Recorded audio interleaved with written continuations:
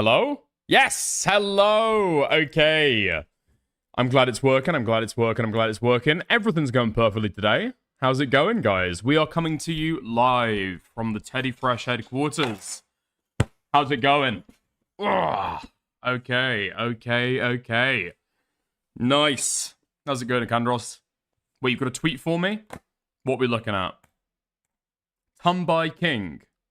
What the fuck is this? Hold on. Hold up. Yes, I want to leave YouTube. Okay. Is it please don't let this be another fucking Epstein edit, man. You got past. Okay. Nikandros, I'm gonna give you points for progress, okay? It's no longer Epstein. We've now graduated to Viktor Orban being fatified like a fucking balloon, okay? That's better. We can appreciate that difference. Dude, Nikandros is supposed to be like a fucking commentary researcher, one of the best guys in the fucking game who looks into all of this shit. When he sends you something, okay, there's something in the back of your brain that says, oh, this might be like a lovely little bit of commentary lore that everybody else has passed up. No, unfortunately, it's usually just like AI pictures of people being fatified. Whoa! Okay. But how fatified is it really? Viktor Orban expresses confidence in victory. His belly suspiciously resembles 500,000 oppositional votes. The original image has got to be fucking Jesus Christ. There's a certain type, I don't know what it is. There's a certain type of middle-aged man where, sure, they get a little bit of a fatified face as well, right? But somehow their legs stay relatively normal, and it just like balloons around the fucking gut.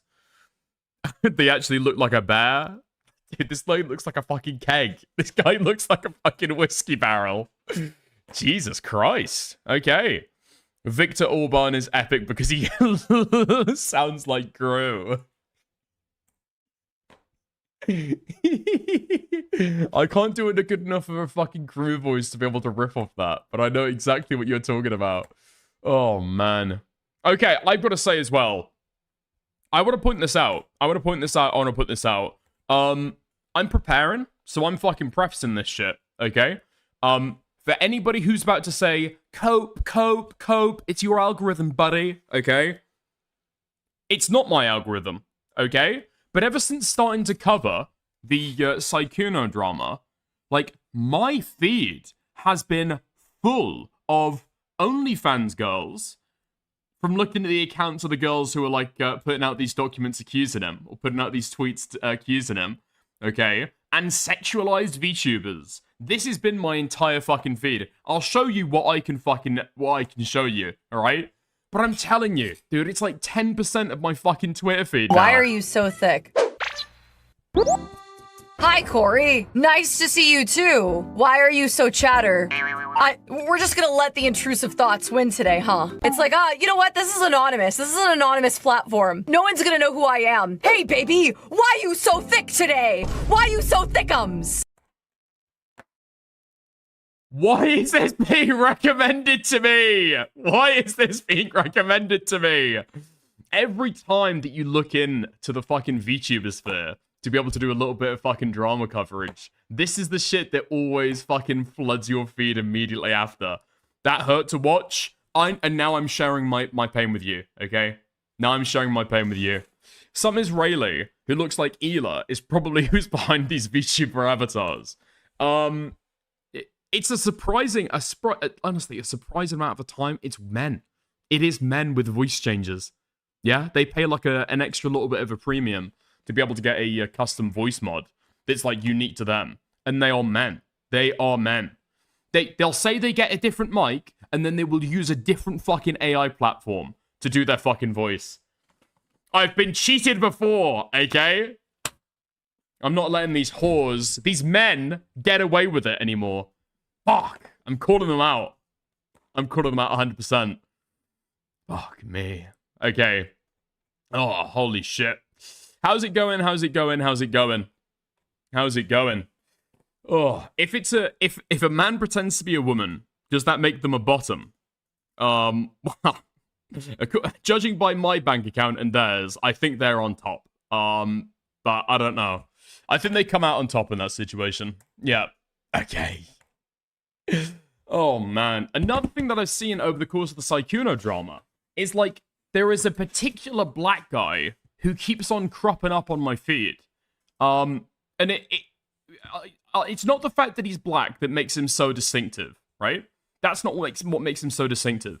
It's the way that he holds his fucking mic, right? It gives me, like, the weirdest fucking vibes. Like, it makes me feel physically fucking uncomfortable. Like, if somebody's got a handle on their mic, cool, I get it, fine. If it's one like I've got, how are you supposed to fucking hold that? Like a fucking ice cream cup.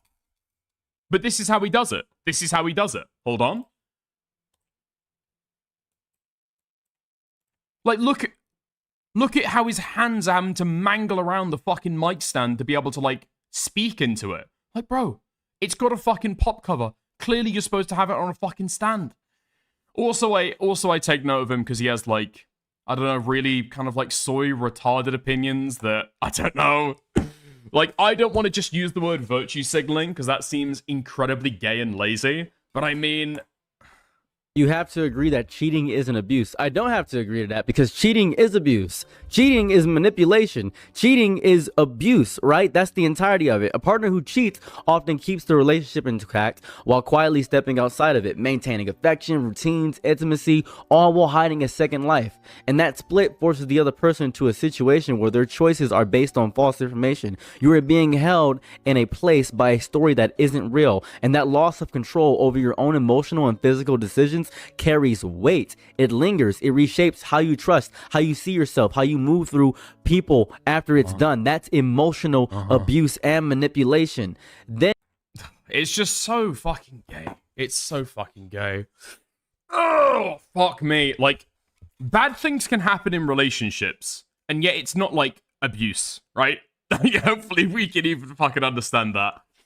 Bad things can happen in relationships, and they're not by definition abuse. It's like, these words, I don't want to go fucking full, like 2019 on it, but it just feels like these words mean absolutely fucking nothing. Manipulation. Apparently that can have a totally neutral weighting to it. It could be totally fine. There are totally fine forms of manipulation. Manipulation isn't negatively loaded. Now we've got cheating is abuse. Is it? When I'm thinking about it, like, you're not even doing it to them, right? That's a crazy thing as well. You're cheating on somebody, you're shagging somebody else entirely, right? You're not even doing it to them. Like, abuse needs to be directed at the person. No? Oh, but apparently that's abuse. That's abuse as well. That's abuse. That's abuse. That's abuse. Oh my god. Like, I don't know. Is continually neglecting to like clean up after yourself? Is that abuse? Is that abuse as well? I'm trying to think about common complaints that men might receive during relationships. Forgetting about your partner's birthday, forgetting about your anniversary. Is that abuse? Is that abuse as well? Oh my fucking god! Fuck me. How many Muppets did you hunt to make that jacket? Just one, but you used every piece of it. You know what I mean? How's it going? Man. You cannot be wearing this and talking about cheating not being abuse. Well, I can't be streaming on YouTube. I can't be jerking my shit underneath the desk. I'm doing all of those things, Ico. I don't know I don't know what you mean. What have they got to do with each other? Is that from a new Teddy Fresh drop? Oh my god, I can't believe that you're fucking buying the Kathy. I thought, aren't you supposed to be a juxtaposition to the Indian Snark Legions? What? You're like buying wholesale the fucking Indian Snark. No, I was joking. This is not from Teddy Fresh. Okay, let me turn the lights back on. Thank you, Oomphy Killer, for the 2. You abuse every day with your shirt choices. Thank you very much. Thank you very much.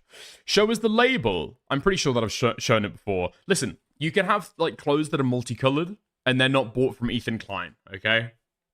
Yeah, there we go. Oh, man. Yeah, but the Sykkuno stuff has been like a really, really weird schism, I feel like. Because I've got accounts that I just don't recognize. People do actually seem to be split over the Sykkuno stuff. Like, legitimately do seem to be split over it.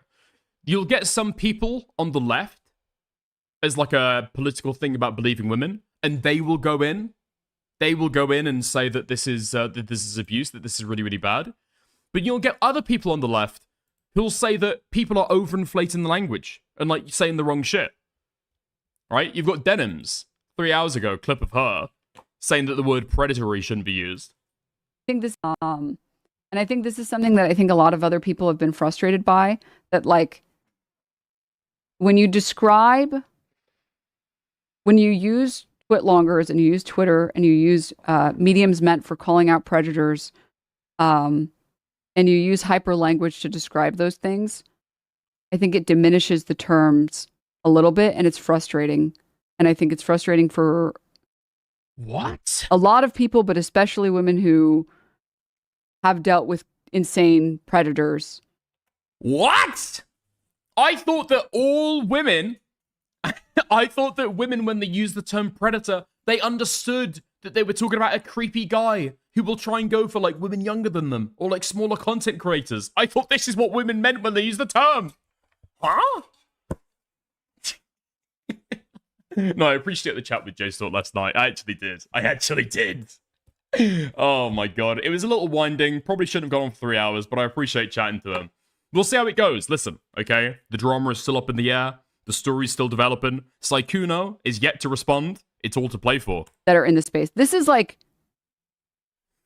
Dickers would know. Well, no. I took pains. I took pains while I was speaking to Jay Stalk to say, actually... no. I'm not going to pretend to know what women mean when they say things. I'm not. It's like two guys sitting up on a fucking Discord call, live stream on YouTube and Kick, being like, what do women mean when they use this word? Can we speak generally for all women? Man, this seems like so stupid. To be clear, the cheating stuff, we'll watch the video. The cheating stuff is real. Cheating is literally nothing relative to actual predatory behavior, in my opinion. Yeah, I feel like that. I feel like when you call somebody predator, that's like an A+ fucking allegation that you've got there, right? They're a pedophile, they're a rapist, they're doing like heinous fucking stuff. Cheating?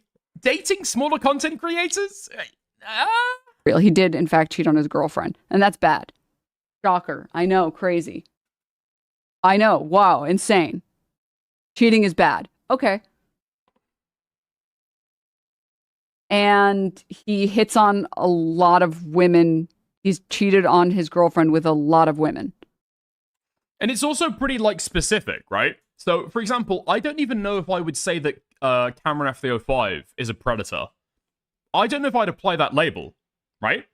Like, he was trying to have sex with a 16-year-old that he actually knew of because his former boss, Yandere Dev, had groomed them, right? That's how he got to know that person. Now, the dynamic is inappropriate as shit, right? It's fucked. And he ended up sexually assaulting her. But predator? I don't know. There's a very particular fucking definition with that shit. I'm not saying that it's impossible. It's absolutely not. You could make a strong argument that Destiny's a predator, right? You could possibly make an argument that Tectone is a predator. Serial alleged rapist. Anyway. But, like, the word does mean something.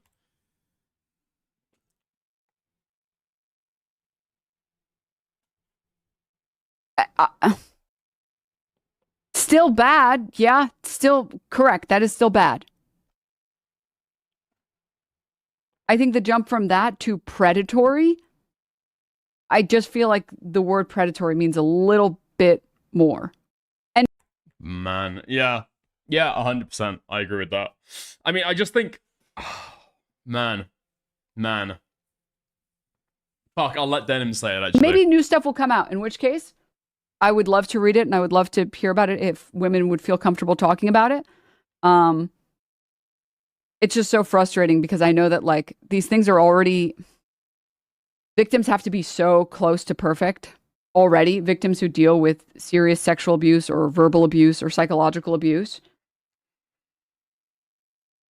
And I want those women to be able to use terms that are accurate without everyone rolling their eyes.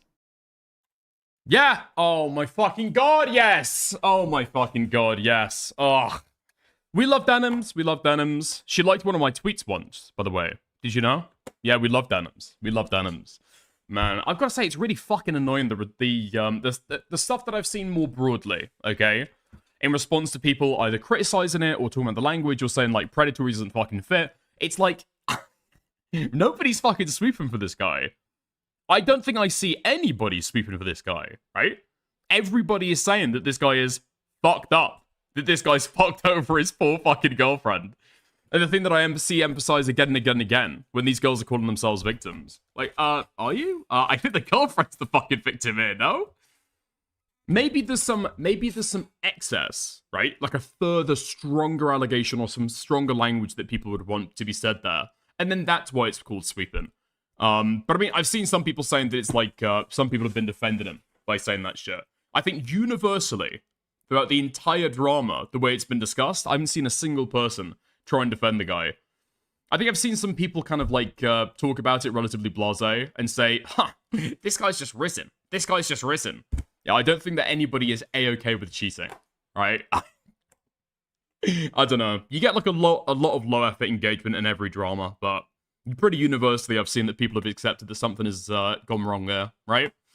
But the thing that I saw, because I tried to go through last night and had a look. I tried to have a look to try and see if I could, like, gather a bunch of the girls who've been saying, like, oh, yeah, he was, like, DMing, flirting with me.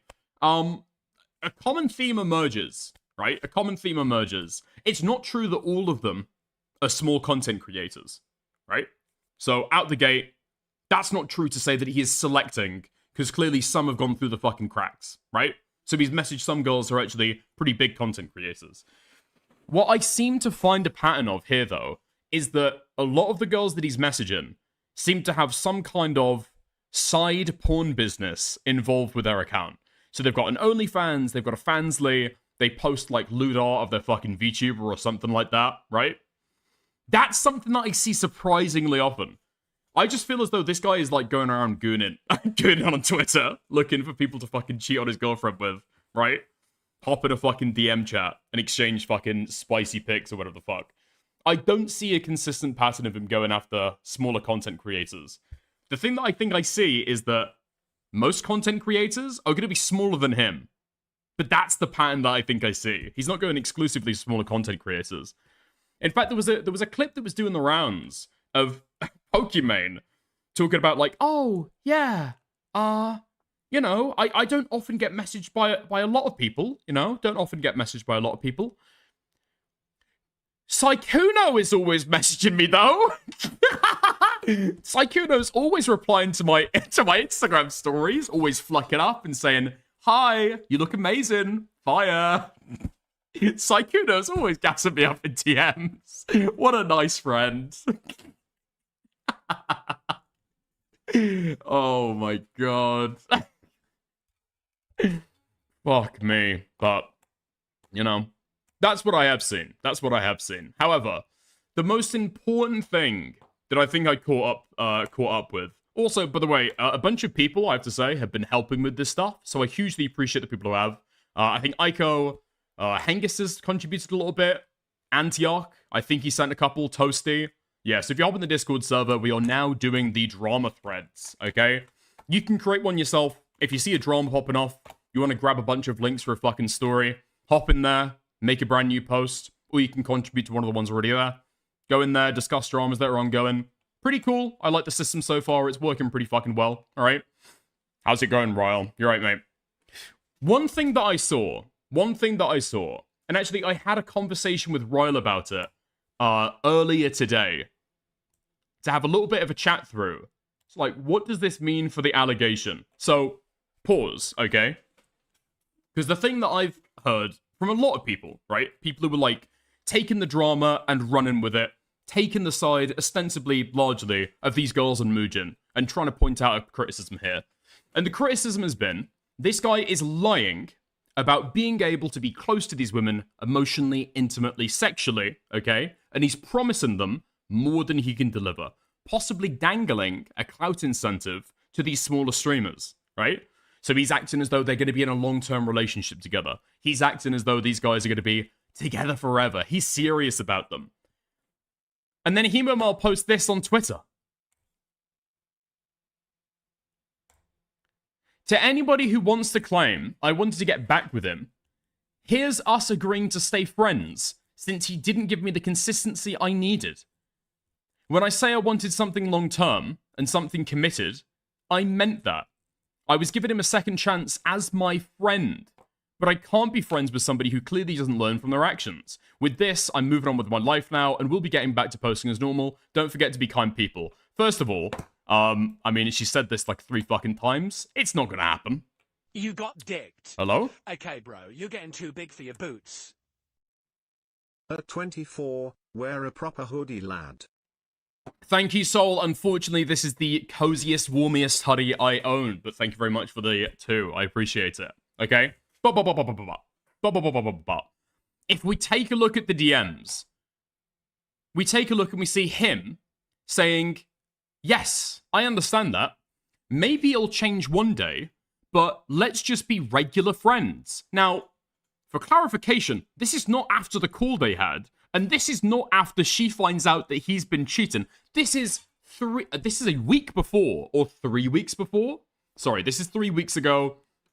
It's 3 weeks ago, and I believe a week or 2 before she'd end up actually finding out and doing a confrontation call, right? Maybe it'll change one day, but let's just be regular friends. This is like 6 weeks into them talking. And if we hang out more and more, it grows into something more, then let's do that.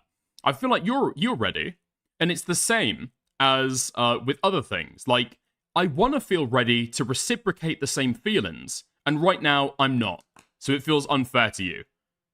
She says, well, take all the time you need for that. I've always told you to do what makes you, what you feel comfy with. But I never expected anything from you, or needed it from you.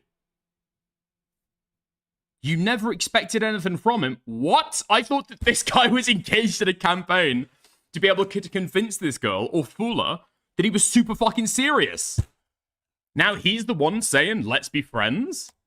Seems to undercut it somewhat. No? And the really fucking weird thing is, she posted this in response to people saying, ha ha ha, in the call you wanted him, little sister. In the call you were fucking drooling after him, bro. Huh? What? Actually, no. Actually, he made clear to me that he was not interested in a serious relationship. Okay? Right? So, that goes out the window, slightly. No? Now, I'm not going to say this is, like, completely fucking dispositive of the DMs, like I say, or the allegations, rather. It is still all to play for. We are early days in the drama. Who can tell how things are going to go? But it makes me very fucking sus. Very, very, very fucking sus. And I had like an argument with Ryle earlier, so I feel like it's probably, maybe it's worthwhile going through, I guess, a little bit of like an updated or revised position. Or maybe I've got a slightly different opinion on some of the DMs that we saw. Alright? So if we go to the Google Doc, and then go and take a look back at where this like allegation or theme came from. Invited me to play games with him. That's not the one. That's not the one. Making plans to move in together. With Sykkuno, our relationship moved so incredibly fast, it felt like a dream. Alright, let's go on. So, there's a 5-minute gap between these DMs. Initially, she's talking about a Discord kissing is literally talking about being allergic to grass. That's fantastic. That's amazing. He's talking about having an allergy to a dog. 5 minutes here are gone. We don't get to see them. They're missing. Where are they? I don't know. But within that 15 minutes, they start talking about having a pet together. Who brings that up? Who mentions that?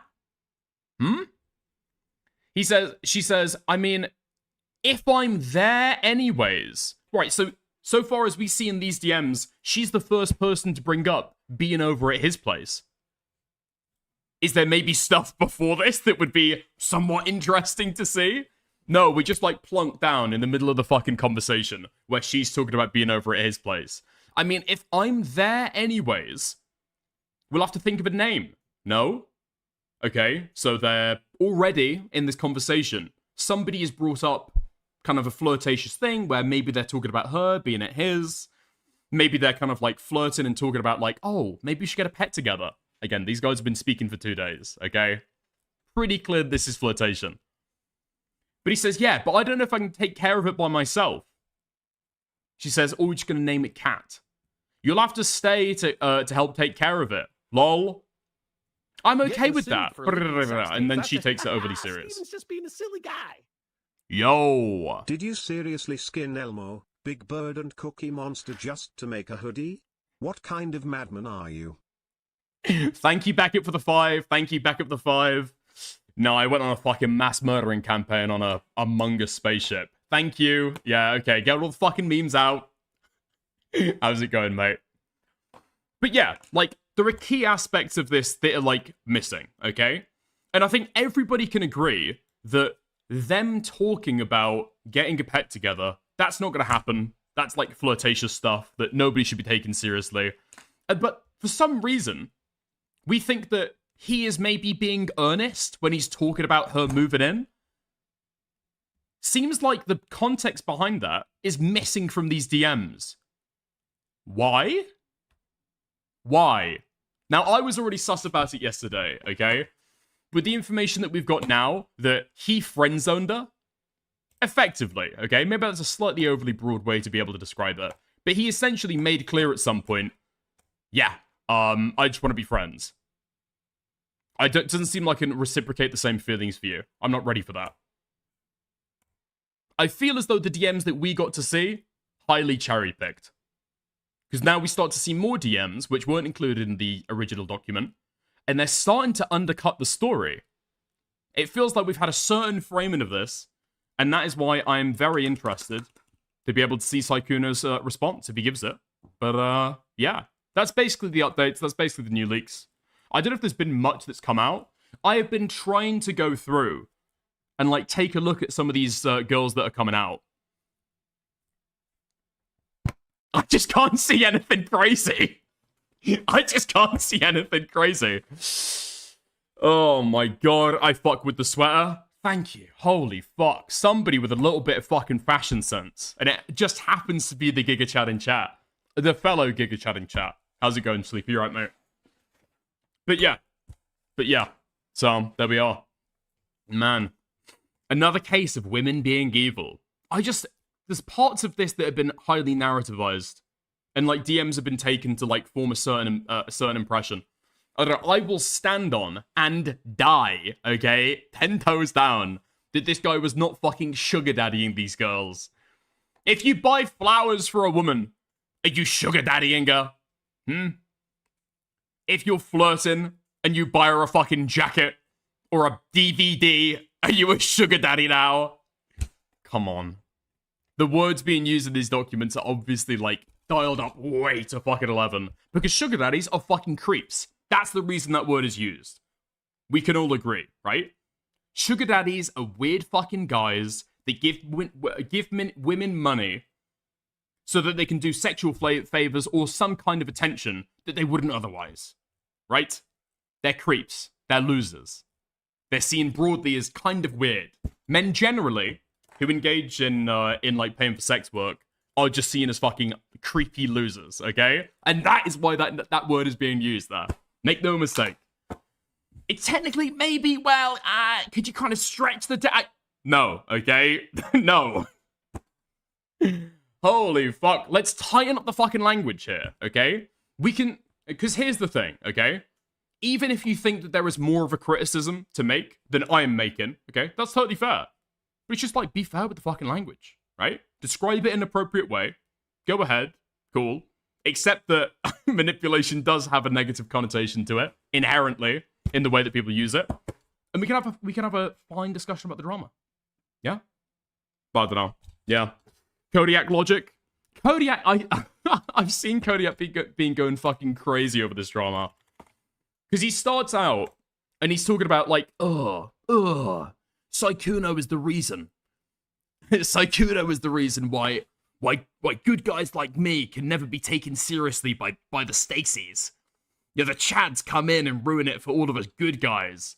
Twice divorced. Scared a girl off by sexually harassing her on public Twitter. FYI. Right? But he's been bouncing around. He's been bouncing around back and forth, mocking the girls that are, I don't know, like trying to go after Sykkuno. Mocking Muujin, as he's the one bringing a lot of this forward.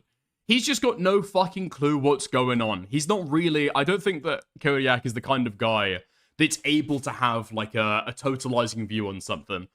I think that he's just like fueled largely by incel hatred in this stuff. And then the rest just kind of like flows from that. But he hasn't got an opinion holistically on it. Yeah, there we are. I remember Sykkuno from 2020 to 2020. Not gonna lie, I thought 2020 to 2023 were the worst years of my life. Yeah. I don't know. I truly do not fucking know the guy, so it's hard for me to be able to say anything. Yeah. Okay. Are there any other leaks that I should be getting to with the Sykkuno stuff? I think that that's largely the story right now, right? Like I say, it's difficult to say anything like terribly fucking kind of absolute about it, because this shit is just up in the fucking air. He did give a response on Twitter, didn't he? Fuck. I haven't been keeping up with this. I always thought Sykkuno was boring as fuck. Yeah, Sykkuno does seem like he's boring as fuck. Unless you're a desperate woman into, like, fixing broken, socially awkward 30-year-old man. Unless you're that surprisingly large demographic of women, I don't expect that you ever would have an interest. Oh, fuck. Where's his response? Because apparently he posted on Instagram, right? And gave this shit. Hold on. Fuck. What? Soul Skibbity, what the fuck? 24-year-old male, by the way. Yes, okay. Swagged out crazy style. You're just hating on a young ninja. True. Absolutely true. I thought that wasn't real. I'm ready to be proven otherwise. I thought that it was widely reputed. I thought it wasn't real, so I deleted it. Really? Really? Hold on. While I go to my other screen and try and have a look for my for that fucking Instagram story, let me leave you with Kodiak for a second, okay? He's being added to a list. He called, and when he spoke, he'd be whispering and never fully use his voice. His excuse was that it's because he was tired after a long stream, and I didn't really find that to be suspicious. Thank you for the follow. Using your Appreciate voice for you. 8 hours in a row does exhaust it after all. I now realize that he was quiet because his girlfriend lived with him and he didn't want her to hear. So in this first set of DMs, we can see them Sykkuno's discussing henchman? things to watch together. Sykkuno saying, Oh. let's watch something. Mal would say we should. Oh, I He get would it. say, let's watch a cooked Netflix dating show because those are fun. What are you, man? Are you like a fucking op or something? You gonna go fucking tell the little fucking pussy boy that I'm fucking roasting him right now? Go ahead. He's on the same level as Hassan, man. Oh, I'm on a list. Oh boy, am I goddamn afraid of you, you little fucking wacko. Cool. Put me on a fucking list. Fucking face terrorist with more balls than you. Coming into my chat like a piece of shit. Threaten me more.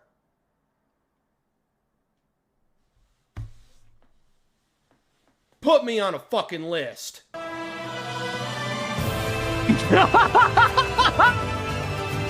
Thank you for the gift of me. And then he's got the fucking alert at the end. Oh my fucking god. Who is this PDF file? He's not a pedophile. He's not a pedophile. He's not a pedophile. But you don't need to be a pedophile to end up on a certain list, okay? Listen, as soon as the barrage of bombs end from Iran, Kodiak is absolutely ending up on a list, okay? Unfortunate, listen, okay? Veterans act out in a variety of ways. Not all of them understandable to civvies like you and I. Yeah? Shame. Awful shame. Awful shame. It's crazy how this guy gets fucking 20 viewers less. 14 viewers. It's like, you coming in here to op me? You coming in here to op me? Oh my god, nobody is watching your fucking stream, dude. I don't know how to break it to you. Oh, fuck me. I am thinking, I am interested, because all of these VTuber guys, that like, when you peer into their sphere, a lot of the guys that like orbit Asmongold at the lower end, they've all got sponsorships with this like same tea company that I guess is just like a guy like working out of his fucking kitchen, I guess. Like, when you look at the advertising material, it just looks basic as shit, like something you might make for a fucking high school, like, a graphic design class. And the website looks like, well, I mean, something you designed for a fucking high school web design class, right? But I'm wondering, how exclusive are they? Basically, what I'm wondering is whether I could get a VTuber tea sponsorship. I think that could be pretty interesting, you know? I'm a big fan of some Earl Grey, a little bit of Azam tea, yeah? I reckon I could get that. Big honor. Alright, okay. Speed Racer, you're right. You're absolutely correct. Fuck. This screenshot of an Instagram story is fabricated. Sykkuno has not publicly responded to the cheating allegations. His last social media activity was April 8th. Fuck. Yeah, okay. Probably should have been sus given the fact that it was like 1 second ago. I didn't pick up on that. Alright. I didn't do anything wrong. I was unhappy. So I did what anyone in my position would do. Sorry, not sorry. Okay, I forgot exactly what it said. I just knew that he'd given some kind of response. Jesus fucking Christ. Okay, so that's not real, unfortunately. That should be his actual response, not gonna lie. Oh, man. I do wonder how that would play out for dramas, right? I just want somebody to try it out one time, just to see how it floats, you know? I don't give a fuck. I did that shit. I'd do it again. Fuck you. I was sad. Sorry, not sorry. Because I feel like if one person uses it, and it, like, works really, really well, that is, like, internet drama over forever. You know what I mean? Like, I'm being put out of a fucking job. I've got nothing anymore. I've actually got nothing. If people crack the code about how to perfectly respond to internet drama, I've got fucking nothing. Or is it like, do we patch the meta by pointing out when people are abusing the fucking, the meta? Oh, okay. Okay, he's responding using the fucking meta strat. Alright, okay. This guy's guilty. Probably a pedophile as well. Yeah. Okay. Wait, what's this? Also, here's the YouTube part of the stream Parry took down. Ooh. I haven't watched it yet. Okay, interesting. Yeah, if you guys don't know, we've got this prepped for next week. There is going to be a stream showdown between Ico Rules and Purple Parry Gaming regarding their respective Fireback coverage. And their beefs with The Trough and Mary Chew, which should be pretty interesting. Now, it sounds like Cole. I think the words that the words that I used to describe it is I was worried that it was going to be fucking soggy cereal, you know? These guys have asked for several days to be able to prepare before they fucking do it, alright? But speaking to Parry in VC earlier, and then speaking to Ico in DMs, these guys are preparing so fucking hard, I actually think that it might be entertaining. It might actually be pretty fucking good. Why? So, I think some of it comes down, okay? Some of it comes down to how these guys have treated each other. Some of this drama is a matter of the heart, you know? Ico said that Parry needs to suck up his pride and admit that he's wrong. Parry said that Ico should hang herself. You know, things to ponder on both sides, I think. But the real substance of the drama is about whether the Trough has lied and been duplicitous with his audience, and whether Mary Chew was right to leak a call taken of him while he was drunk in a VC. Now, the problem with this is that Trough is like a chronic alcoholic, And so it's very difficult to find any time where he isn't completely fucking blackout drunk. I'm not gonna. I've listened to the recording. And it just sounds like Troff to me. I don't know what to really say. He just sounds like how he sounds. But the Troff and Mary Chew, they've had a beef for a little while, right? They've had a beef for a little while, going back and forth. Mary Chew has been saying that Firebat, which is like some trans woman who has beaten their wife before and raped a woman 10 years ago. Okay, that's basically the best way that I can describe it. So this trans Firebat person has been A-logged to shit in the space, and Troff, after making an unsuccessful initial attempt at doing drama coverage by just making videos on people in and around this space, he's come back and decided to make content almost exclusively about Teddy Fresh Firebat. colored block hoodie. Thank you for the two. But he's decided to come back and make content basically exclusively about Mary Chew and Firebat and all of the other people that are talking about Firebat, okay? It is your one-stop shop for A-logging the most boring horror cow this month, okay? But this is what he's been doing. He's been grinding out these fucking streams, yeah? Now, Mary Chew claims that he's been lying in his coverage, okay? So, the rape victim from 10 years ago, Sarah Faye, has been hanging around their space. Dude, I saw a fucking message earlier today, or somebody relayed a message to me, that this rape victim was talking about watching Firebat A-logging content on their smart TV with their new partner. This is what they're doing at home. They are sitting at home on the fucking sofa, sitting next to each other, flicking on the TV, and watching lol-cow A-log content about their ex-boyfriend from 10 years ago, who has since transed out and put on the dress. That's what they're doing. But this has been like a certain amount of drama that's been brewing.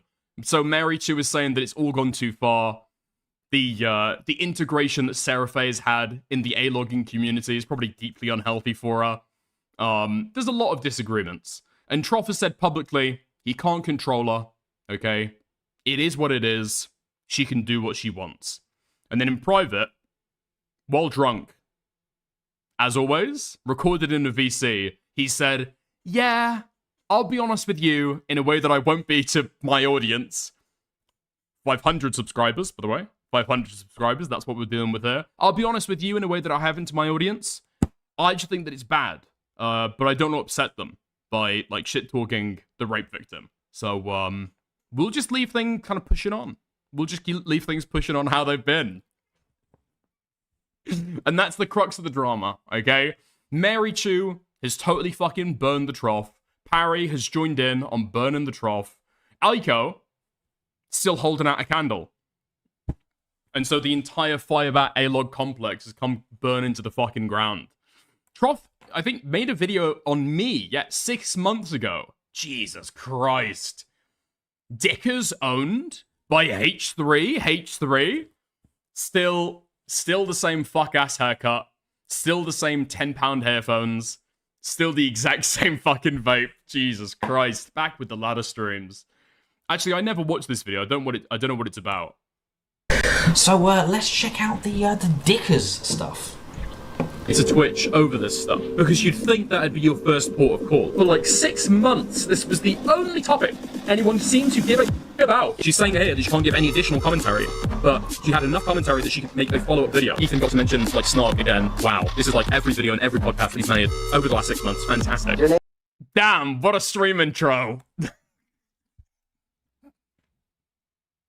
What a stream intro. Let's watch the Dicker stuff.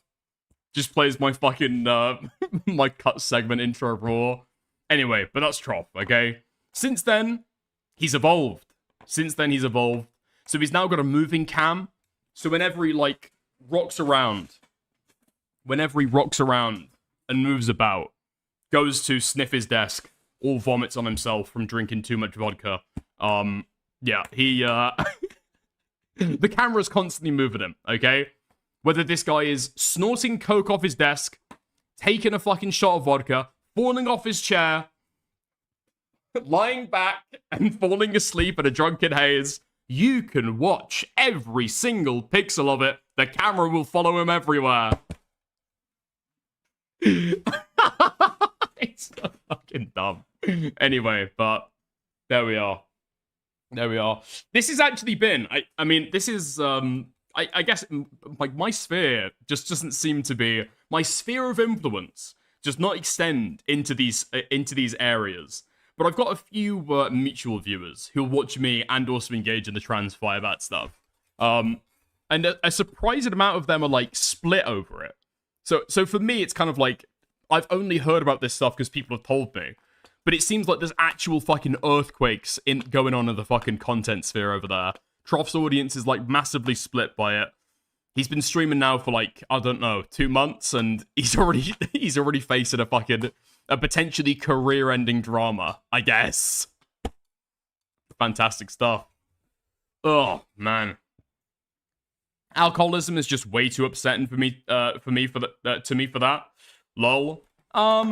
Yeah, I think that any amount of alcohol drank regularly on stream is just a bad fucking idea.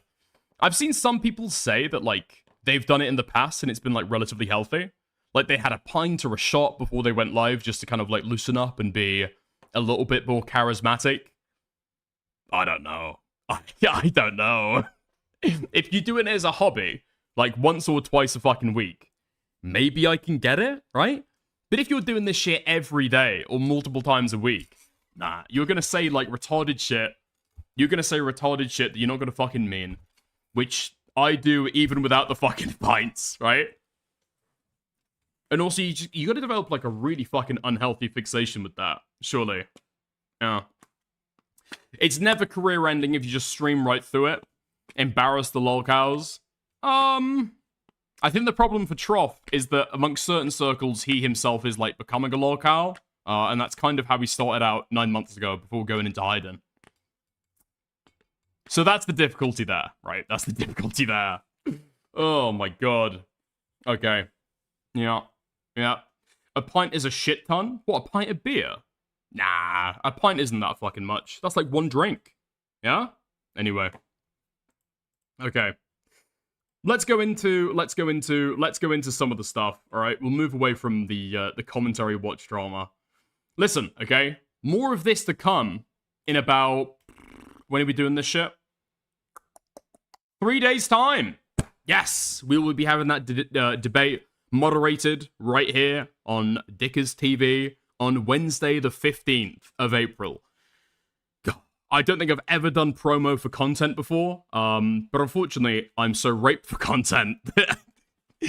I can give the 5 minutes of this stream just to talking about an upcoming debate between Ica Raws and Purple Parry Gaming.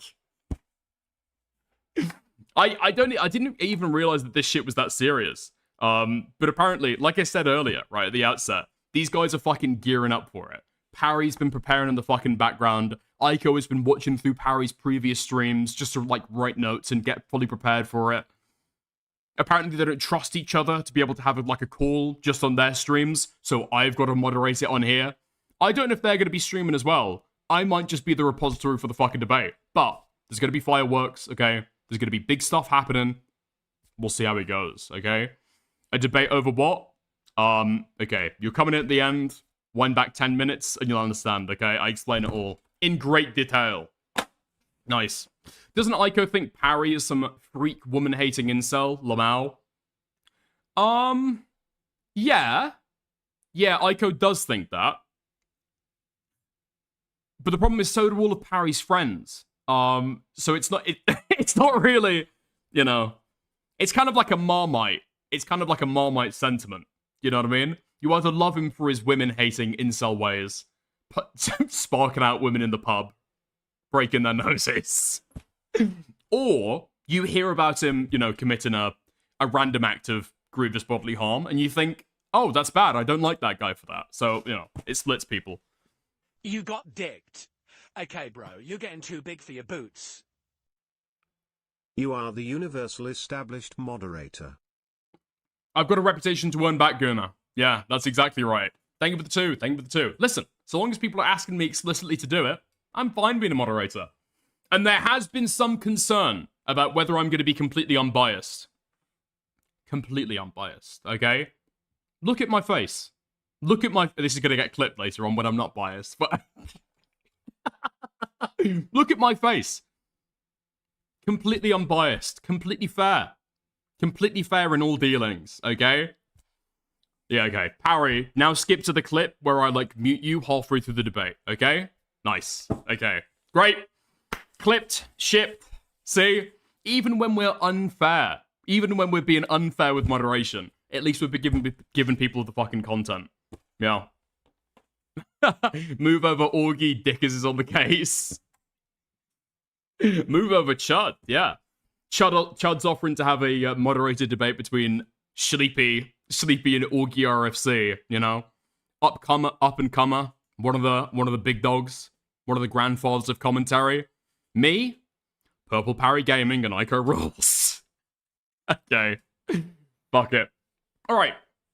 Let's get into some actual content. What I want to start off with first, okay? Because I spoke about this a little bit, like a tail end of a stream. I think maybe I spoke about it for 20 minutes or something like that. But the new Carl Jobs debate is, like, so fucking fascinating to me. If you guys don't know, Carl Jobs, after declaring bankruptcy, because he got so thoroughly legally raped by Billy Mitchell, he's now decided to come back and sue Billy Mitchell in return for comments that he made in and around Carl Jobs' bankruptcy, okay? He got fucked over, he's trying to come back and earn a tiny crumb of fucking respect or reputation back from Billy Mitchell. Is it gonna work? Who knows? Probably not. Has he even hired a lawyer? I'm not sure. Let's get into it, I guess. On the one day I don't live stream, we get more news than we've ever gotten before. We have Ethan Klein versus Noah Samson. We have probably the... Hold on. I've gone through hour into the fucking stream, and I'm already too warm, okay? The Teddy Fresh is getting lost. Biggest news of all is Carl Jobs is suing Billy Mitchell. And when I mean Carl Jobs, I mean Carl Jobs is suing as a per se plaintiff, meaning he does not have a lawyer. Let me repeat this again to you. Carl Jobs, a citizen in Australia, is suing Billy Mitchell, a citizen and resident of the state, a citizen of the US and a resident of the state of Florida, for defamation. You know, we've covered this case almost every single day, every single court document. We have inside sources sending me every document you can imagine. We didn't cover everything that we could have covered. But wait, what is this Smaggle? Wait, are there some people in chat who don't know who LUS is? LUS is like the Asian, I think, Chinese lawyer guy who tried to reach out and give a plea to Billy Mitchell's wife. Sorry, Carl Jobs' wife, because she is also Chinese. During the divorce, to say, listen, okay, you can speak to me, you can hit me up, maybe come on my show, we'll talk through your marriage issues, okay? It'll be great, great advice. I'll be able to give you great advice as somebody else who's a fellow Asian. Yeah, that was fucking amazing. That's who LUS is. Fuck, have we got a short here? Yes, you know this guy's yeah, face. this was immediately after this article came out talking about how IDF members who were like bulldozing bodies had PTSD. what? Like, what is this? Like, the argument is very simple. Did Frogan make this statement? Does he apologize for the statement? Is the statement true? Should she have made it? No. What does this have to do with Frogan making this? Look how happy Frogan is. Holy shit. I've never seen... Okay. Insightful legal analysis. Very, very insightful legal analysis. This is why we come to the guy. But yeah, he kind of made his name off the Carl Jobs, Billy Mitchell stuff, right? So I kind of trust him on that. But we did... He is unfortunately an Ethan Klein cocksucker, yeah. Get to the point of annoying Carl so much, I appeared on one of his hit piece videos where he said I was interested in his wife. I was only warning the wife that sometimes when you're a Chinese citizen born in China like myself, you immigrate into a new place. It's very important for you to have your own legal counsel explain the laws to you. I've never been to Australia. I have no intention of ever going to Australia. I'm happily married. Oh, that was it. I forgot that aspect of the drama. Yeah, not only did he want Cole Jobs' wife to be able to reach out to him, he also wanted to be able to, it sounded like, give her legal advice over what she should do with Cole Jobs. Now, this is complete, like, snark talking points, okay? I've got nothing to back this up. My opinion, You got dick. he was telling him to fucking, Okay, bro, he was going to you're tell her getting to too break big up for with your Cole boots. Jobs. He was going to tell her to Where'd file for the hoodie divorce. go? Coward. I'm warm, Cowler Vetler. Thank you for the 2. Been happily married. I have a daughter, just like Carl has a son, and we're a happy family. If you watch us on the Pokemon page, the Umo page, you'll see that we're just a happy family, right? Carl, who is a bank, to give you an idea of what happened previously, just to refresh, I'm sure a lot of you do not need this, but Carl was sued by Billy Mitchell for defamation in Australia. The end result was the judge absolutely hated Carl. Both of them spent over $1 million Australian. Carl lost around $400,000, which was the almost maximal that the judge could give. In fact, the judge said if I could give more, I would have given more. In terms, Oh, man. Yeah, I remember the fucking judge's statements. The judge just went through everything that Cole had said and just like, boom, boom, boom, boom, boom. No fucking charity. Total fucking Jobs destruction. of a verdict for Billy Mitchell. So Carl lost that defamation lawsuit as badly as anyone has lost a defamation lawsuit in the country of Australia. The reporting was coming from Carl's friend because he would actually travel to Australia. He was sitting in court. He was incredibly biased, but you want to try to piecemeal it together. No, wait, this has been included in the fucking court transcript. So this has been painted out onto a fucking piece of paper and handed into the fucking American courts. No fucking way. The saddest albino of all time. And it's an image that Cole Jobs cried about at the time, where he's getting lynched by a tree by a giga-chatified Billy Mitchell. I can't believe the shit's made it into court. Where I was Wait, you watching Lost unironically? You realize this guy's worse than Legal Mindset. On the legal analysis, it can be tenuous and speculative, okay? But if he's just like reading through the court document, it's just an easy way to be able to go through it than reading through it myself, okay?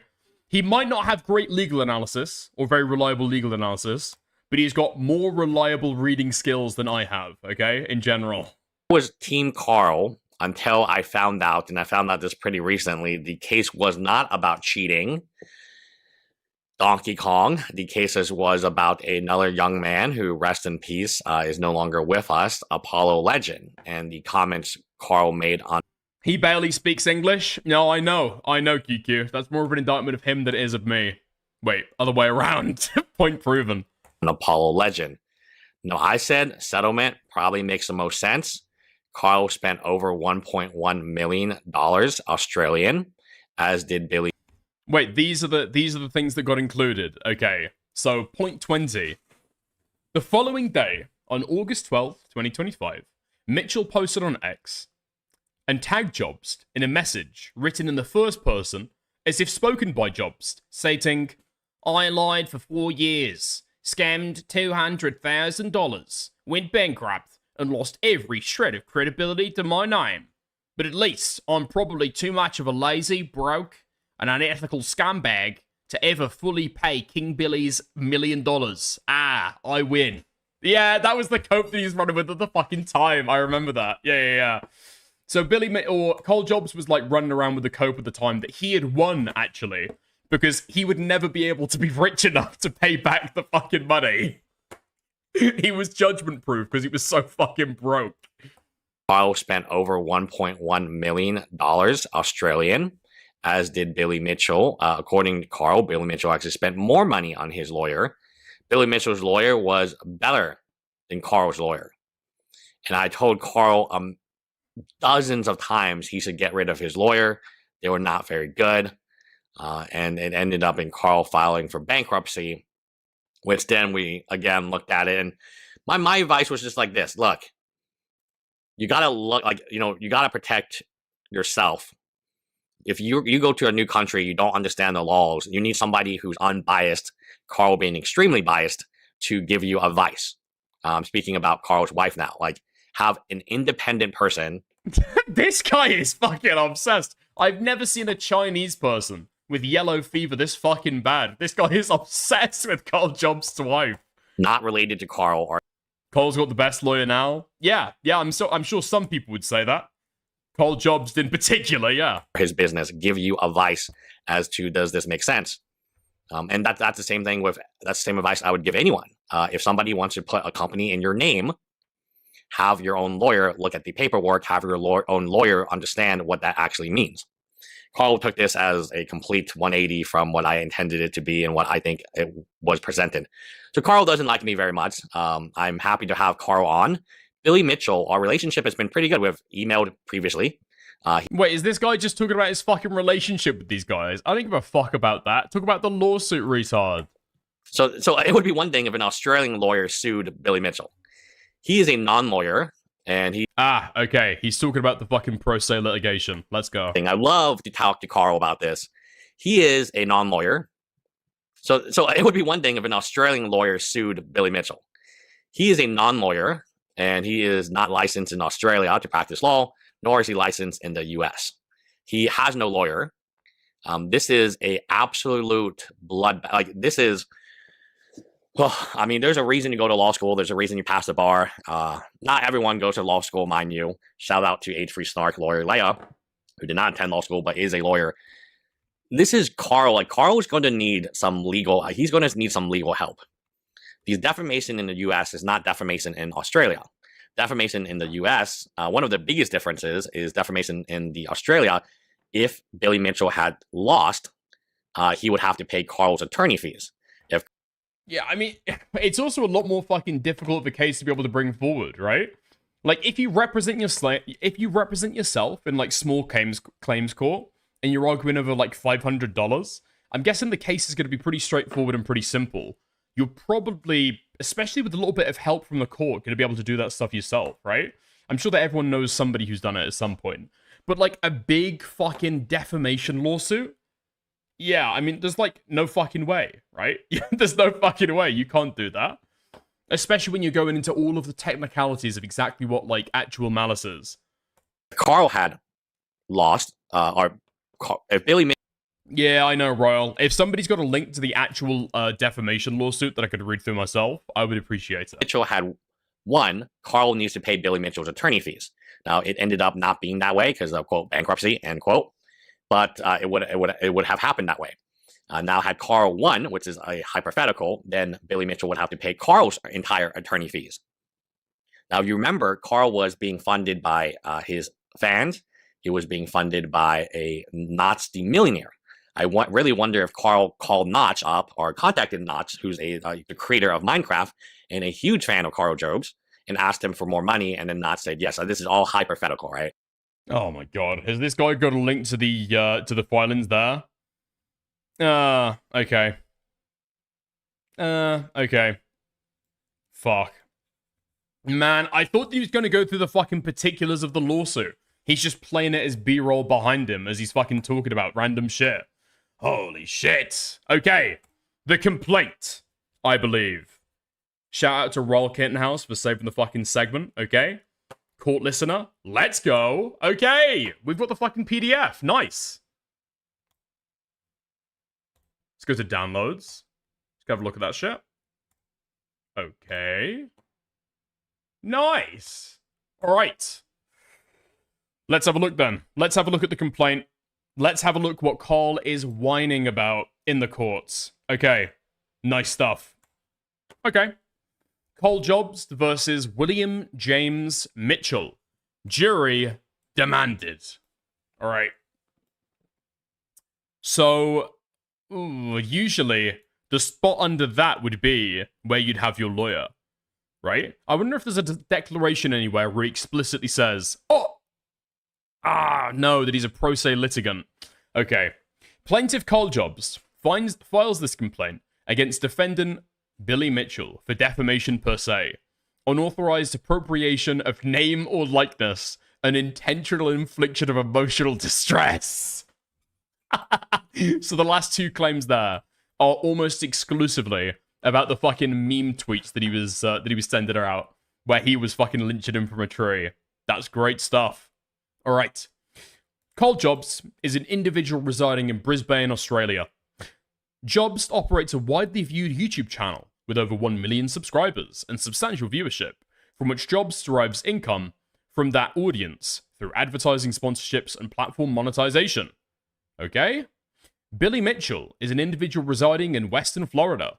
Mitchell has publicly held himself out as a prominent figure in the competitive gaming community. Nice. Holy lolsu? Yes. Okay, so plaintiff is a citizen of a foreign state, and defendant is a citizen of the state of Florida, and the amount in controversy exceeds $75,000, exclusive of interest and cost. Okay. Relationship. Okay, that's cool, that's cool. Let's get to the defamatory allegations. All right, let's get into it. So, 18th of March, 2025, Mitchell republished on X a hyperlink to a Reddit post titled Carl Jobs boasts about moving assets to his wife before declaring bankruptcy, a possible creditor-defeating scheme, asserting that Jobs had engaged in illegal conduct to defraud creditors. Mitchell endorsed the allegation by attaching the words, "The plot thickens," to his X post. In response to Mitchell's republication, multiple readers replied stating that Jobs had engaged in fraud, bankruptcy fraud, and other unlawful conduct, reflecting how Mitchell's post conveyed and reinforced an allegation of criminal wrongdoing to his audience. And he includes the exhibit there. I remember this being a thing at the time, that people said this. I think that it was just a fundamental misunderstanding about how how a lot of this shit works, right? Yeah, but it was based on statements that he himself had made in his Discord. And I don't know if I can remember 100% at the time. I don't know if I can remember 100%, okay? But on a lot of the things that Carl later kind of cried and bitched and moaned about, he had intentionally seeded that stuff in order to fuck with people's coverage, right? So there's particular claims that he allegedly left in there for Lust to be able to run with and, like, fuck up his story. But it's like, it's coming from him, right? I don't remember if those were one of them. But, yeah. I think it got to a point where I think it was Billy made a complaint to the bankruptcy board or something like that. That ended up having to lead to an investigation. I think Carl was cleared of it, but yeah, it got investigated.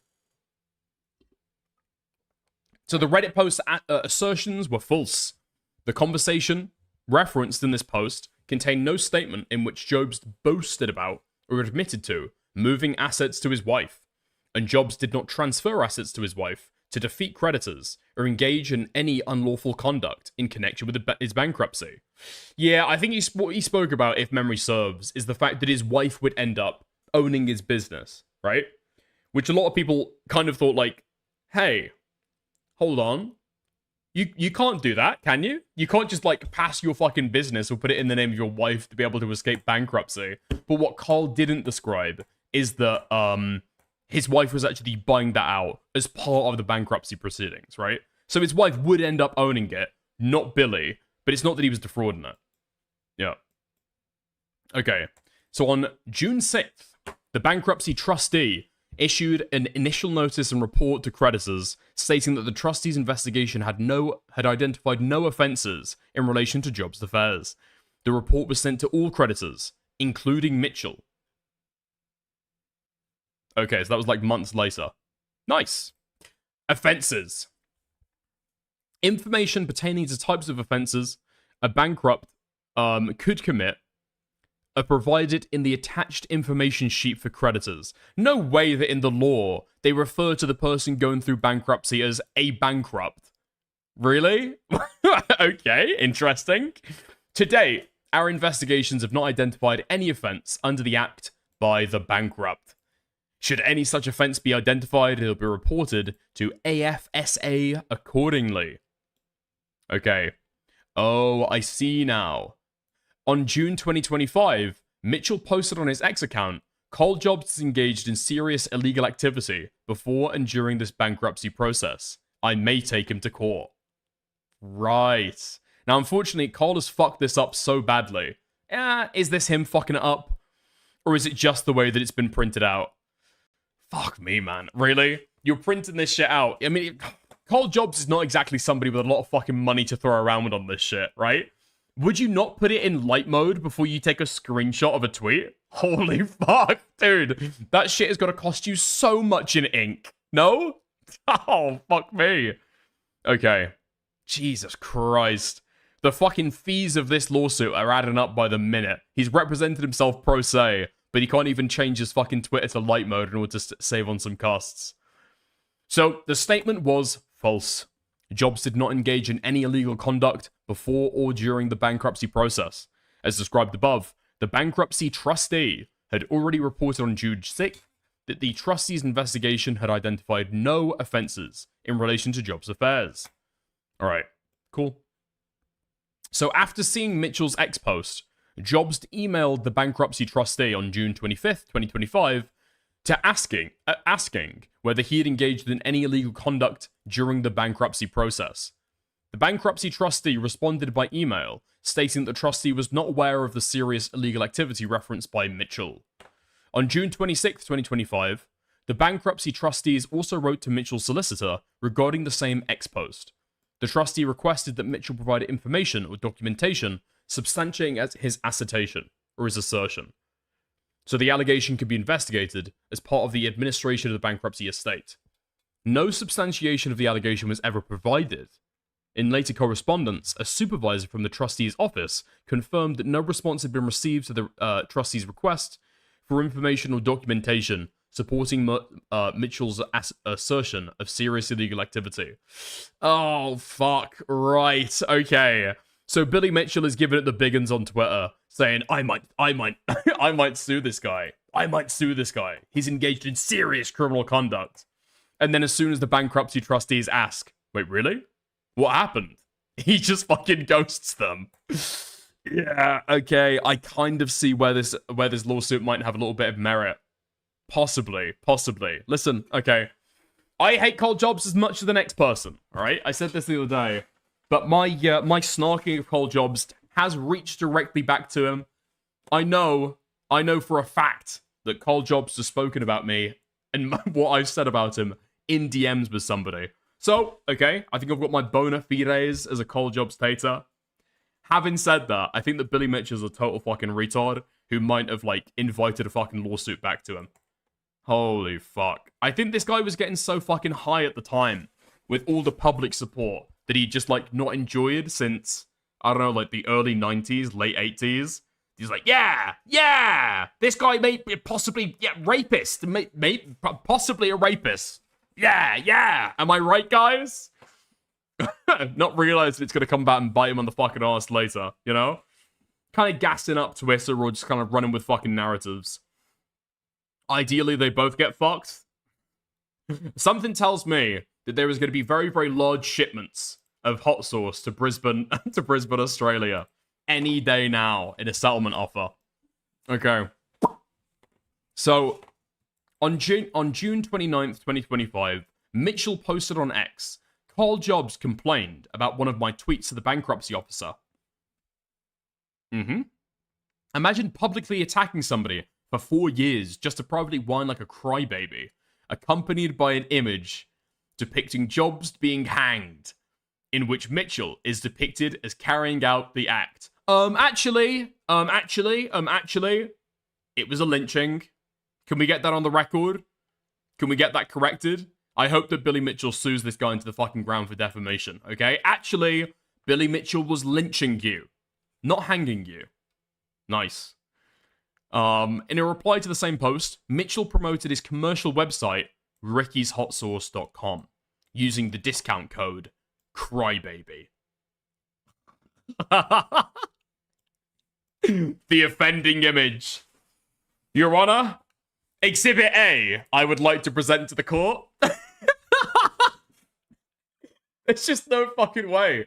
There's just no fucking way that this is being entered into the fucking court record as well. The saddest albino of all time.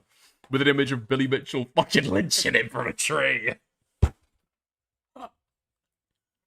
Oh my fucking god. Okay.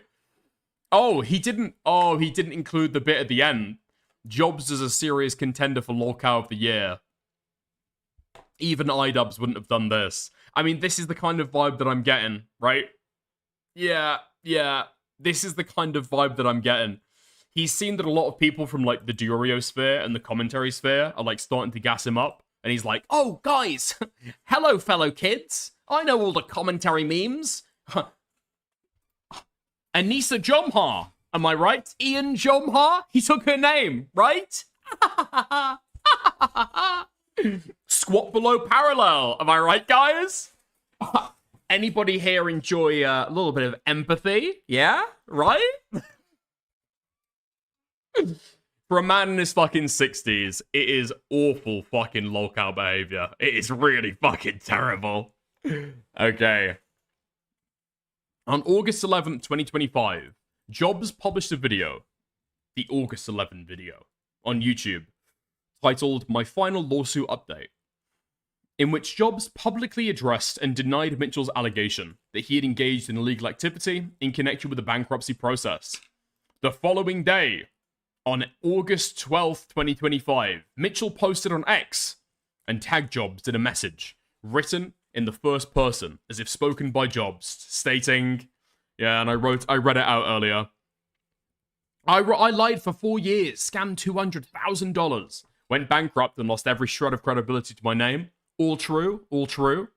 But hey, at least I'm probably too much of a lazy, broke, and unethical scumbag to ever fully pay King Billy's $1 million.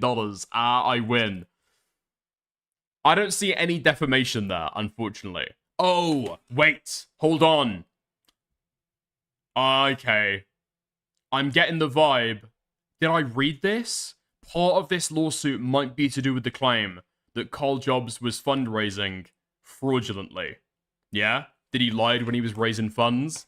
Widely said by a lot of people, okay? So I'm not sure how you're gonna fucking pin Billy for this, if I'm being honest. That's not a claim that originates with him. Carl Jobs is a legal defense only, okay? Carl Jobs had already got a widely kind of circulated reputation at the time that he had defrauded people or lied when he did the GoFundMe, okay? Such that he even had to apologize for it in his video and say that he could have been more clear with what he was saying, right? Please tell me that people fucking remember this. Please tell me that people remember this. He had news footage in his response video and says, yes, you're right. I shouldn't have included that, okay? I knew that the news was telling lies about the reason behind the lawsuit, and I just let them say it. But it was a mistake. I'm very sorry. Okay, I'm glad that Scully remembers. So on December 4th, 2025, Mitchell broadcast a live stream on YouTube in which he again commented on Jobs and the bankruptcy proceedings. During the live stream, Mitchell stated a reference to Jobs. He's claiming that, he's not getting any money. Of course he's claiming that. It's like somebody evading taxes. Okay? During the same live stream, a viewer message appears stating, Carl is lying to the trustee. Mitchell responded, yeah. Damn! During the December 4th live stream, a caller asked, how do you feel about Carl giving everything to his wife so that he doesn't have to pay you? Wait, hold on. What? Mitchell responded, that's not what happened at all. If he did that, he'd go to jail. Mitchell's statement directly contradicted the allegation he'd previously republished and endorsed on May 18th, 2025, that Jobs had moved assets to his wife to avoid paying contractors. Wait. How the fuck are you gonna sue somebody for defamation if they themselves has gone back and said, yeah, that's not true? What? If they've re-clarified and said what I stated earlier did not happen. That's not what happened at all. If he did that, he'd go to jail. This just seems like a total fucking lol suit. No? What? You can't use the fact that somebody's going back on a claim in a defamation lawsuit to prove actual malice, can you? At that point, whatever reputational harm's been done, that would be reversed, arguably, by making a follow-up statement saying that, that's not true, actually. Huh? Okay. I've also got to say, I don't know how this shit's gonna work, so I'm just like pleading ignorance. But let's say that like Hengist came into chat right now and said that Carl Jobs is a pedophile, and I said, uh-huh. Is that defamation on my end? If I agree with a statement that somebody else has said? If I endorse it, if I say, yeah, is that defamation from me? I don't know how it's going to work. I don't know if how it's going to work. Carl Jobs is a pedophile. I don't know what a pedophile is, but I'm sure that Carl Jobs is one. Okay, thank you very much. That's true, not defamatory. How's it going, Babka? Adult blondes not to be trusted. No, Babka. Oh my fucking god! It's your classic distrust of the white man. Adult blondes are fine. Okay, let's make this not fucking race specific. Adult albinos. Yeah. Even black people have got some of them. Okay. So during the December 4th live stream, a caller asked, "How do you feel about Carl?" Okay, we already went through that. Okay. So, despite Mitchell's statement that that's not what happened at all, Mitchell did not retract or correct his prior republication of the allegation. Yeah, but you're talking about something within like what, a 6-month span? Is that not the correction? Is that not the correction? Okay. And maybe that's going to be argued in court. I just wonder what the cease and desist was like before this. Because you bet they have to. He had to do a fucking cease and desist before he files suit. Says, okay, will you publicly say that you were wrong about this, and this? Make a correction? Because I would be surprised if he would refuse to make a correction on this, given that he has before. That seems weird to me. During the December 4th livestream, fuck, why have I gone to read that out 3 fucking times? Okay.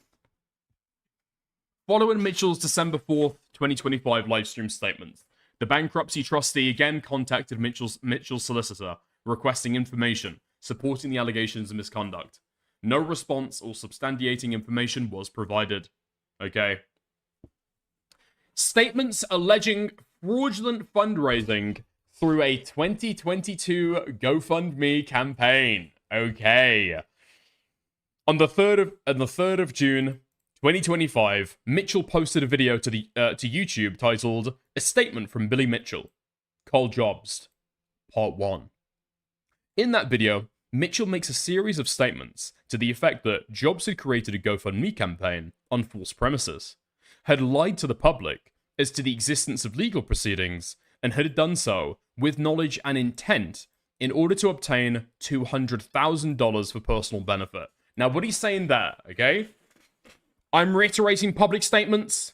I'm not personally making assertions myself, okay? Since people are filing lawsuits over this stuff, I feel like that should clarify. But what he's saying there, all right, is that Carl Jobs definitely left out the actual claim over what he was being sued over. He left the impression in his audience's mind that the video game cheating is very, very important to the allegations at hand.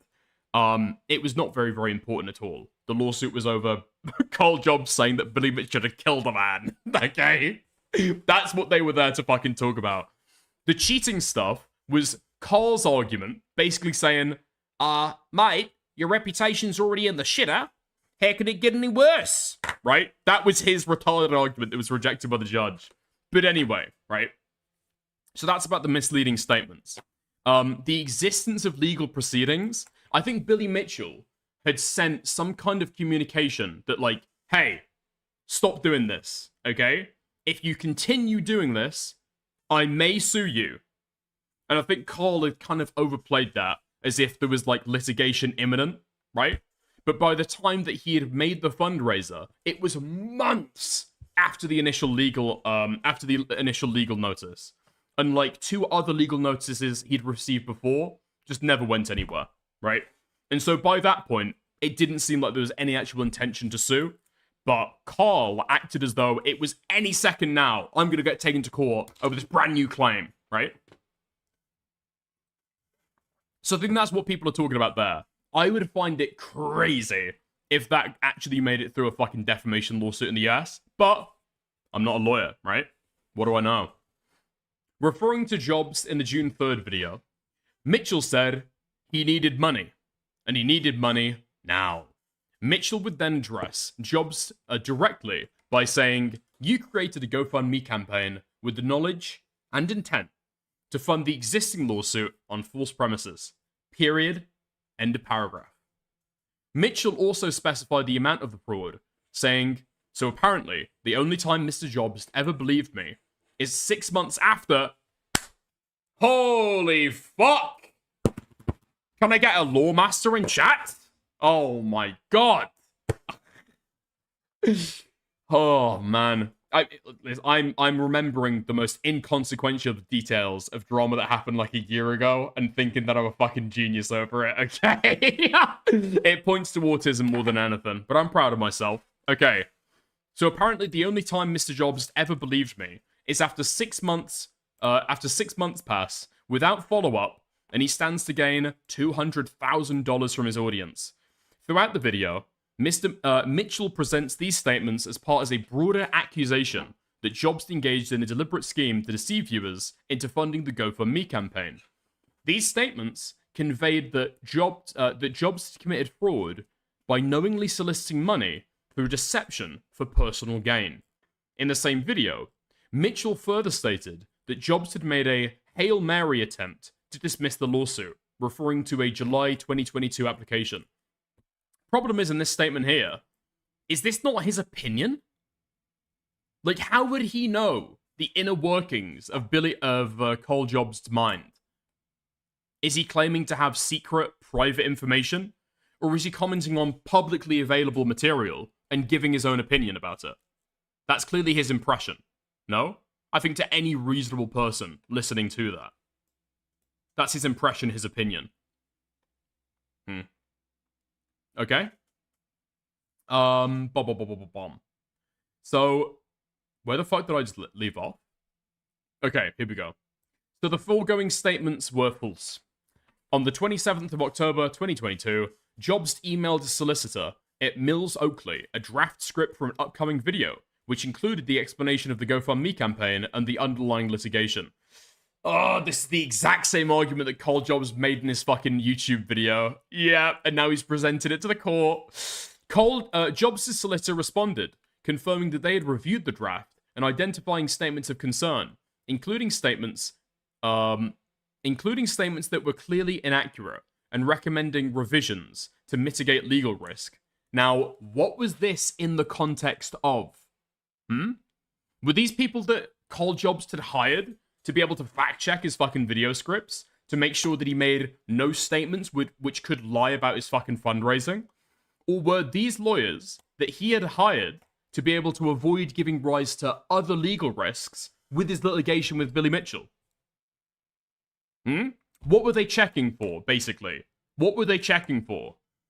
Like, it's fucking insane. No, I didn't lie. How could I have lied? My lawyers relating to a very specific fucking litigation I'm going through had no complaints. Come on, dude. They're supposed to go through there and do a full fucking fact check. No, they're looking at your legal liability with your current fucking legal case. Jobs replied the script in response to that feedback prior to publication. The GoFundMe campaign was subsequently created on the 4th of November, 2022. Like, what are his lawyers supposed to say? Hello, Mr. Jobs. There's no legal difficulties with this. You're not going to risk any litigation. However, we don't think you're giving your audience the full facts about what's going to happen with this litigation. Really? We don't think you're giving your audience a clear-eyed view of exactly what you're fundraising for. Shut the fuck up. The lawyers are not there for that.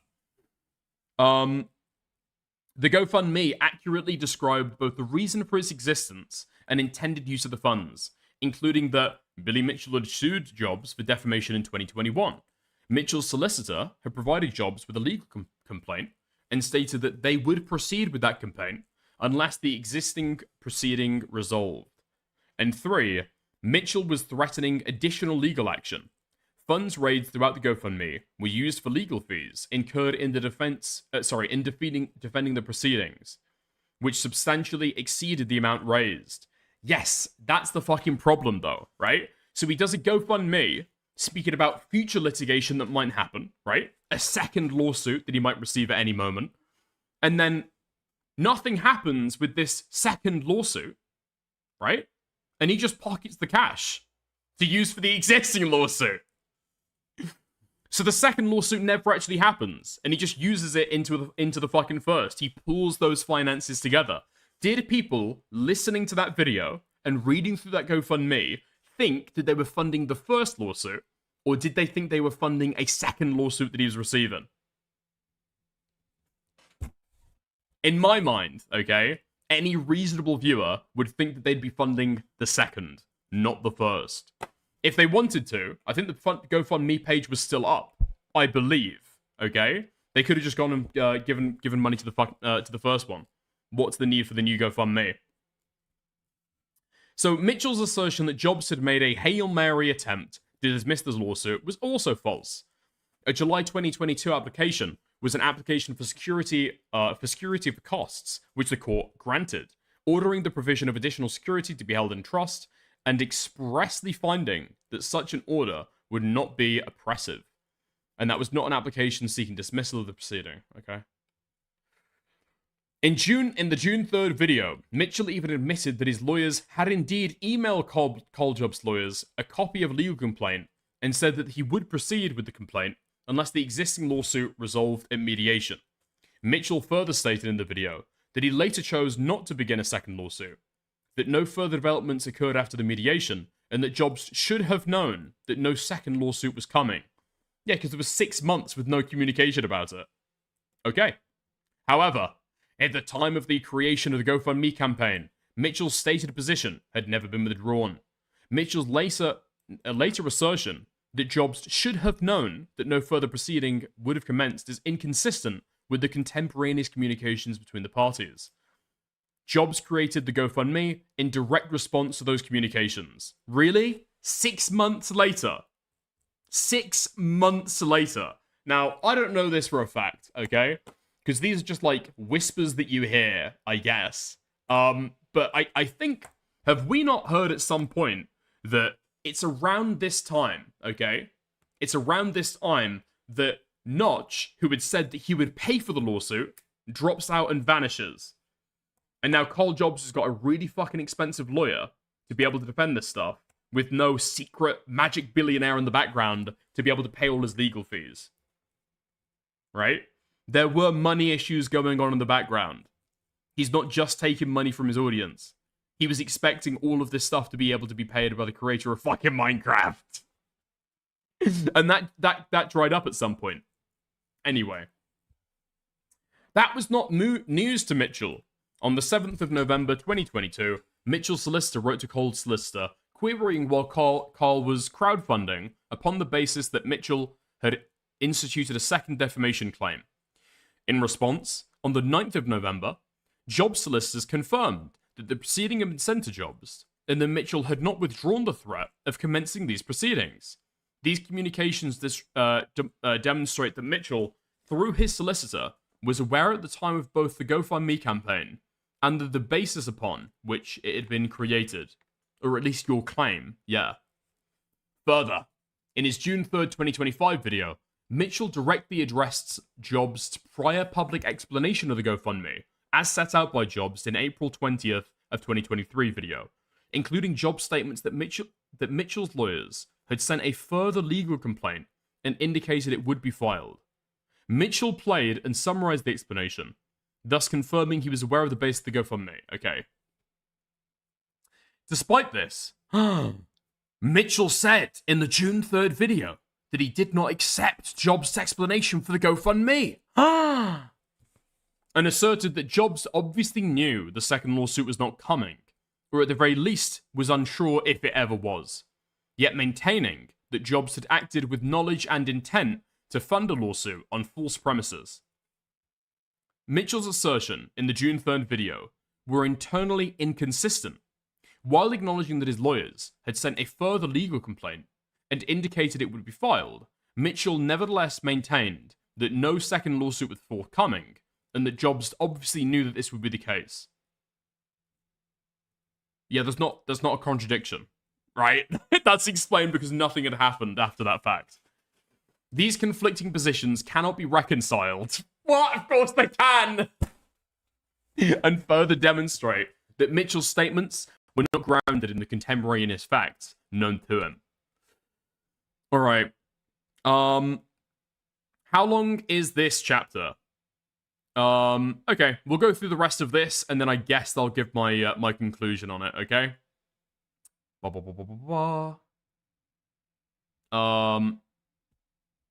Alright. Where were we? Okay. I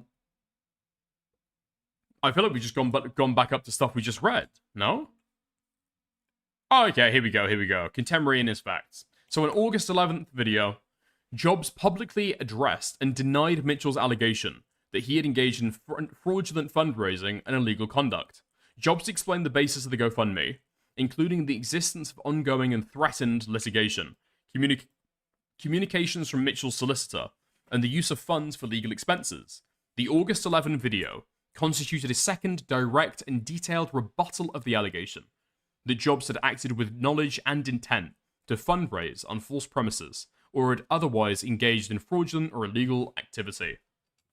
Following publication of the August 11th video, Mitchell continued to publish statements, repeating the same allegations, including his August 11 X post, stating that Jobs had lied for 4 years, scammed $200,000, despite the public availability of Jobs' explanation and denial on the August 11th video.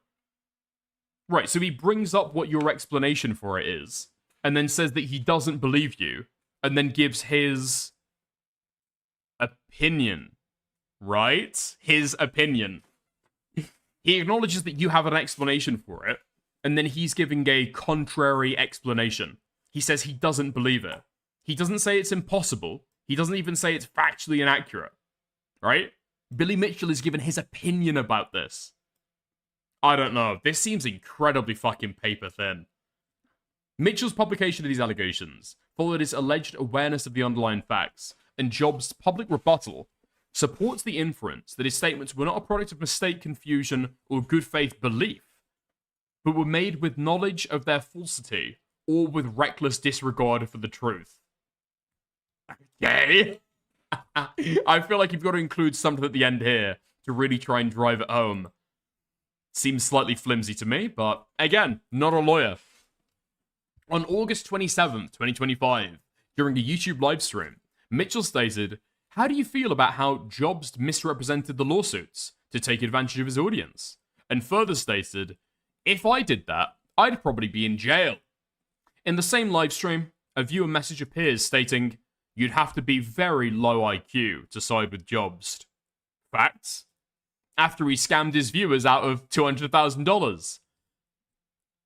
Facts under dispute in this lawsuit. Okay. To which Mitchell responded, he actually scammed his viewers out of more than $500,000. So there, I'm telling you something that isn't reported. More than $500,000.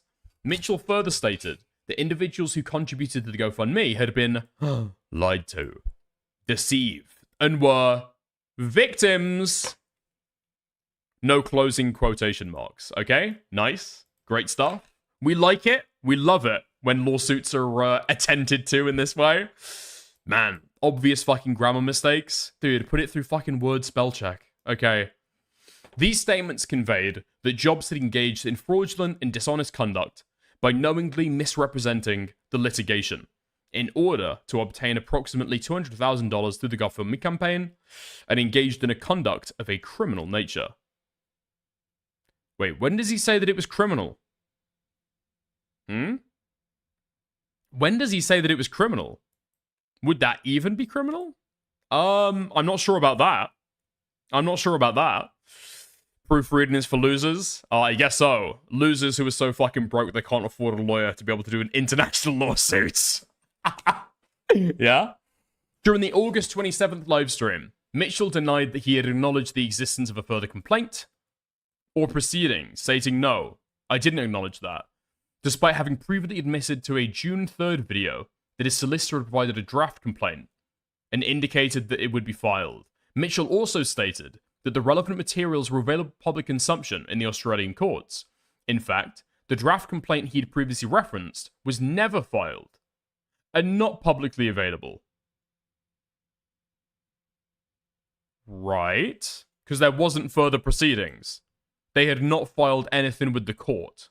Right? That seems to be what he's saying here, like, pretty obviously, for anybody who's reading it. Right? Mitchell denied that he had acknowledged the existence of a further complaint or proceedings. No, I didn't acknowledge that. It would be available with the courts. What would be available with the courts? Something that was filed, right? Proceedings that were started. He's denying that any proceedings were started. Okay. Okay. I'm not going to read through the last two, just because at this point, it feels like, I don't know, how many ways can you skin a cat, you know? Fuck me. Okay. Are there any more interesting claims in here?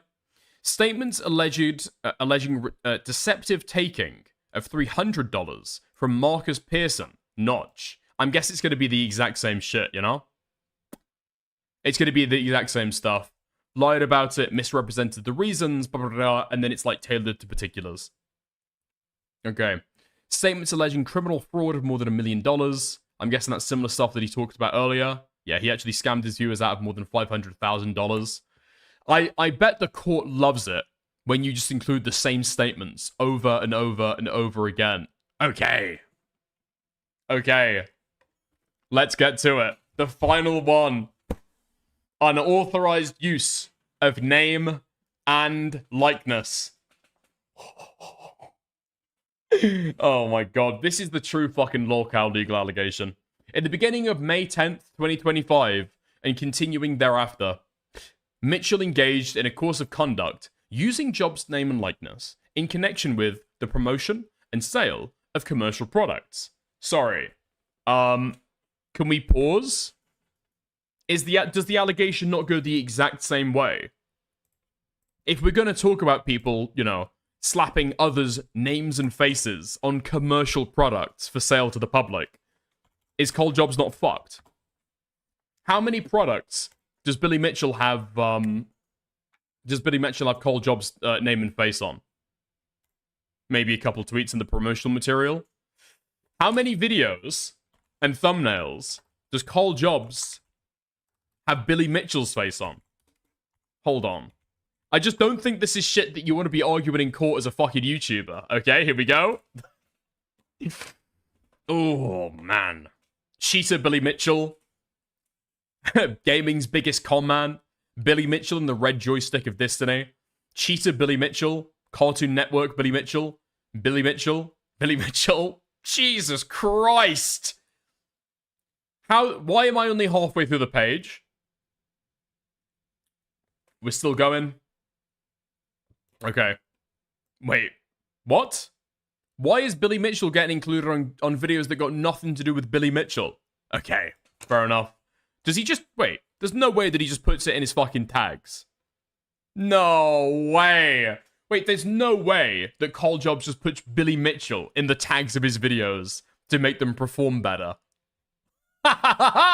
This is some like more Pegasus stuff, including Hassan in all the fucking tags to be able to boost that shit in the algorithm. Nice. That's great stuff. All right. Fab. All right. So even you're telling me that even when Cole Jobs isn't talking about Billy Mitchell, he's still using his name in order to promote his commercial products? That's crazy. He sold a picture with Cole's face photoshopped on a lobster. It's his best claim since Billy did profit from it. Is it his best claim?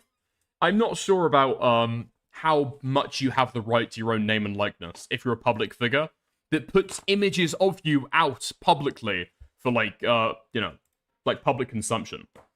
Dick is DMs. Oh, we got a brand new shirt. Subscriber milestone. Okay. Nice. The collection is coming along well. Should be concluded any day now, right? Pretty soon. Okay, nice. All right. And I got a... Okay, I'm not even opening what Nicandros just sent me. Okay. Let's get into it. Mitchell used images and video footage depicting Jobs in connection with the promotion of commercial products, including posts directly directing users to rickyshotsauce.com. Mitchell used Jobs' name and likeness in promotional discount codes, including Jobst, Carl Lost, and Carl Lobst, and did so in direct responses to Jobs' own posts. Mitchell republished statements made by Jobs and used those statements in posts promoting commercial products, including by pairing them with links and discount codes intended to drive sales. Beginning at least, what the fuck do you mean at least? I'm guessing you mean beginning at the latest? In July 2025? Mitchell offered for sale on Ricky's Hot Sauce a product titled Signed Billy Mitchell Red Joystick Headshot, which prominently featured Jobs' name and likeness as part of the product itself. And on April 3rd, 2026, Mitchell further promoted that product by posting that it officially sold out, and it might return by popular demand, and that it was very poetic that it sold out entirely 1 year after the judgment. These uses of Jobs' name and likeness were made for commercial purposes, including to advertise, promote, and sell products to the public, and were undertaken without Jobs' consent. Mitchell's use of Jobs' identity was not incidental, but a form of a broader effort to attract attention. True? Drive sales? Sure. Commercially benefit from the association with Jobs, and was undertaken willingly. Fuck. Okay. Yeah, I see what somebody was saying earlier. That might actually be his best claim. Fuck. Okay. No. What is he asking for? Is he asking for, like, some kind of, like, retroactive payment from it? Hold on. Let's have a look at the claims for release. Yeah? Defamation per se, blah, blah, blah, blah, blah. We don't care about that. Okay. Plaintiff repeats and re-alleges paragraphs 1 through 777 as set forth within. Okay. Mitchell used Jobs' name, likeness, including Jobs' image, video footage, name, and persona in connection with posts, blah, blah, blah, blah, blah. Okay. As a result, yes, okay, Jobs has suffered injury, including damage to his reputation, commercial value, and the value of his identity. Okay. Plaintiff seeks all available damages, including compensatory and punitive damages, as well as injunctive relief prohibiting further unauthorized use of his name and likeness. Right, so he doesn't even ask for a fucking dollar amount. Okay. I wonder if I had to get, like, a ballpark figure, or if I could get a ballpark figure, I'd be very, very interested. I'm guessing they'd probably want to have a look at the back end to be able to see how much money you made off those products. Right? Oh. Man, what would be so fucking poetic? Is if Billy Mitchell runs with the argument in court that Carl Jobs' reputation could not have got any worse by his use of his image. That'd be great. Using Carl's own fucking arguments against him. That would be intended to see. How's it going, Lanza? Carl won. Don't fucking give me that, mate. Don't fucking give me that. This is an official declared Carl Jobs hate space. Okay? Don't go give me that. Man. How's it going, Morale? Who won between you and J-Stalk? I didn't watch it. Me, obviously. I think we came to it at the end. I mean, a lot of it wasn't really a debate. I think we just kind of, like, agreed to disagree on parts, and then later on, I guess we found some kind of form of agreement at the very end. But, yeah. So it was more of a conversation than a debate, but there we go. Will he know to file for damages in that fashion? I don't know. I actually don't know. I just wonder how he's funding it. Man, I actually don't know. I guess we'll see in time, though. Yeah, it is what it is. Yeah. How's it going, Soul? I lost my mod months ago. Yeah, I unmodded a shit ton of people. a shit ton of people. Somebody ended up getting, like, permanently hidden from the channel, and I wasn't sure who did it, so I just, like, unmodded, like, half of the people who were chat mods. There was no other way to go through it. Okay. Nice. Dickers remod me, I'm your top chatter. Actually, if you'll take a look at the YouTube tags, okay? You're only number 2, buddy. Alright, somebody else has taken the top spot. Nice. I'm surprised Cole can survive in Australia, given that he's so pale. I've often thought that myself. Although, I mean, if you go and take a look at any of his pick-up archery content, it's always taken at night, right? The only time that I've seen this guy out in public is at court, okay, during the day, and every other time has been at nighttime. So, vampire? Question mark? Draining $500,000 Australian dollars from his audience? Question mark? Nightwalker? Maybe, possibly. Yeah. Same as Dog Viper? No, I've seen him out in public. Dog Viper's not nearly as pale either. Just as autistic, don't get me wrong, okay? Just as litigious as well, but there we go. Yeah. Oh, fab. Wait, he has skin cancer? Like, actually? Wait, there's no fucking way. Wait, which one? Dog Viper or Cole Jobst? Cole Jobst, skin cancer. What? What? Oh, well, now I'm a fucking asshole. Had to get cancer removed from my face. Had to get cancer removed from my face. Fingers crossed the sky's not too bad. What is up, you absolute legends? Today, I'm getting melanoma removed from my nose. Hope it goes well. Yar. Okay, no, we're not doing any of that. I do still officially feel like a dick, okay? There we are, that's what we're going with it. Is he albino? I mean, look at his fucking hair, right? Look at his skin, look at his hair. This guy's barely got fucking eyebrows. Yeah? He's got spider webs above his fucking eyes. He's that fucking blonde. Crazy. Is he vassed up? I'm guessing he's vassed up over those scars. Yeah. Hair screams albino. Yeah. Yeah, they are. You can tell when it's the eyebrows as well. They're all, like, bleach blonde and stuff. Like, I think I looked like this when I was a kid. In terms of, like, how bleach blonde he is. But I never had the crazy fucking Scandinavian eyebrows.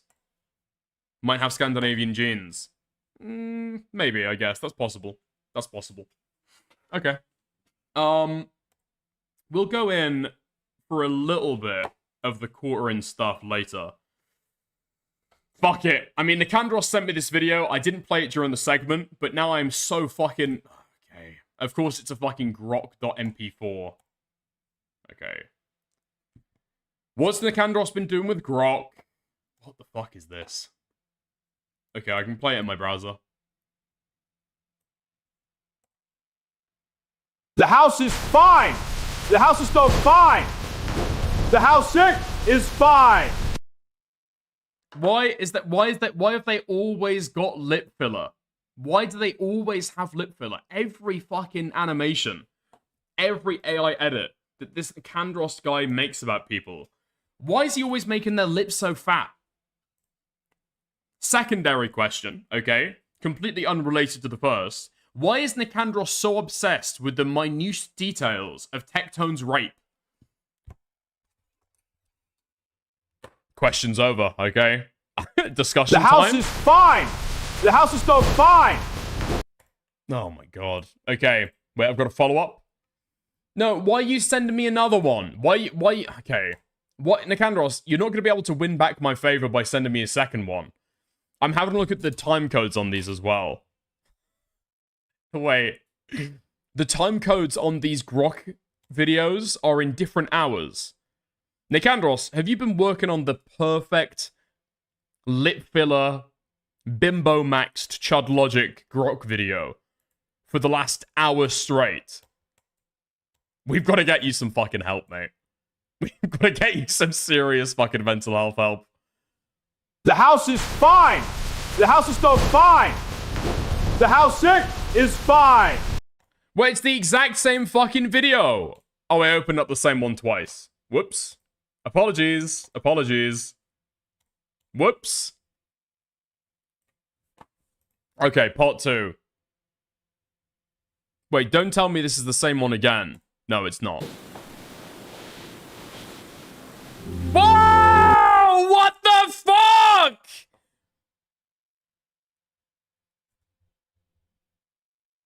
Why would you get me to play that on stream? Why would you get me to play that on stream?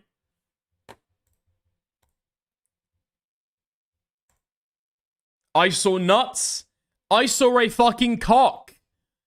I saw a fucking cock. You fucking retard gremlin. What the fuck are you doing? Oh my fucking god. Holy fucking shit. I got a community guidelines warning like fucking a week ago. There isn't one, you dingus. Oh my god, Nicandros.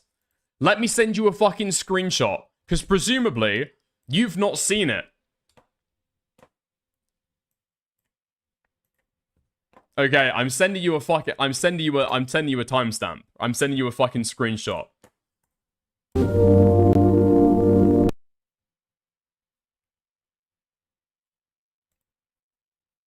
He's wearing black underwear? What do you mean? I don't think that any of these men are wearing underwear. That was almost certainly a ball sack or something. I've sent him it in DMs. We'll see if he gives a response. I think he's just set his Discord to idle. It's underwear. It's not underwear. It is not. It is not underwear. Okay. Okay. I don't think that any of these lads are wearing underwear. Okay? I did not look it. It didn't look like underwear. No. Okay. Not only is it AI slop, it's also weirdly sexual AI slop. Fuck me. I do have to say. I'll fucking blur it. But forever in mine and Nicandros' DMs, there will now be... Let me censor it so I can fucking show it, okay? You'll forever have this image just sitting there, idly, in our fucking DMs.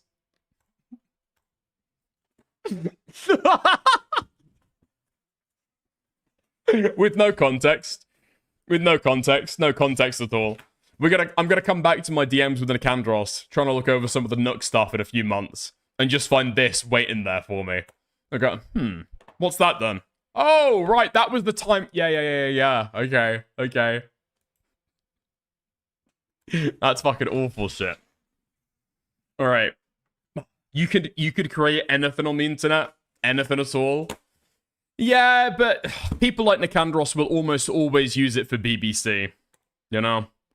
It's just where his interests lie. I respect that personally, but it's just the way that it is for some people. Alright. Do we go for the doorbell chud? Do we go for the doorbell chud? Let's go for that shit next, okay? Nice. We've got 128 people here right now watching this absolutely fantastic Kino content, okay? Fantastic commentary being given on the stream right now. Got 128 people watching and only 29 likes, which means that there is almost 100 people watching that have not liked the stream. Hugely appreciate it. If people could move over with their thumb or their cursor and like the stream, okay? It takes 2 seconds, totally free, helps out the stream an awful lot, okay? Thank you very much. If you want to go one step further, maybe you're new, you can subscribe. You could also send a super chat, a super sticker, you could buy a membership or you can gift a membership. If you want to help out the stream, couldn't do it without your generous support, okay? If you're on Kick, you could also buy and gift a sub over that too, okay? Or send kicks, okay? Nice. Thank you very much. I appreciate your time on this matter. Let's get into the fucking doorbell, chud. Let's go for it. Nice. Now, I'm sure that everybody's seen the fucking Twitter video. I actually haven't. I haven't watched it all the way through. I've seen a couple thumbnails, and I've seen a couple, like, short clips. I have not watched the entire thing all the way through yet. I was leaving it for stream. And I think there is also, like, there's more details on it from a fucking Reddit. Moist Critical subreddit. So we'll go through that, okay? Nice. What? That's not how it starts, surely.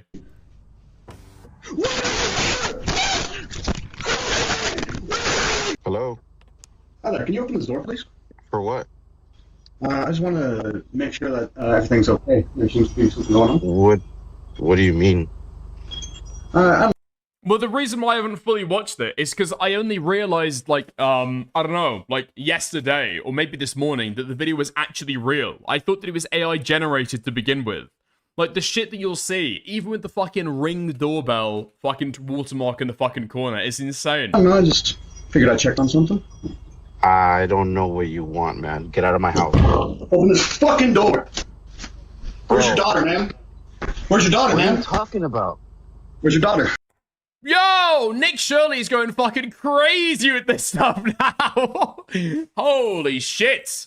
He's moved on, okay? He's graduated from daycares. He's going straight to the fucking source. He's going where he knows he can find the kids. Right at home. Who's in there with you? Bro, if you don't open leave... this fucking door.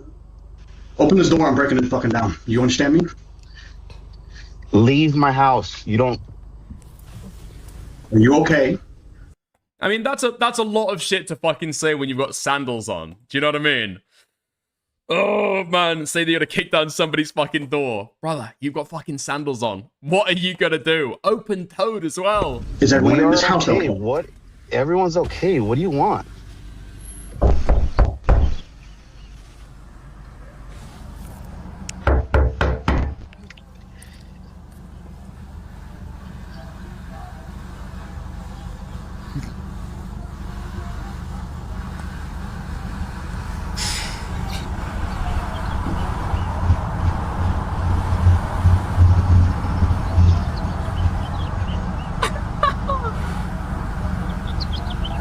This is shit like when a lion will just stop and fucking stare at a gazelle. Can you leave my house, please? You open the door, please. You have nothing to do with my house. Can you leave my house? You know what my name is? I don't know who you are. You don't belong to this neighborhood. That's for sure. This is my neighborhood, though. Yeah, I live there. I don't know you. My name is Harry Dresden, motherfucker. Open the door. This is my neighborhood. Open the fucking door. This is the fucking image that I'm seeing all over the place. Harry Dresden. Harry Dresden. Harry fucking Dresden, motherfucker. This is my neighborhood. Isn't the guy on the end of the call, like, black? I think he sounds black. Dude. No. Dick is Google Harry Dresden. Wait, really? Is there shit there? Harry Dresden. Oh, it's a comic book character. No! No! No! The guy's name is not Harry Dresden. Harry Dresden is a fucking comic book character. No! That's where he got the... Oh, fuck me! That's where he got the fucking shirt from. That's where he got the fucking coat from. No! Oh, fuck! That's so cringe! No way this guy is a wizard detective. Oh my god, he's like a knockoff. Ah, who's the fucking blonde Scouse guy from DC? You know who I'm talking about, right? Constantine. This is like a knockoff American Constantine, then. Oh my fucking god. How cringe. How cringe. No. Or I will... This is Falgi at Morale's door. I've heard you got kittens in there. Show me your kittens. Give me your kittens. Fucking end you. This is my Discord server. Do you understand me?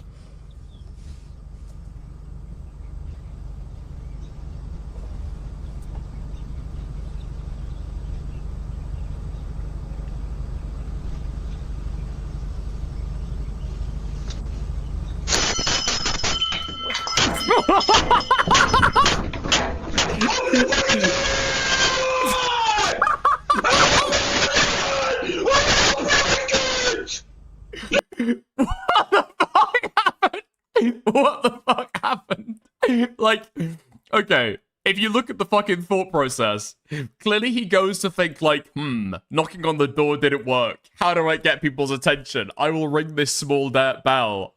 It immediately breaks, and then he uses it as a weapon. Just the series of events there, the fucking thought process. I guess why not, you know? Why not?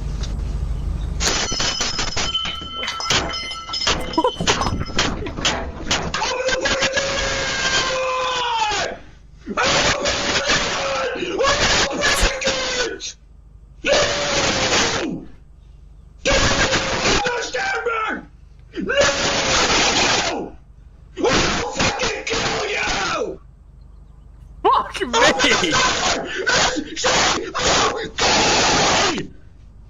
Has this guy ever heard of Transpirevat? They fucking related. You've got the exact same chronology, exact same fucking face shape, exact same fucking eyebrows, same nose. What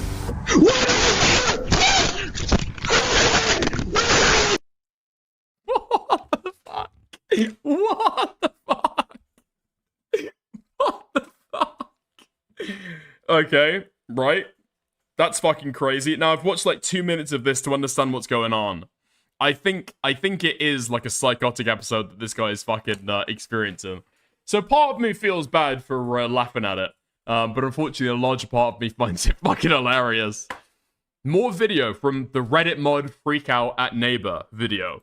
Aftermath/inside cam. Okay. So this is the inside camera. The incident was 100% real. And I know the guy who this happened to. He said it's okay to post this, he's not an online guy, and is genuinely stunned that it's on the internet. He emailed it to a couple people who shared it. Well, you know how it goes. Trigger warning, there is shouting and violence, but the violence is generally off camera. Okay. Wait, how did he get in? Wait, the altercation in the first video was through the Ring app. Duh, okay. While the guy was racing home. He got home to find the guy tearing through his house. He had the shovel in his truck when he pulled up.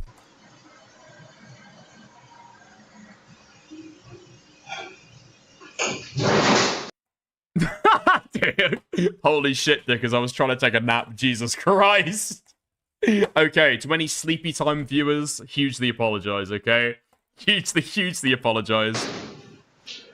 Where the fuck is she?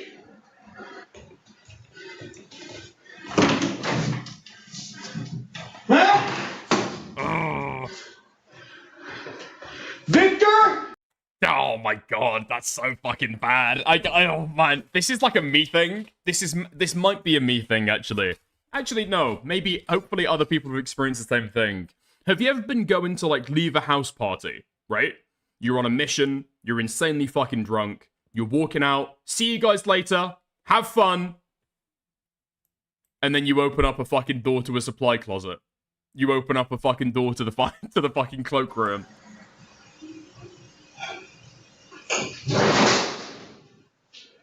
Where the fuck is she? Never mind. Oh, man! Has nobody else been there? Fuck. Worse, looking for a toilet? Oh, man. Oh, that's so fucking brutal. Huh? Victor? You around? Huh? You like raping little girls, bitch? Huh? You fucking try me, I swear to God I'll fucking kill you. Do you understand me? Where the fuck is she?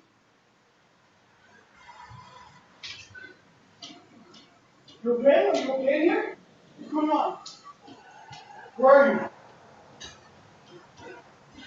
you? He's on a quest. Where are you? He's looking. Okay, just knock.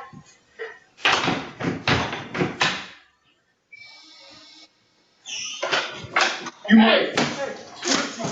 Get the fuck out of my fucking house! You man! You think you can fucking stop me, motherfucker? I will save that little girl, you bitch! There's no fucking... You fucking liar! I can hear her! I can fucking hear... Fucking hear you, bitch! You son of a... I'll fucking kill you! I'll fucking kill you! Man! fuck up. The fucking camera on the wall is shaking. I'm gonna drag his ass out. I'm telling you. Who are you talking to, bitch? Who are you talking to, bro? Ah! I've got to say, yeah. So the guy comes in armed with a fucking shovel. You can hear the fucking clangs as he's obviously fucking hitting his head. Thank you, Aiden, for the raid. Stand on the fucking ground. Who the fuck do you think you are? My name is Harry Dresden. Get the fuck out of my house. I know you're screaming. There's no one up there. Get the fuck out of my third room, bro. Walk the fuck out. What's the third room? Walk the fuck out. I'm telling you, I'm giving you a chance right now, man. What's the third room, bro? I'm giving you a fucking chance. Get the fuck out of my house. Holy shit! That is a huge fucking shovel. Jesus Christ! I was expecting, I don't know. I was expecting like a small fucking spade. Jesus Christ, that's a snow shovel. Bro, I'm telling you. Can we go back and hear the bongs? Hold on, can we go back and hear the bonk? Somebody's knock.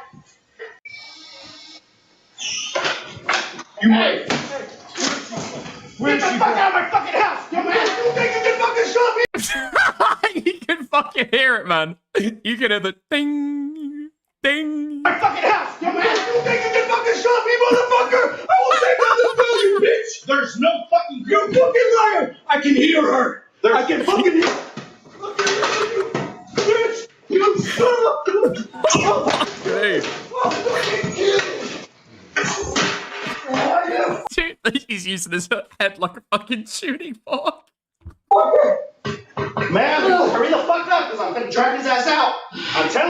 Oh my god, I feel bad because obviously this guy's clearly going through a fucking mental breakdown. But that's gonna be scary as shit, right? You've got a guy like banging on your front door, threatening to fucking kill you, thinking for some reason you've got like a fucking girl held hostage in your fucking house.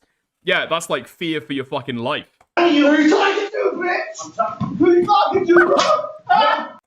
His teeth turn into piano keys. Ah! Stand on the fucking ground. Who the fuck do you think you are? My name is Harry Dresden.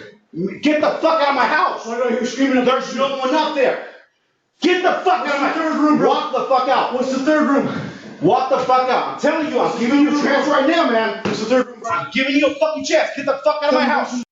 Oh, the wife is apparently in there too. Okay, I fully fucking understand the response now. Jesus Christ. Holy shit. That's why the Second Amendment exists. I mean, obviously I'm a fucking Britbonger, so I disagree with the Second Amendment, right? But, yeah, I can fucking understand in this instance. Jesus Christ. That guy is actually pretty fucking lucky not to have gotten shot in that instance, right? If this guy comes home with a fucking, like, I don't know, like a pistol or a shotgun for home defense, yeah, blown away very fucking easily. Third room, bro. I'm telling you, get the fuck out of my house. Please. Just answer the question. Get the fuck out of my house. Answer the question, please. There's no one in there. Never use the word Britbonger again, dude. Please, that was rancid. Morale, didn't you refer to me as a Britbonger not a single week ago? There's 3 rooms, man. I don't know who you are. I'm fucking adopting the term, okay? I'm internalizing the term. I'm reclaiming the term Britbonger. Better in the street at 1797, Co-op Drive. I don't know who you're talking about, man. Why do I hear screaming? Are you military? Yes. Okay. Can you help me out? Okay. Yes. I understand what you're going through right now. Yes. Can you step outside? Yes, sir. Thank you. Will. Thank you for asking. There's something going on this street, bro. Bro, everything's fine. Please step outside. Okay. Well, sit there. Sit on the ground, please. Yes, sir. Okay. What the fuck? He bumped him again. Why? Wait, I was just about to say.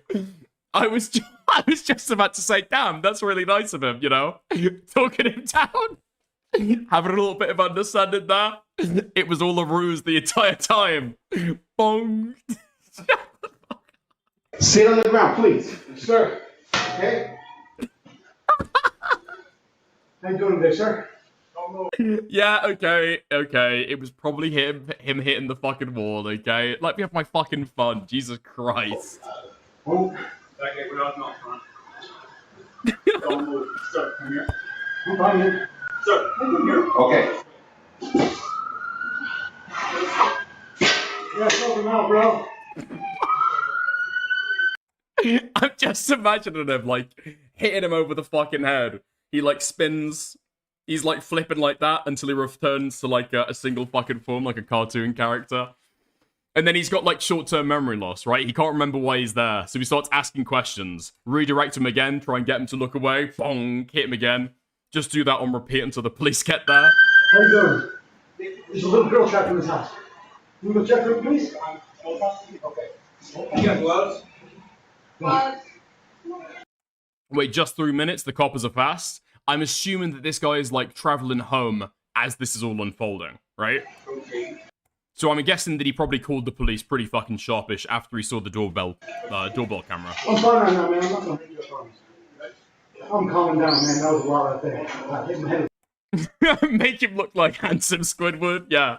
Every time he's hitting him with a fucking shovel, he's going from like Chud to Chad in every transition.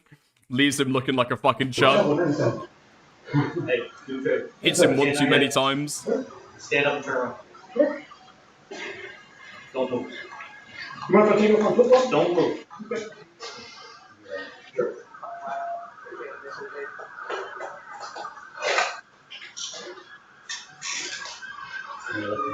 Yes, sir. Okay, police are there.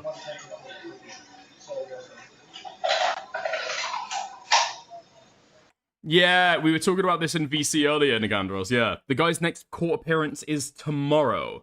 I just don't get how this doesn't get, like, chalked up to him to being, like, mentally incompetent at the time, right? He's got to get off, surely, with hopefully a little bit of medical help. Police department! Nick! Yeah, Is he taking this guy? that's fine. I just want to interview with him. Where is he? You get here? Yeah. Fairfield Police, is anybody home?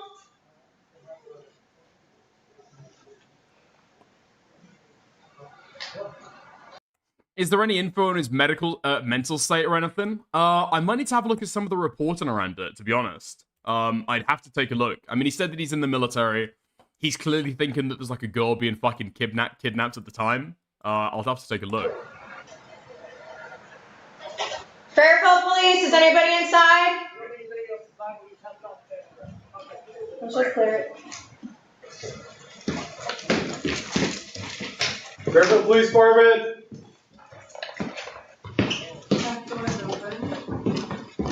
Wait, that guy was never in the military. Why do you think that?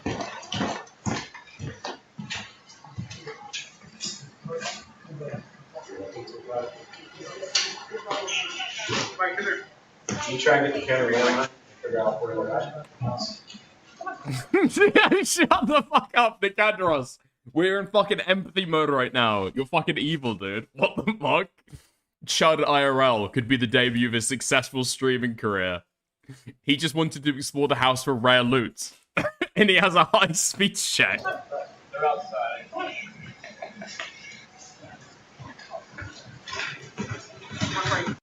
It's like when you get caught in Oblivion, like stealing from a fucking vendor. You can pass the speech check to be able to calm them down. They said they were not inside. Fairfield Police Department!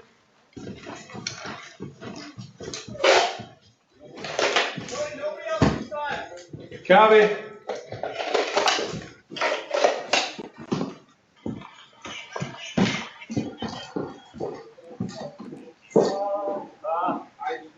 Okay, is there anything else here? Okay. I've got an article here from the San Francisco Chronicle. Are there any good news articles that actually dive into this stuff? Because it's been out for a couple days now. She'd assumed that whatever information was going to be released. Bro forgot he wasn't wearing the VR headset anymore.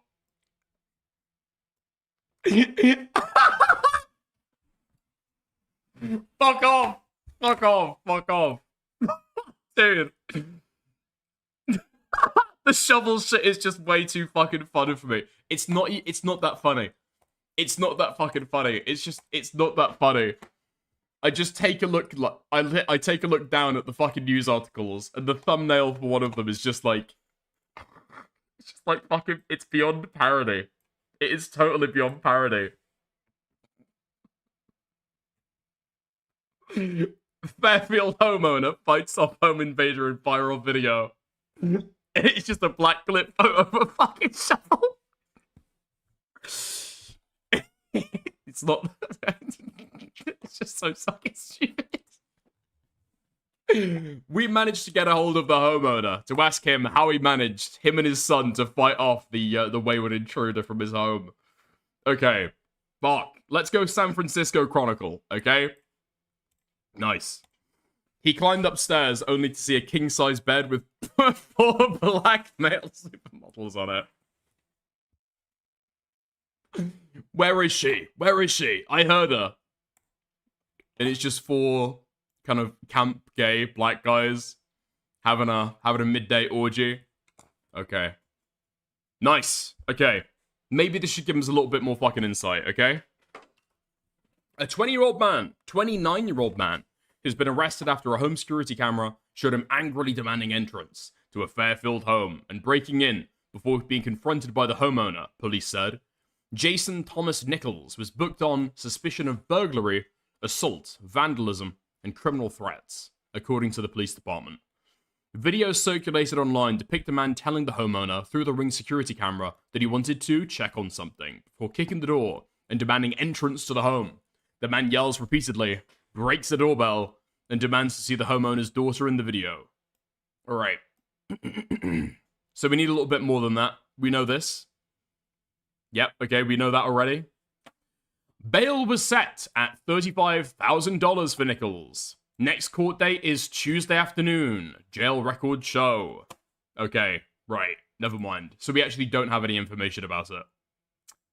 Okay, great stuff. I've heard from people that if you go on the jail website, you're able to book a video call with this guy. And I've seen that some people have been somewhat interested to see if commentary YouTubers could interview the guy. I don't know what people would be hoping to find out. It's just he turns on his camera and he's got a huge fucking spade mark in his fucking head. Like, what would you be hoping to see about that? There's no way lawyers would, like, go through with that, surely. Oh my god. Hot coal pocket. It's not touching the poo. It's a fucking international news story. Holy shit, man. Okay, obviously nobody's gonna do that. Obviously nobody's even gonna be able to do that. But it would be funny as fuck. It would be funny as fuck. Just like pretending as though you're doing a news interview with the guy. Dress up, you know, suit, tie, looking real professional.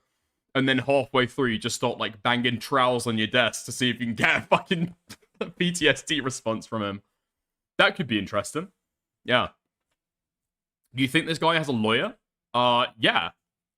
If he's gone in for trial at this point, and they've done like a bail hearing, he will absolutely have a state-appointed lawyer at this point. Yeah. I mean, even if it's like a what are they called? The free guys that you can get, public defenders. Yeah. Even if it's public defender. Yeah, I'm pretty sure. Yeah, with the way that this guy has acted, even if he asked to try and defend himself pro se, I don't think they'd fucking let him. Surely not. Surely fucking not. Yeah. Okay. Einot could get an interview with the guy. That would be interesting. That'd be interesting to see if Einot could get an interview with the guy. Yeah. Everyone gets a lawyer. Next to the military, it's the second biggest government department. Anti-unemployment program for useless dregs on society. Yeah. Well, I mean, it's a large government department there to serve the lowest dregs. Not necessarily filled by them, but, yeah. Okay. And we don't know anything else. We don't know anything else about the doorbell chud. What is he fucking called? What did I call him in the title? Wait, hold on. I didn't even update my title to include a reference to the chud. Never mind, I'm guessing that was a surprise segment then. Nice. There's not a lot that I can fucking say about that, honestly. It's just fucking hilarious, isn't it? The first thing the public defender will ask is for a psych eval to see if the guy's even competent enough to stand trial. Yeah, absolutely. Or, well, competent enough to stand trial, and possibly, was he competent at the time of his actions? That's gonna be it, right? This guy's clearly going through like a mental fucking breakdown. I'm sure that all of that stuff is gonna be fucking wiped away. Hopefully, you'd hope. In a just society, I guess. Holy shit. Scary fucking thing to go through, though, for the homeowner involved. What can you do, though?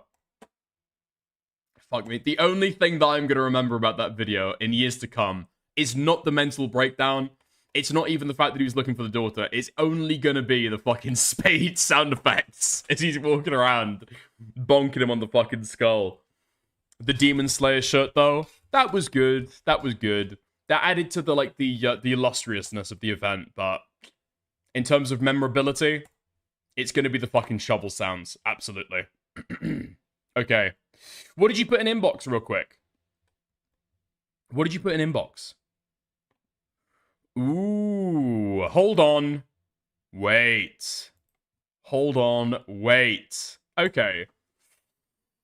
There's been a little strand of drama over the Sykkuno stuff with stirrings about something happening very similar from this Himo girl to somebody called Gyosuke.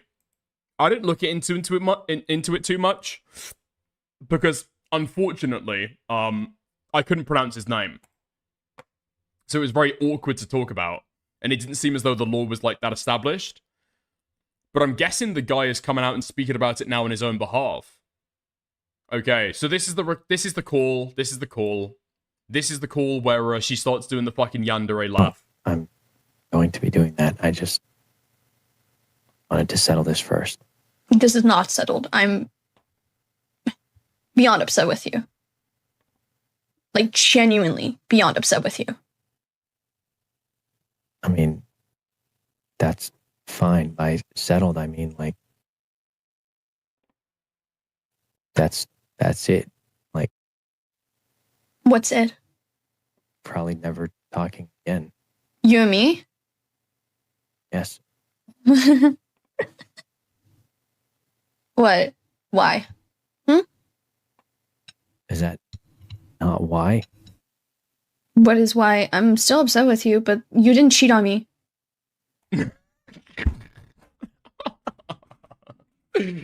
Oh man, it's a rough part of the fucking call. I mean, I think after speaking to J-Stalk last night, he mentioned as though like the guy was asking if they're going to be talking in the future. I don't know about that. The only reading that I get from that is him saying that like, yeah, this is probably over. Okay, we're probably never going to speak to each other again, right? And then she starts being like, well, you know, it's not like cheating on me, okay? I think we can still be friends in the future. Yeah, still trying to maintain some kind of connection. Very fucking weird. Okay, so Jojo, that's a lot fucking easier. She did the same thing to me with recording the call. Called me, and then recorded me without any consent, mind you. And when I respectfully told her, what the fuck? She said, oh, in my country, it's legal, which makes it fine. No way that's his fucking complaint. What? Oh my god. People were talking about this guy as if he was going to be the key to the drama, right? Like he was the first victim of this evil woman. This evil fucking, the succubus who was going around exposing men who didn't deserve it. And the only thing he can come out with and say is like, yeah, she like recorded me without my consent. Nobody cares. Nobody fucking cares. I'm pretty sure even people who live in countries with one-party consent rules, like, do people there even care? Who gives a fuck? We are only here for the drama. If you care that much, take it up with the fucking court. Oh, wait, you won't, because you can't. Actually, you didn't give my consent to record you? Shut the fuck up, dude, okay? I think this guy cheated as well, as apparently. But I think she heard about it through somebody else, and then she started trying to rustle people around to see if they wanted to make allegations or something. Yeah. Is it legal in her country? If so, then who cares? Even if it's illegal in her country, right? Even if she's lying about fucking Dutch law, does anybody actually give a fuck? Speaking about things that nobody gives a fuck about, Nicandros, if this is another fatified edit,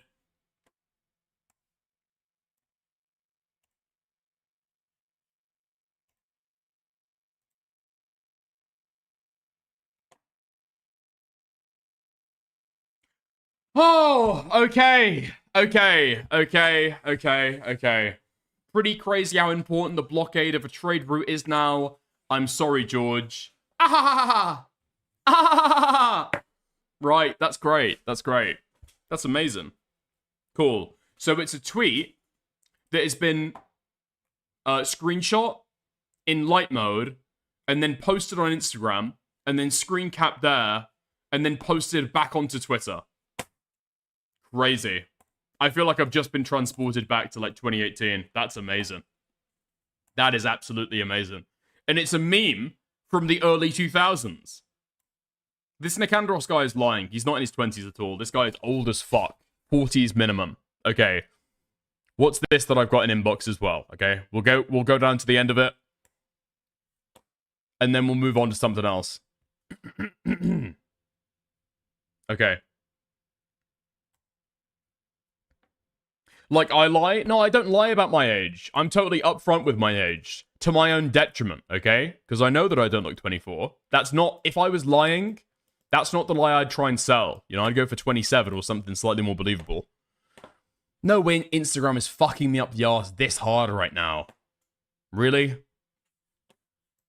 Oh, fuck me. Oh, okay.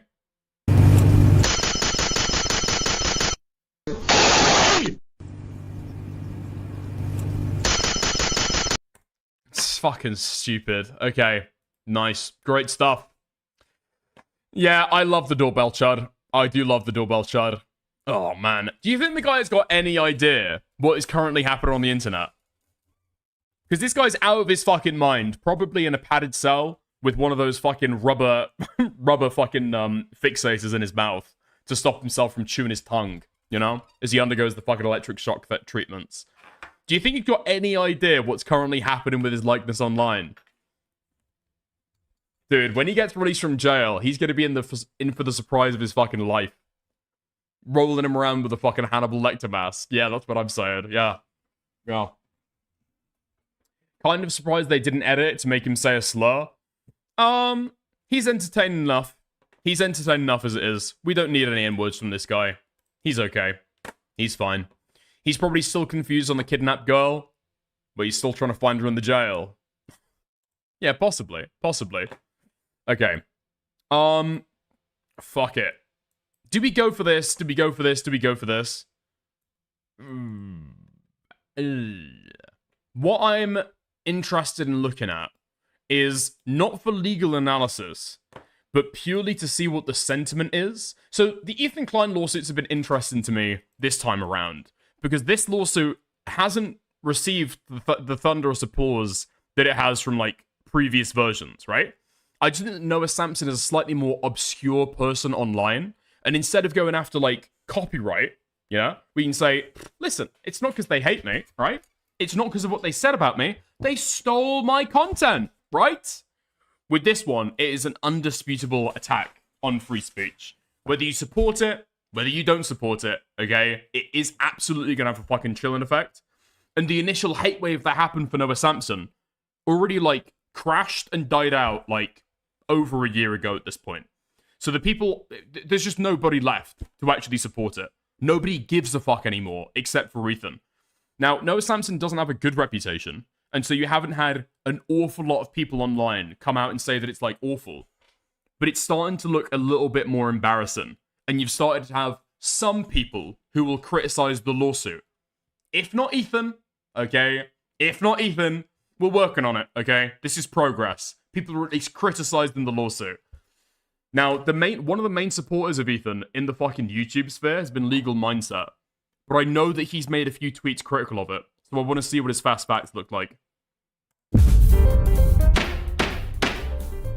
Ethan Klein is in yet another lawsuit. This time it's not with Frogan, Denims, and Casey Tron, but Noah Sampson over being called pro-genocide. We're going to do that today on The Legal Mindset. We teach you to be your own judge. I'm Andrew Esquire, American attorney, and this is a Fast Facts video, the quick and dirty version of the latest in legal news. I don't know the law at all, let alone if this lawsuit has any grounds to stand on. So again, preface, not a lawyer, okay? But having a look at what other lawyers have said, having a look at what lawyers have said, I think that Ethan is going to have to argue really, really hard for why some of this stuff is not just going to be considered opinions, right? Also, yes, it has to get past the slap. It has to get past the slap standard. So it's all to fucking play for, okay? It's pretty fucking dicey. Especially when the first defamation claim is just like a straight up lie. Ethan tries to claim as though Noah Sampson photoshopped him to be doing a Hitler salute, when it's just a fucking screen cap of what he did in his own video, right?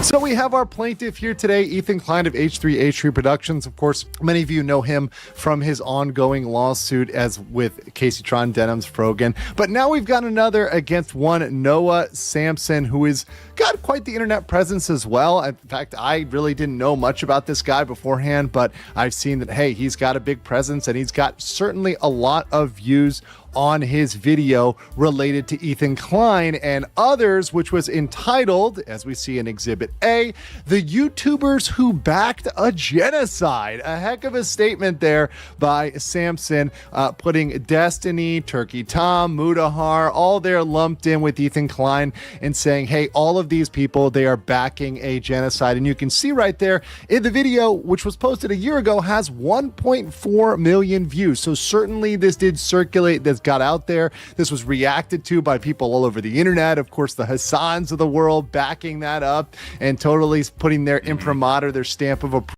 Hassan. Oh my god, it all got a fucking loop back. How is Turkey Tom involved? I think Turkey Tom made a joke about Israel-Palestine on Twitter, and that's why he got included in the video as well, right? The basic thesis of Noah's video is a lot of people will make, like, commentary content mocking people who are pro-Palestine, and then vicariously, they're, like, supporting Israel, because they don't criticize the other side. You know what I mean? It's like comedians who will mock liberals and Democrats, but then never talk shit about Trump. Are they kind of implicitly supporting the Republicans? I mean, kind of, right? That's the argument that he's going with.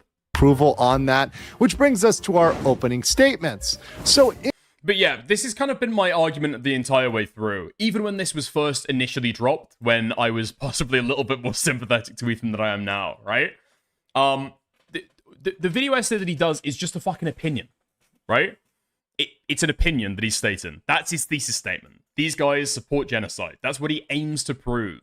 The idea this is a statement of fact that he knows to be true or false, it's not. It's like subject to debate, right? And it wasn't received well at the fucking time. The inclusion of Turkey Tom in particular was fucking widely mocked by people online. Like, Noah published the video to, like, large amounts of fucking boos. The idea that a lot of people were, like, taking this seriously and were promoting this fucking claim. Some people would. Yeah, I can believe that. But those people already fucking believed it, right? No, like, it was a total layup for Ethan to be able to respond to it. And instead of responding to it more adequately, he decided to go for a fucking lawsuit rather than making a YouTube video. As you would expect of a fucking YouTuber, right? Never mind the fact that Ethan has got a much larger platform. In this video that Noah Sampson posted called The YouTubers Who Backed a Genocide, he put out the position that Ethan Klein and others were pro-genocide, and that, of course, is related to Israel, the Gaza conflict, of course. Now, Klein threatened to sue Sampson if he did not retract that video, take that down. Of course, Sampson refused. He declined to do that. So on the very last day, right before the statute of limitations ran out, Ethan Klein decided to file a lawsuit. So let's check out this clip where he talks about dropping this lawsuit bomb. It's been a while since I spoke about dear friend Noah Sampson, who had a penchant for accusing me of being pro-genocide. He thought it was cute. He thought it was fun throwing around such kind of heinous accusations, right? This guy supports genocide. In fact, he had even a video called The YouTubers That Supported a Genocide with me in it. And, you know, that's the world we're living in. Here, I made a promise to him March of last year. And I think he probably thought that it had blown over. I think a lot of people probably thought it blew over. We had a nice little complaint there. Oh man, it is insane with the, like, how bad Ethan's content has got now. Like, every 5 seconds there is a cut to try and remove the coughing, to try and remove, like, the total fucking dead air from the video. Oh, it's so bad. For defamation, for accusing me of being pro-genocide, in favor of genocide. Horrible thing to say about someone, by the way. And let me Imagine Dickers suing Chud for calling him a pedophilic rapist. I think Chud has called me a rapist before. I was the one who called him a pedophile. So it's mutually assured destruction. You know what I mean? That's how I like to operate. That's how I like to operate when I talk about other people online. So long as they've made a statement about me that I could argue is defamatory, it's all guns blazing, okay? We going in. Put out here as a personal note. This is aside from the law because we're going to get into the law, but obviously this is something that is thrown out there, I think, way too liberally, i.e. it's put out there if you've got one position or a position that doesn't line up with exactly what the Hassan Pikers of the world want you to say, you are automatically pro-genocide. I think that is something that is far overused. It's the same in tones of calling someone a white supremacist or a Nazi or a bigot or something else just because they don't line up in the very tight square box of the official talking point. So on a personal side, I can definitely see where he's coming from and definitely understand that this is a horrible thing to say about just anybody who you happen to disagree with, who happens to take any other position than the exact position you come in on. So from that perspective, I do see where this is coming from to start. One of the worst, I would say, maybe even of all the things you could say about someone. Is saying that somebody is like pro-genocide a bad thing to say about them? I mean, like, yeah, it's it's like a nasty thing to say about somebody. I mean, if this is the fucking thing, and I used to say this about Ethan, and I've kind of neglected saying it, but it is like so fucking true. Ethan got in to talking about political content and political issues, right? And then he bitches and whines and moans when he gets this kind of vitriolic reaction. That's the fucking waters you're swimming in, dude. Those are the fucking content. That's the content that you're trying to get into. You're collabing with political content creators to be able to get in the nitty gritty of fucking politics. Yes, people are going to give you crazy fucking smears. You are going to be called a racist. You are going to be called a white supremacist. You are going to be called a fucking rape denier and a genocide apologist. That's just the fucking waters you're swimming in. This is internet politics. Do people really think that they can talk about politics on the internet and not receive a crazy fucking reaction like this? It's what you sign up for when you engage in those discussions. You know. Well, we filed it. Beating the statute by about 1 day. Now, most of the... So that just means, hey, there's a statute of limitations that was going to run, so they had to file that complaint, or else it would have become null and void. The time would have ran out. So obviously, when it came down to the deadline, to D-Day, he said, okay, we're going to file this thing. When I see people filing at the last second, that typically is not a great thing, because it tends to me, if you have a stronger case, you typically would file it immediately. But well, I mean, at least he got it in. And that's all that matters with the statute of limitations, is that you get it in before that deadline. The time people see these. I've heard the... Wait, what? I haven't heard the same thing. Okay. Now, I'm not sure about the litigation experience that Andrew has had. I thought that it was in criminal defense. No? Okay. So what I've heard is that people will like the amount of time that they get from a statute of limitations. And so they'll try and kind of like or publish it or like drop their fucking lawsuit kind of as close as possible, because it gives you all that time to be able to prepare for it, right? Even if you've got a slam dunk case, like being able to put it with the rest of your lawsuits, the Andlin, as a legal team, just being able to like put it on the fucking pile, and that's your deadline you're working to. Why do it any quicker? Immediately, but we were under the radar. We filed it in Orange County, I believe, which is not trolled by media and press. So it went under the radar. Nobody even saw, until now, in fact, nobody knew that I was even suing Noah Sampson. Well, he knew since a couple of days ago, since he was served. Now, one thing about Orange County is, if prospectively they should get to a jury, obviously this is going to be a different jury pool than you would think in LA. So obviously a little bit more of a quote unquote conservative or different jury pool than you would necessarily get in LA, which might be more aligned with Noah Sampson if you're thinking about the overall jury pool and what that might look like. But he's the only one. And it's important for me to know to the three women that it's not personal, right? I sue those who deserve it, who require accountability. And it was a terrible coincidence, a terrible one, that the three people I sued for copyright infringement were women. Well, it was not a coincidence that it was people who disagreed with you before, right? Like, there were plenty of people who did, I would say, as bad or possibly even worse reactions, right? Denims, lest we forget, more than doubled the fucking runtime as she was fucking watching it, right? It was because of the statements that Denims had made about him before. That's why she got fucking sued. It is personal. It's based on the things they fucking said about you. They've chat shit, they reacted to your fucking video essay, and now they're getting a fucking lawsuit posted to their letterbox, right? It is absolutely personal. Terrible, right? Of course, talking about Denims, Frogan, and Casey Tron, but at the same time, there were others that were potentially sued. Denim's reaction was longer than Diorio's. Denim's reaction was longer than Asmongold's and XQC's, who Ethan had described as a fucking content thief in the fucking past, right? Objectively fucking personal. Beyond dispute, the shit was personal. That he was mulling over potentially suing, but obviously that has nothing to do with gender, race, anything else. That was just, hey, the clear instances of copyright infringement in my assessment. And I'm just happy that I've had the opportunity to rectify that, to set the record straight now, to sue a straight white man. And I think nobody should be more relieved. No comment on any of his gender identity or preferences. I have no idea about Noah Samsen. For that, to have that set straight, other than Noah Samsen himself, who's a woke, legendary king, and now he can rest easy at night knowing that Ethan Klein doesn't hate women. He just hates losers who do dumb and bad things.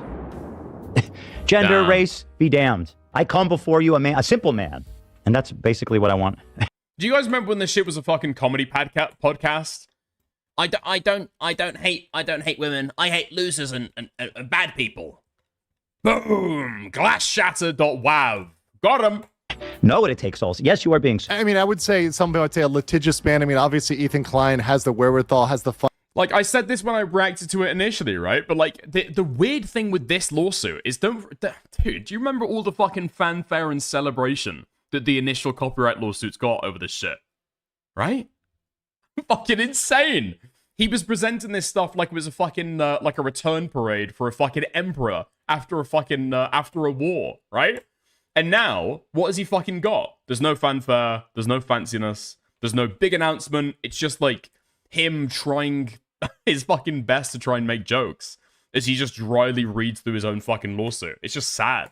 Funding to sue the infinite. There's like no vim and vigor in this guy anymore. Money printer of Ethan Klein, where he will sue you. So that's something I think at this point people should know on the internet and know around, is that Ethan Klein is going to sue you if you step out of line. Good. For defamation, a very good case, I might say, which I'm going to be happy to read you excerpts from today. We'll comment on that. But when his head hits that pillow at night, he can know that he lives in a just world where women are not bullied into silence. It's not about that. Gender equality is at the core of everything I do, and Noah as well. So take solace, my friends, all of you. So this document is actually quite important to me. It archives and sets forth for the record all the defamatory bullshit that has been peddled by Noah and everyone else across the internet. Baseless, disgusting. Of course, to be very clear here, he can only sue Noah for things that Noah said, right? So what everybody else said about him, what might have been in the comments section, what might have been said by other reactors, what Hassan Piker said about it, that actually can't come in the lawsuit against Noah directly. But I get the greater point. The greater point is there are tons of people that feed off of this economy of putting out these defamatory statements. So one content creator posts something that's potentially defamatory, and then other people feed and leech off that. And now you've got hundreds or thousands even of people reacting, commenting, dropping posts related to that. People are acting like this shit is like new, like it's a new fucking phenomena. Sorry, have we not had the internet for like decades at this point? Internet hate in particular. This is not a new phenomena at all. This is just how like mob mentality has worked with public discussion. And now the public can make YouTube videos. That defamation and applying that moniker to you. Hurtful accusations that I support genocide. This is about holding Noah Samsen accountable as one of the main peddlers of this horrible defamation. But in large, just defending myself, my name. And he's got the company and there. This isn't something that's going to be litigated on TikTok or Twitter, which is where I know Hassan and Noah Samsen like to litigate such things. No, this is going to be litigated by a judge and potentially even a jury based on the facts. If it gets forward there. And I'm willing to put that on the line. Okay, so we've got the case there laid out that he's willing to go for defamation. He's willing to go into court. He's willing to push this case. So what are we looking at? Well, this is California case, Orange County. Okay. So Legal Mindset, I don't know if he's been on his fucking pills recently, okay? But he's been giving relatively cogent takes on dramas that I've seen on Twitter. And he's been pretty fucking critical of it so far. Maybe he's got a different audience reaction to what he expected, and he's going to buckle now. Let's see what he thinks. County, California. And California defamation requires a false publication that tends to injure the plaintiff in their reputation or occupation. So on its face, you're thinking, okay, yeah, that's not good. Your reputation is not going to look good if you're pro-genocide. That's definitely going to hurt you from the perspective of Ethan Klein, his lawyers filing this case. Yeah, that's definitely not going to be a good look if someone says you support genocide. That's not a good thing. And of course, that's something that from the perspective of Ethan, when you hear that assessment made, you're saying, well, that's just an untrue statement. That's not factually true. But once again, as with many of these internet figures we cover here on The Legal Mindset, as a public figure, Klein must prove Tectone supports this lawsuit. Oh man, if we picked up any fucking viewers over the Sykkuno coverage, we are going to lose them all now, okay? Tectone is supporting this lawsuit because he sees it as something like against the Assange camp that he can like back up just to fucking grift and get his fucking audience activated. That's the only reason why Tectone's supporting this shit. Tectone does not give a fuck about any of the particulars about this shit. And he does not give a fuck about Ethan Klein in particular, okay? It's just to get people on his side. Actual malice by clear and convincing evidence. Now, that is a very, very, very high standard. So you have to prove, Klein has to prove that he knew the statement was false or there was a reckless disregard for the truth. And the biggest hurdle, the biggest problem here for Klein, and the thing that gives me so much, it really gives me so much angst about whether or not this can make it over the initial threshold, is that opinion versus actual factual assertion dichotomy, that split. So if something is opinion or hyperbole, just somebody being hyperbolic, for example, when we look at cases involving people calling each other bigots or white supremacists or racist or whatever else. Oftentimes that is taken by courts as hyperbole, as opinion, and therefore not subject to defamation. Defamation has to be a statement which someone believes is actual fact and is putting out an actual fact about somebody, not speaking in hyperbole, not speaking as a matter of opinion. And that's very difficult with something like saying they are pro-genocide, to say that was a factual thing, that they support genocide factually. Ethan Klein has to cross that barrier, and that's a very difficult barrier to cross in the law. And as we go into the argument here, California has a very strong anti-SLAPP statute, which is looking at protecting free speech. So what it's going to look at is, okay, is this a protected activity? Is this protected speech? And generally free speech on public issues, such as the Israel-Gaza conflict, is considered a protected activity. That's going to be very difficult to cross that line and say, hey, no, this was actually an assertion of fact saying he factually supported genocide and not something that's discussing a public issue. Now, yo, let's go! He's been taking the pills. He's feeling a lot better now, okay? The Antifa super soldiers are no longer following in the streets, and he can give coherent opinions again. Nice! We love to see it. When is this guy going to start giving me advice again on how to go east? Noah Sampson can file, and probably will file, a special motion to strike the complaint, because under California law, if Sampson wins, Klein needs to pay his attorney's fees. So that will actually get Sampson out of that. He's able to win that motion. Now, Klein has to show, Ethan has to show he has a probability of prevailing, that he has a chance to win. So let's go to my judgment here. So in my judgment, in Orange County, California, jury pool will obviously be more favorable for Klein, a little bit more away from the insanity of LA. Obviously, it was pretty smart to file in Orange County. That's a better venue for him. And he does have a chance, but it is still highly likely to be dismissed by that special motion through California anti-SLAPP statutes. And what I want to know is, why does he keep on saying this as though it's like a really strong deciding factor? Orange County, California, voting records. Or like, what was it, voting result? Let's go for that real quick. What did we get? What did we get? What did we get? Orange County voters sour on Trump and Newsom. Okay.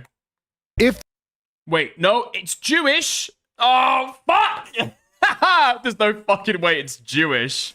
What?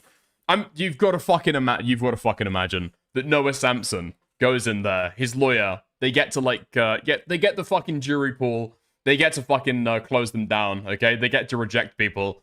Anybody in here ever kissed the wall? The door is there. Thank you very much. I appreciate your time. Thank you for you doing your civic duty. We'll see you later, okay? If that happens, he's going to end up paying Sampson's attorney cost. However, if this survives anti-slap, if by some chance, and I will tell you, I put the odds in Sampson's favor for prevailing on the anti-slap, despite the fact that I think this type of speech on the internet has gone so far in terms of coming up with false narratives, in terms of painting people as horrible people, bigots, racists, white supremacists, pro-genocide. I think that's a horrible, horrible thing, but it's very difficult. Ooh, interesting. Okay. So Orange County, in the 2024 elections between Donald Trump and Kamala Harris, Kamala Harris managed to just eke out a victory over Donald Trump by a plurality of votes. Okay. Republican leaning compared to LA seems like it's still Democratic leaning overall. Difficult to get past these anti-slaps. Why are you watching Lolly Mindset? Only one worse than Chibi. Legal Mindset, okay. I think liked and retweeted a clip of me yesterday, so now we're best friends. And then B, Legal Mindset, believe it or not, actually, like, is a good insight into what the current, like, opinion is. He's a really good temperature check. Even if you don't think that his, like, actual arguments are that kind of meritorious or that, like, well thought through, he is such a good fucking, like, thermometer for the public sentiment. Statutes. And if it does actually prevail, if he actually wins on this, this will be huge because Jewish seems way more important than political record. Yeah, but okay, but the problem is like voting record shows like the majority of people vote this way or another way, right? That's it. Like if you've got an amount of Jewish people in a fucking county in America, how high can that really fucking get, right? We've got to be maxing out at like 5%, 10%. There are not a lot of Jews in the United States. it will open the door.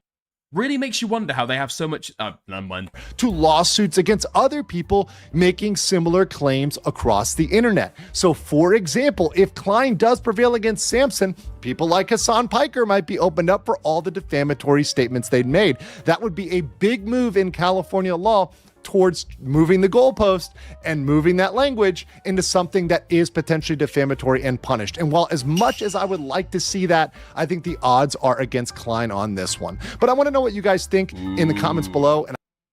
And okay. He's not coming out and saying that it's a total lawsuit.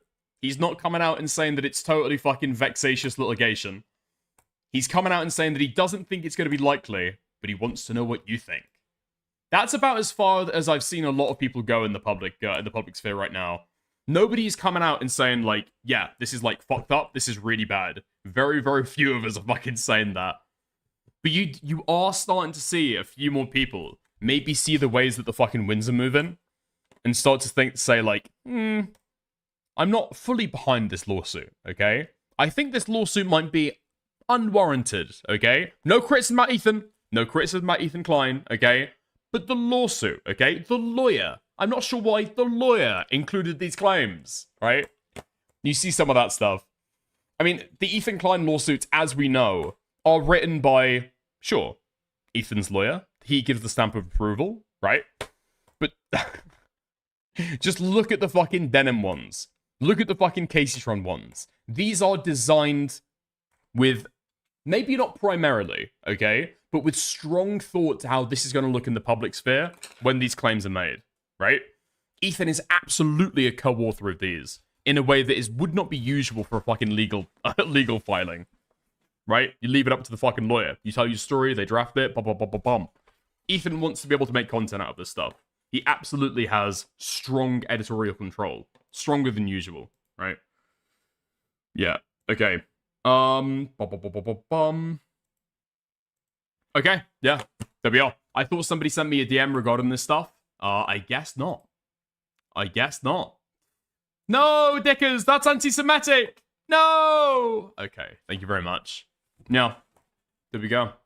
Sold himself out to Thailand's #1 guy for only a single retweet.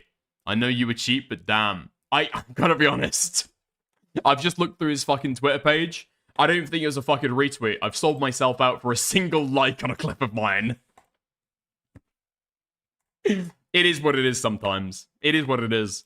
Actually, fuck. I did mean to bring that up at some point. The Hengist clip from yesterday did really fucking well.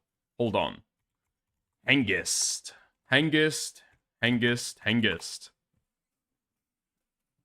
Hold on. Yeah. Fuck. 2.4 thousand likes.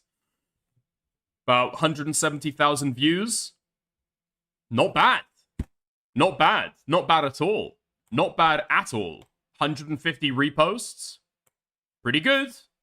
18 comments. Basically, no notes. Great. Ignore the JStalk reply. Ignore the JStalk reply, okay? We had a conversation on stream. He moved over to my position by the end, alright? 18 comments, botted likes, shaking my head. Look at the fucking dono bar right now, Riv. Huh? Look at the fucking dono bar right now. You think I'm out here fucking bottom my likes? Yeah, shut the fuck up. Okay. Great stuff. Alright, fuck it. Did we move on to some of the quarter and stuff? Yeah, probably time to move on to the quarter and stuff, eh? Okay. I don't know if there's any particular way to really go through this stuff. The drama has branched so fucking wildly from the last time that I spoke about this stuff. It's difficult to even know where to start with it. So last time that we covered and talked about it, okay? The place that we left it was with Jeremy, the quartering, saying that he was going to get these guys' fucking channels removed. Saying that he hadn't striked them, he hadn't reported them, but that he was threatening to remove their entire channel, okay? Called out pretty fucking widely. I think I saw something a few days ago where he kind of apologized for, like, saying that he was going to mass report and seemed to take a step back. However, now, yeah. Well, sure to his word, quartering flagged down our entire clip channel for ban evasion. He really is the most pathetic worm you could possibly imagine. Free speech warrior my ass. Our channel is under attack. The clips channel has now been fucking taken down. It's now gone. Okay? It's now gone. And I'm not sure about this because I haven't seen this myself. Okay? But from what I've heard, in the stream when Jeremy was saying, I'm not going to do it. I'm not going to do it. I'm not going to take your fucking channel down. Okay? He is hinting that, well, there's a certain number, there's thousands of people in my fucking chat right now, thousands of people watching me right now, they might do something, but, you know, I'm not going to do anything to you lads. But yeah, yeah. Whichever way you fucking slice it, okay? It doesn't actually matter for me whether Jeremy has been the one to do this, or if one of his audience has. He's signaled to his audience, I believe, allegedly, that they could go and shut this shit down. He said about doing it and issued his complaints over Twitter for the last week at this point. And now this channel's been taken down. It's 100% on him. 100 fucking % on him. There's no way possible to fucking slice it. He's tried to claim that it's not him. I guess. Right? He's tried to claim that he's fucking innocent. Until this came out. Okay? In the Quartering's most recent Rumble stream, he accidentally showed his Team YouTube emails, indicating that he's actively flagging, and almost certainly behind the flagging of Kino Casino, and PPP and Andy Warski's personal channel, with its decade of videos.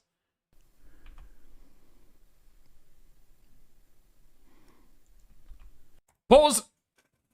Oh, man. So I think before, to try and prove that Jeremy had never flagged down their channels, he did show the report section of a couple of the channels that he owns, right? So I think his live channel and one of the other ones. The problem is, anybody who knows this guy's online history knows that he has like 20 different channels that he started at different points. He started one for pinball machines. He started one for trending topic news commentary. He started one for politics. He started one for Magic the Gathering. Endless. This guy's got endless fucking channels. even before you start considering that he might have alt accounts that he does not publish content on, right? RC Racing. Shit tons, okay? Shit tons. But the one here, mtqheadquarters@gmail.com, I think that's for the Magic the Gathering one, right? He was officially 20 channels, and he's got the coffee one, and again, that's probably even start considering alts. But there we go. YouTube support. Thank you for your report to YouTube. And then there's more ones there. Oops, not that one.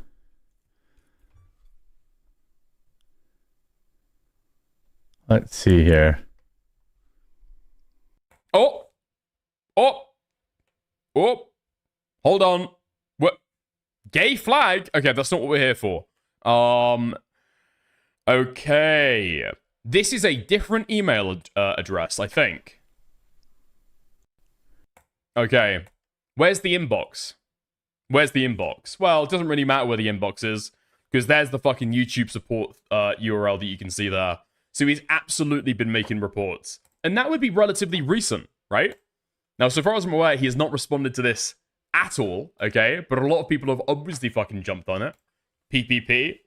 Hey, quartering? Care to explain? Maybe show the report history of your Magic the Gathering channel. You know, the only one you didn't show.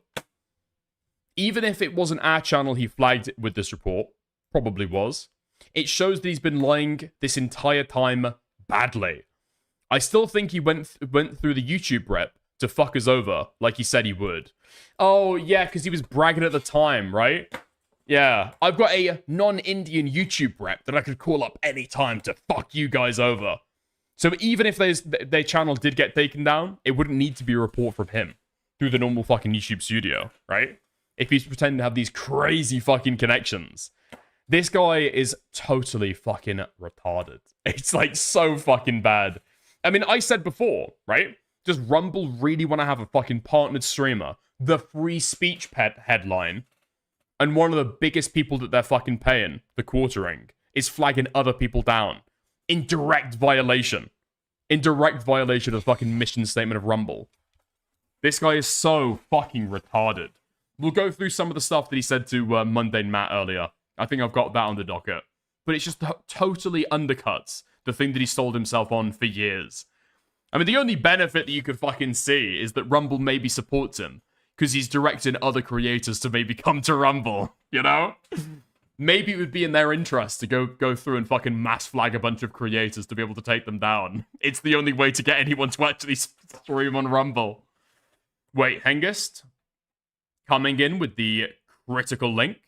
Hold on. Doesn't this guy own a couple airplanes or some shit too? Jeremy is quite fucking rich, yeah, I think. No! No! No! Wife had a wonderful birthday planned for me. It's this guy's birthday! No, fuck off.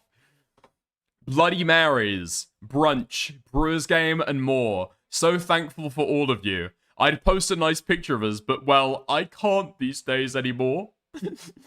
Rested, relaxed, ready to hit the ground running tomorrow. Shut the fuck up. This guy is such an unbelievable pussy. I want to be able to post pictures about my wife, but I can't. Every post, okay, every picture that you put out there as a creator with a I don't know, with a fucking significant other, the reason why you don't put that out is so people can't fucking mock you, right? Every image that you put out like that is liable to be fucked with. How come you can reply? Yeah, check marked only. So I saw that Jeremy did this. Jeremy was changing around the reply permissions on his Twitter page so much that he actually bugged out the system, right? At some points it looked like his channel, his entire fucking Twitter page was protected. Some points it looked as though you couldn't leave a comment, and yet you still could. But he switches between anybody can leave a comment, and now only verified people can leave a comment. Right? Yeah. Yeah. So if you want to leave a reply on this guy, you can, but you've got to pay a fucking monthly fee to Elon Musk for the fucking privilege. Fuck me. Wait, hold on. Does this guy not still have content up about him and his wife?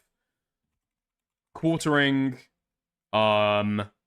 What would it be? Is it pinball machine?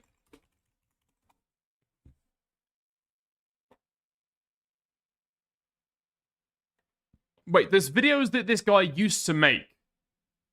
Claw machine. Is it claw? Thank you, thank you, thank you, thank you, thank you. Quartering claw machine. Oh, me. Wait, what? You type in quartering claw machine, and one of the first videos that come up, the only one about the quartering, is Chud Logic from 5 years ago. Okay, let's find the channel name from this then. The Quartering is a professional YouTuber. What does he make YouTube videos about? You might be asking if you don't know. Well, here's the situation. Here's the deal, okay? Give me the deal, Chud. Basically, he makes videos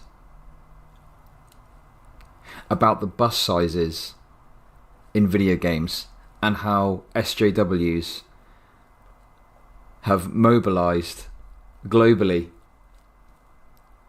in order to infiltrate games developers. Their goal? To reduce the bus sizes of girls in video games. That's it. Nice. Okay, fantastic. Fab.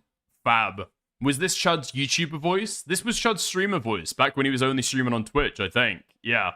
Okay. Nice. I can see how Queeman was inspired. Yeah. Yeah. Okay. Listen, I took from the later Chud streams. Queeman took from the early Chud streams. That's just how that shit fucking went. Okay. Clawstruck. Wait! What? And all of this content is still on the fucking channel. Okay. 8 years ago.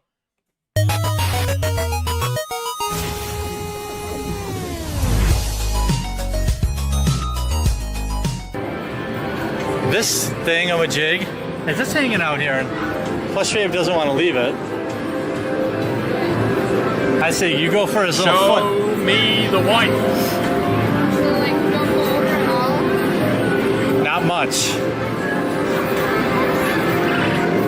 Where is she? Test drive. Where is she? Actually, you got it. No. Oh, next time. What is it? Ah! There we go. Man. So this guy, when he's like trying to fucking self-victimize, saying, I can't even post images of my hacking wife anymore. It's like so fucking performative. It's unbelievable.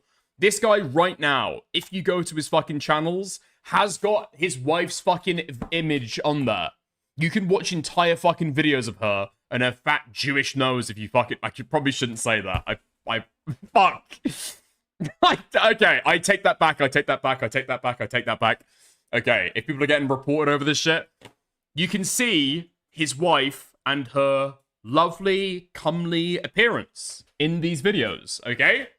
But this stuff is still up there, right? You don't need to go looking far. You just need to know where to fucking look. And all of that stuff is still up there, garnering, even if it's a little fucking trickle, some views, some fucking money for the guy, some fucking AdSense, right? All the stuff that he's put up about his wife previously, he's not taken down. He does not give a fuck about images of his wife being up there. It's just there to be able to sympathy bait to his fucking audience, right? Do Americans not have that word in their fucking lexicon? Comely, as in like, she looks nice enough, you know? Not ugly. She's a pretty enough girl. Comely, right? Anyway, fuck you. Okay. Yeah, Andy Warski makes a video talking about this stuff. The Quartering got my channel. Oh, this was his personal channel. Huh? Wait, okay. I've misunderstood this when I fucking saved it. The Quartering got my channel, Andy Warski, that was unbanned 6 months ago, banned as well. The channel doesn't say terminated. It just shows this page is not available. Team YouTube, this is an attack from a YouTuber who claimed he was going to use a YouTube manager to get us flagged. Retweet everyone. Right, so this doesn't seem as though that would happen through a report, right? That seems like somebody at YouTube is just like, flick the switch, taking it fucking offline. Because that is usually what it'd look like. That is usually what it'd look like. Yeah, this page is not available. Holy fuck. They fucking memory hold Andy Warski's entire fucking channel. Hey everyone, as you all probably seen, the keynote. Like, has he posted any of this content to his personal channel either? That was, like, offensive to the quartering? I don't know how the fuck you even managed to do that. What, is it going to be, like, off-platform behavior? Given the fact that it was all done on Twitch? Sorry, given the fact that it was all done on Kick? That is an insane fucking loophole, is basically what I'm trying to say. It's an insane loophole to be fucking, to try and jump through, to be able to get this guy's channel taken down. Casino Clip channel was flagged down by the quartering. He's actually bragging about it right now by showing cards on his main Twitter page. And we weren't banned off of YouTube. We weren't ban evading. I was unbanned. I tweeted about this 3 days ago, and I put the link. Well, someone just sent me a little tweet there, and I checked the link. Not even terminated. Just it's not appearing now.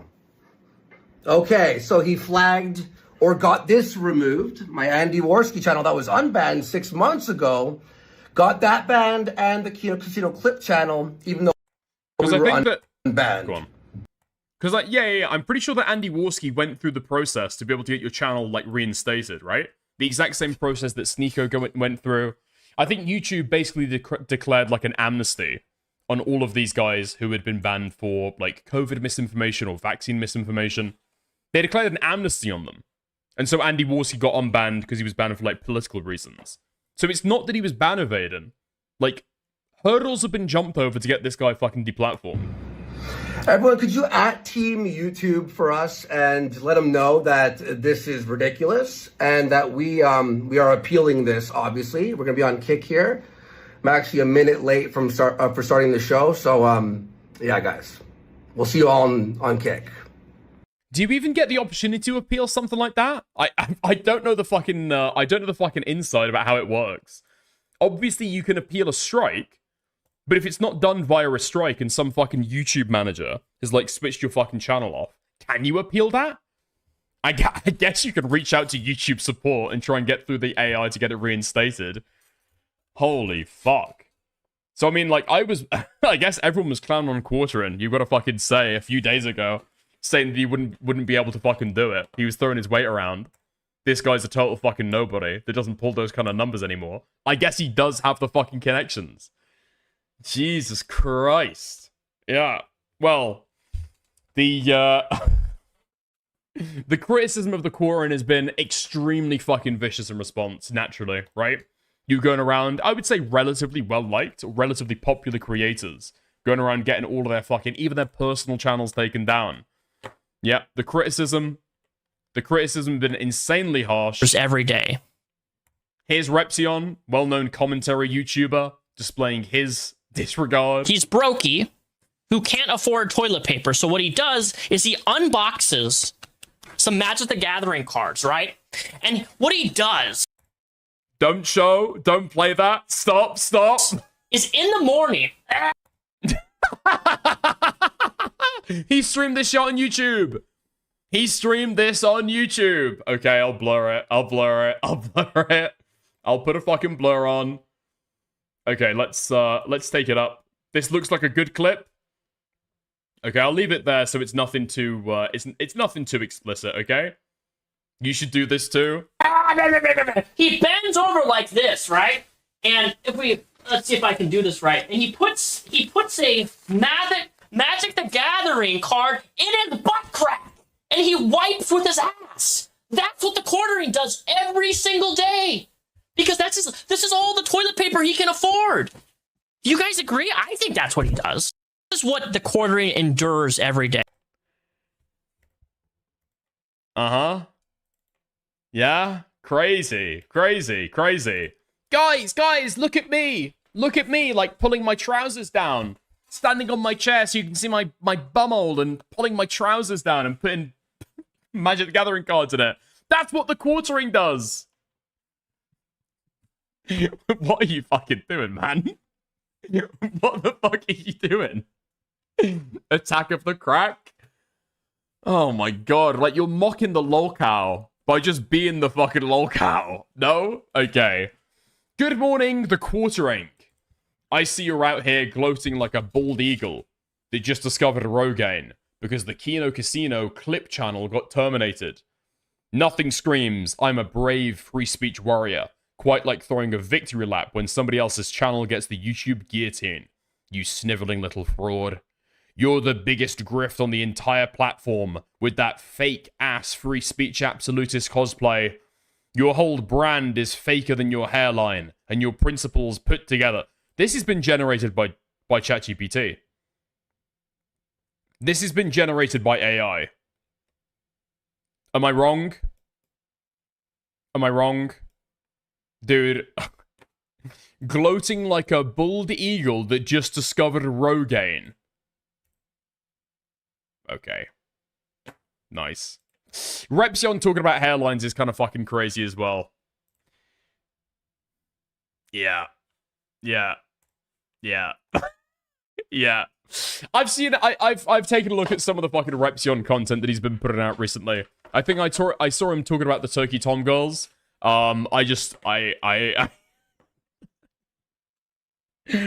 are the guys they used to allow in the fucking cabal. Really? Really? Generate a list of insults for a bald guy. No, I'm guessing that, like, the quartering is probably, like, enough of a big guy that you can just type in, generate a bunch of insults for the quartering. Or type me out a fucking call-out post of the quartering. Yeah? Fucking hell. Have you seen the Repsion segment about his Facebook dates? I have not seen that. No. How old is Repsion? Because I thought he was like, he's a fucking like veteran creator that a bunch of people respect. No? That's what I thought. Repsion videos Aquino? That's what I hear all the time. Yeah, almost 1 million fucking subscribers. We're still talking about Onision in 2026. A month ago, Onision was denied in court. But I had to because we have an update, all right? We have a significant, big onion update, okay? I wouldn't be making this if there wasn't something substantial, something to actually bring you that's news that you probably don't know about that nobody's really talking about on YouTube. So, allow me to be the first person to give it to you. Okay, for those of Do you get it, guys? He's got an onion. He's got an onion. Yeah. Yeah. Okay. Excellent stuff. Nice. Guaranteed that banged for his channel too. It got over 100,000 views. So, yes, somehow that did manage to fucking bang. You got a bunch of, like, 40-year-old boomers on YouTube who are still watching content about Onision because they think that's the hip drama to be talking about. Oh my fucking god. Fuck me. Okay. Nice, nice, nice. Let's get to the actual quartering drama that we're here to fucking talk about. Let's get to the shit that's in the fucking title. Okay? Let's get to the quartering talking about Melonie Mac. Let's get to the Melonie Mac segment. Melonie Mac. Now, I think the quartering has had some kind of association for a while with Melonie Mac. He's spoken about creepy things with her, wanting to impregnate her. He's been speaking pretty fucking lasciviously. He does this with all of his fucking female co-hosts, right? I think somebody put together an edit, maybe I'll try and find it, the other day, where he's like bringing on people onto his politics show, ostensibly for political coverage. This person has got like a Substack, they're like a relatively serious political content creator, and they're pregnant, and he's talking about how big their boobs are, and like whether they're going to be milked. And that's the show, right? That's the fucking show. But yeah, the way that this guy talks about like female co-hosts on his fucking show, it's just like, who can fucking watch it? Literally, who could watch it? My theory for this stuff, like the quartering when he brings women onto his show and talks about them like that, like, the only people who are watching it are jerking their dicks because it's like a non-consensual, like, sexual interaction on the woman's behalf, right? They're, like, jerking off because the woman is, like, obviously uncomfortable and he's, like, massively overstepping their fucking boundaries. Talking about fucking weird fetish stuff, but the fact that she's fucking pregnant. Oh, anyway. I'm not going to get into all the fucking details there, but nevertheless. Melonie Mac has been the subject of some of these comments before, which has led to widespread speculation that maybe she was swinging with the quartering and cheating on her husband. Anyway, she responds. She doesn't just address that, she addresses the wider quartering drama as well, and apparently defends him really fucking hard.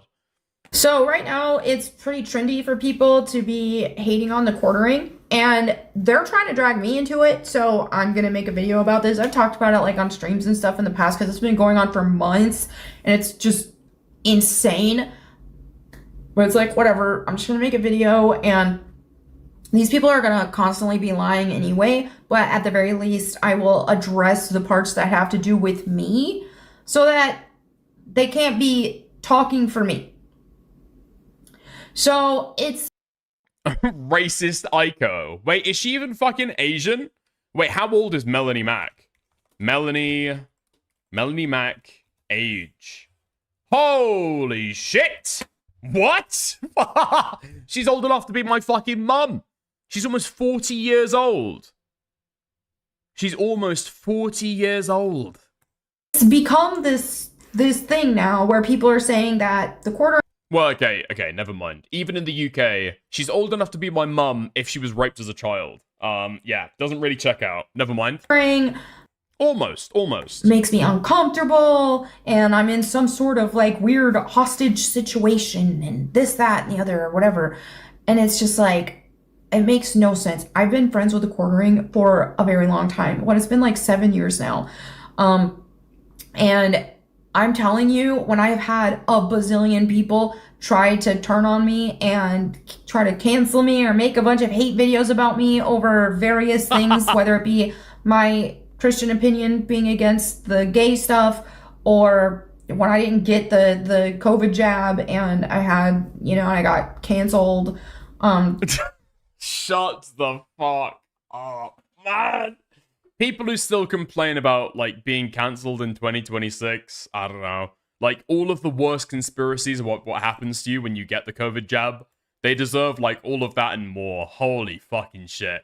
Your closest content associate is being called out as a total fucking wretch scumbag who's undermined all of his fucking values and is currently on a malicious mass flagging campaign. That's the reason why you're being asked to comment on the fucking drama.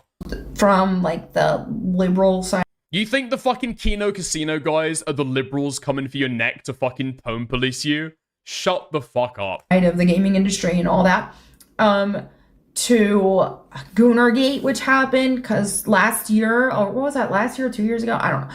Anyway, whenever I, like, spoke out about, as a Christian, I am not advocating for Gooner games. I don't like them, and I don't play them, and that's not what I want to see in gaming. Fucking God. I mean, I get she's a fucking creator, okay? She's got her own stuff going on. She's got her own brand and blah, blah, blah, blah, blah. She probably thinks she's her own audience. Fuck me, man. This is self-indulgent as fuck. Nobody gives a fuck about Goonergate anymore. Talk about the drama. Then I had a bunch of people who, because that's the thing. I went from being canceled from one group of people to making new friends to these new friends now turning on me, because that's the thing. Content creators are like snakes. Most of them are. Like, they don't care anything for just some clicks. Anything for some clicks and some views. So they will turn on people. So the amount of people who actually have your back is so few and far between. And that's the thing is... I don't know if this is like me being prejudiced and slightly misogynistic, which, if so, great, adds to my aura. But, I mean, I don't want to hear about Christian values from some fucking 40-year-old wench with dyed hair, a choker, and tattoos all over her fucking hands. No? Like, sure, she's got the fucking cross necklace. Next to the choker, though, that shit cancels itself out. It cancels itself out like 10 times over. The choker is like a demonic sign of the e-whore. The quartering had my back. He stayed a loyal friend, and that's how he is with his friends.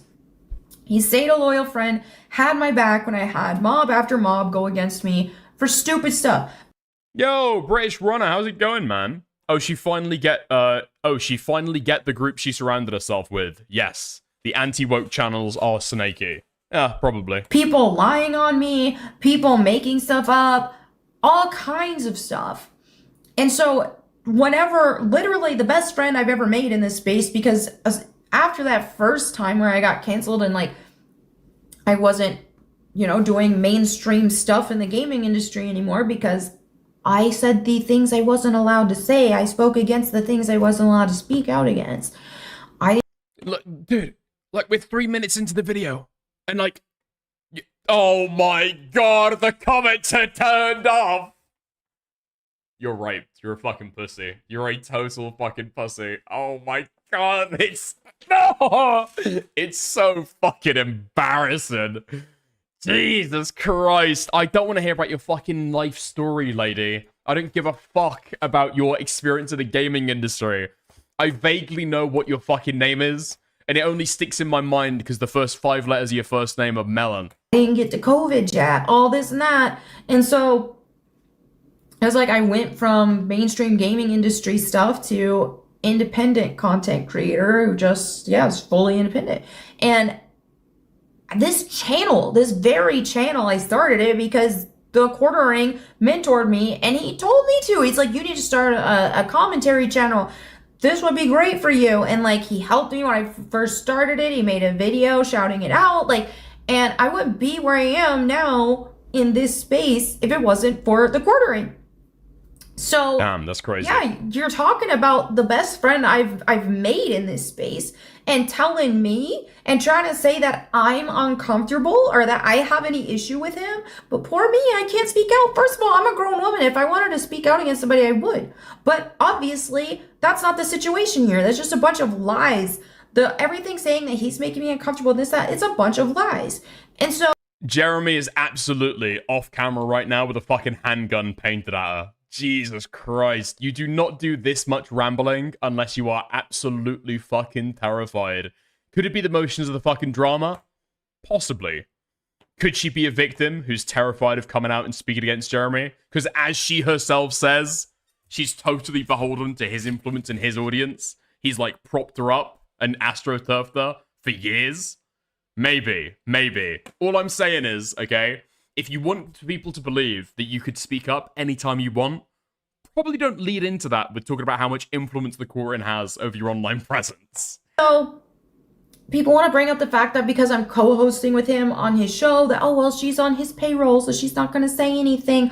It's like, I have been in the space of like content creation, and I have, 15 plus years, how long? 15 years of experience in the mainstream gaming industry. I've been on television. I've done all kinds of stuff, and I've made a lot of money.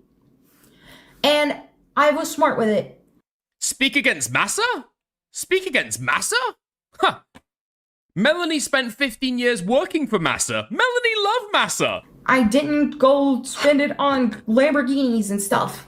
I saved my money and I invested my money. So I'm in a situation where I don't have to be on a podcast to pay my bills. I appreciate it. You're uploading a video getting 54,000 fucking views, okay? Obviously there are fucking moneyed incentives there. Okay, fine. Listen, okay? If she wants to say that she doesn't mind being fucking openly sexualized on livestream for the attention of middle-aged incel men, fine, okay? That's totally fucking fine. If she wants a bunch of 50-year-old conservatives drooling over the thought about her having a fucking nip slip on livestream, more power to her, okay? We support sex workers here, absolutely. And it's nice, but I don't have to have it. I don't have to do content creation. Like, my husband... It's just it is absolutely fucking crazy to say you don't need the money at all. You don't need the influence or the internet fame. You're, like, allowing another man to, like, pimp you out and make lascivious comments about you for free. As well, he could take care of us on his own if he wanted. Like, I could be a full-time housewife and not have to do any of this. But I like to do it. It's fun. It's like I started before monetization was even a thing on YouTube, and I still do this stuff because it's fun. and I like it. And yeah, it's fun to make money too. I still like making money, but I'm not beholden to the quartering because he pays me to be on his podcast. So this whole narrative that like, oh, she's uncomfortable with him, but she can't speak out because like she needs the money. That's bogus. Like, I am good. God has blessed me, and God has blessed my husband, and God has blessed us together. So that's not even the case. So it's just absurd. It's insanity. But honestly, I think a lot of it is people are getting some clicks, people are getting some views, and right now in the content creation space and on YouTube, we had an algorithm change that happened several months ago or so, a year maybe tops, but around that time, and people are still trying to figure it out because, you know, for a lot of channels and a lot of the channels that are doing this, the algorithm changed from what it was before. That used to be really good on it. And so these style of channels, the social commentary style of channels, things have changed a lot. And so, man, is this just like legacy creators who've been around for like the longest time have now just like aged out of the game and don't realize that no, it's not the fucking algorithm that's changed. It's people's like tastes that have changed, right? Your style of content has gone out of fashion. The algorithm has not fucked you over. You can adapt and change up your fucking style and keep carrying on. If you want to do the way you've always fucking done it, then go ahead. But the audience is going to be there, right? It's nothing to do with the algorithm. whenever they find Like, this would usually be an amazing fucking segment for me, okay? I've got a 40-year-old hag with dyed hair, a choker, who pretends to be fucking Christian, defended a fucking lolcow at the quartering. And even I am feeling bored speaking about this woman. Holy shit, she's got energy vampire fucking aura. Oh, I'm sure it's the algorithm though, my love. I'm sure it's the algorithm. something that's working, or they roll with it. And so right now it's trendy to hate on the quartering, and I think it's dumb. And I think honestly, I think a lot of it is yeah, it's some cheap clicks right now. But also it's just after Jeremy came to Christ, the attacks on him have gotten greater. And I've seen this as I started expressing my faith in Christ, as I started sharing the word of God, as I started speaking out against sin, the attacks on me ramped up to a crazy degree. Crazy. Yes, okay, because even people who are, like, slightly religious don't like it when other people are, like, I don't know, like, Bible bashing or trying to moralize from the fucking Bible. It comes across as obnoxious to literally everyone else other than a hyper-specific, like, aspect of Christian. Oh my god, I can't stand the Christian persecution complex. It is, like, so infuriating to deal with. And so now that Jeremy is, like, new to the faith, we're seeing the attacks on him grow at a level it's never been before. What do you mean new to the fucking faith? New to the faith? Shut the fuck up, man. Nobody gives a fuck that he's religious. I didn't even realize that Jeremy was, like, pretending to be religious until right now, okay? That's not a part of any of this at all. I mean, he might be new to the fucking faith, but when are people going to break to him that swinging is not in the fucking Bible? And I'm truly convinced that it's because that at the root of it, it's because he came to Christ. And that's the thing. They hated Christ, so they'll hate Christ in you. If Christ is in you, they're going to hate you too. And I think that I don't think people hate Jeremy because Christ is in him, okay? I think they're mocking Jeremy because thousands of men are in his wife. Thousands of men. Tyrone. Jesus is also in Jeremy's wife as well. That's true. I don't know if there's quite room for Jesus though. He might be squeezed out there. that's a huge part of what's going on. But I'm really proud of Jeremy I'm just really proud of him. Remember when Jesus used to sexually harass his co-hosts? Listen, you weren't there at the Last Supper, okay? A lot of shit they fucking didn't write down. Talking about Mary Magdalene's big booba. I've seen so much growth in him, and I'm very happy to be his friend, and I will be a loyal friend to him. So regardless whether I'm on his show or not. So people are still gonna lie. People are gonna still say this, that, or the other. I don't care. I'm telling the truth, and people are gonna believe whatever they want. So it is what it is, but all I've got to say is this the fucking caliber of personality that managed to exist on YouTube a long time ago? I feel like I'm looking at a fossil right now of a fucking bygone age. Holy fuck. This person is so fucking unlikable. Jesus Christ. How the fuck do people like this garner an audience? Is all these lies about me, anything involving me, is just dumb. It's not about you, you fucking retards! Not everything in life is about you. I don't give a fuck about you. My God. The drama is about Jeremy and your association with him. Oh my God. We only care about you insofar as you've got an association with a man who's actually fucking important here, sweetheart. And you just see it. You can hear straight from the horse's mouth right now. Those are lies. And stupid. And what it is it's people who are being very vicious because these people say these things because... I don't even know why I'm getting so annoyed. I don't even know why I'm getting so fucking annoyed at this video. I think she's coming across as, like, slightly dislikable. And I'm, like, taking it up and ratcheting it up to a fucking 11. I don't know why I'm getting so angry. Because they want to ruin friendships between people. Whenever they find a target, someone they don't like, they want to ruin their life. And so they're trying to ruin their friendships. They're trying to ruin people's relationships with their family. All this stuff when they go through these type of measures. It is evil. It's demonic. So, but yeah, I think it's absolutely ridiculous. So there you have it. There you have the actual truth. And yeah, I'm sure people... Oh, and there's no fucking way that this bitch got a fucking video within the mid-roll ad period. Holy fuck. Now I understand the big long ramble at the fucking beginning. Jesus Christ. These people are actual demonic scum. They are demonic scum, and they only exist to, like, milk you of your fucking AdSense dollars. That's the only reason that Satan put them on this fucking earth. Okay.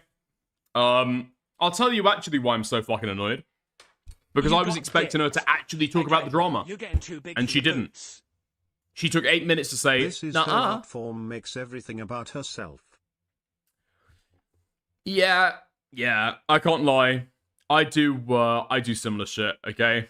I don't know. Do I? Not to this degree, and I'm a fucking streamer. We're as narcissistic as they come, or so I thought. Thank you for the £2, British runner. Okay. Jesus Christ. What a dislikable cow.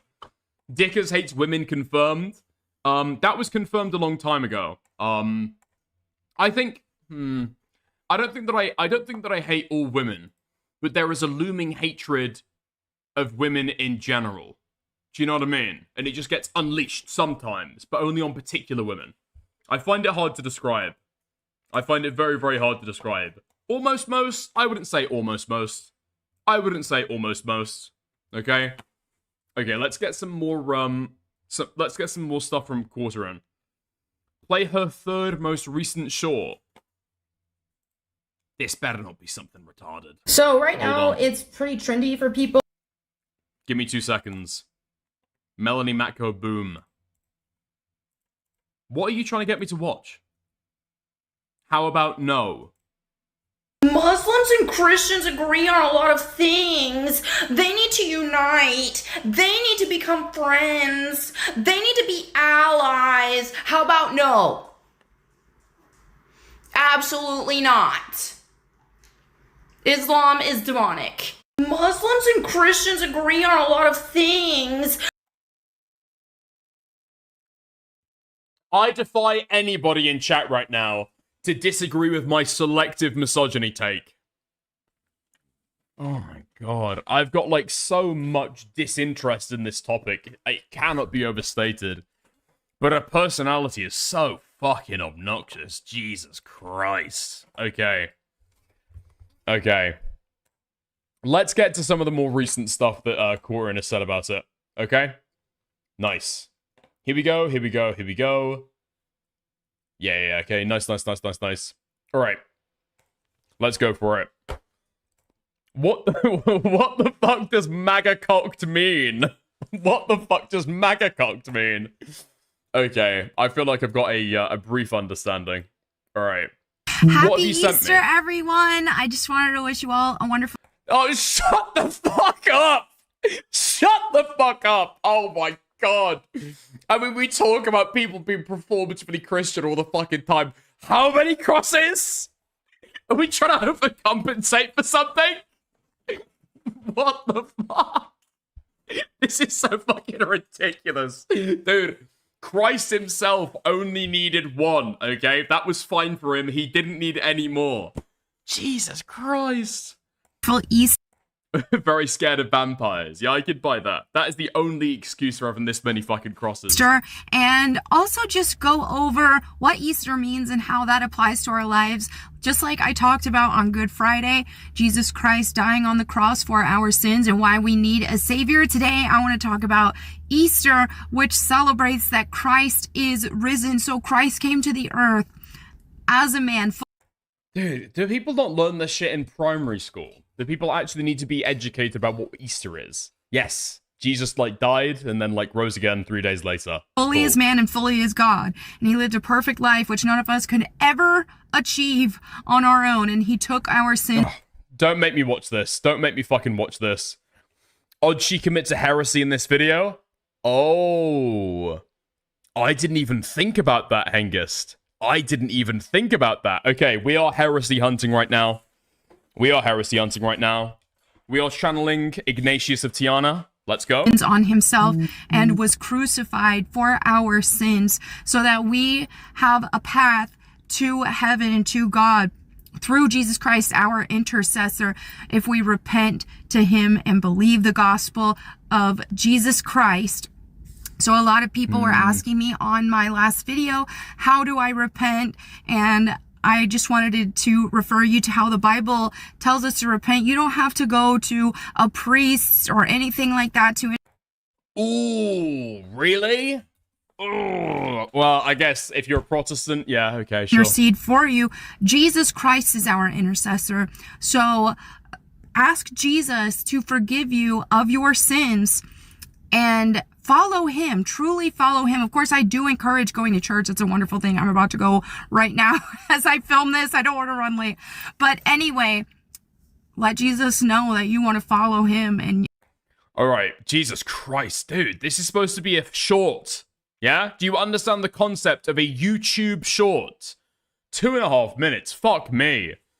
Church fit? I mean, you'd want to cover up the fucking tattoos, wouldn't you? Like, I know that a lot of Christians want to fucking reject the Old Testament, okay? But that shit is not kosher, okay? And it's still not kosher for Christians. Oh my god. Fuck me, man. I cannot imagine going to church and somebody shows up with that many fucking crucifixes. You are trying way too fucking hard. You're like, in your like personal life, you're a drug dealer, you're a prostitute, and you're a mass murderer, right? That is what you're telling people when you come in with that many fucking crosses. Holy shit. She moved from Jesus quicker than I wanted for a heresy. No, I don't get any heresies there. I don't get any heresies. You know, there are Bible verses against, like, adorning yourself with excessive jewelry.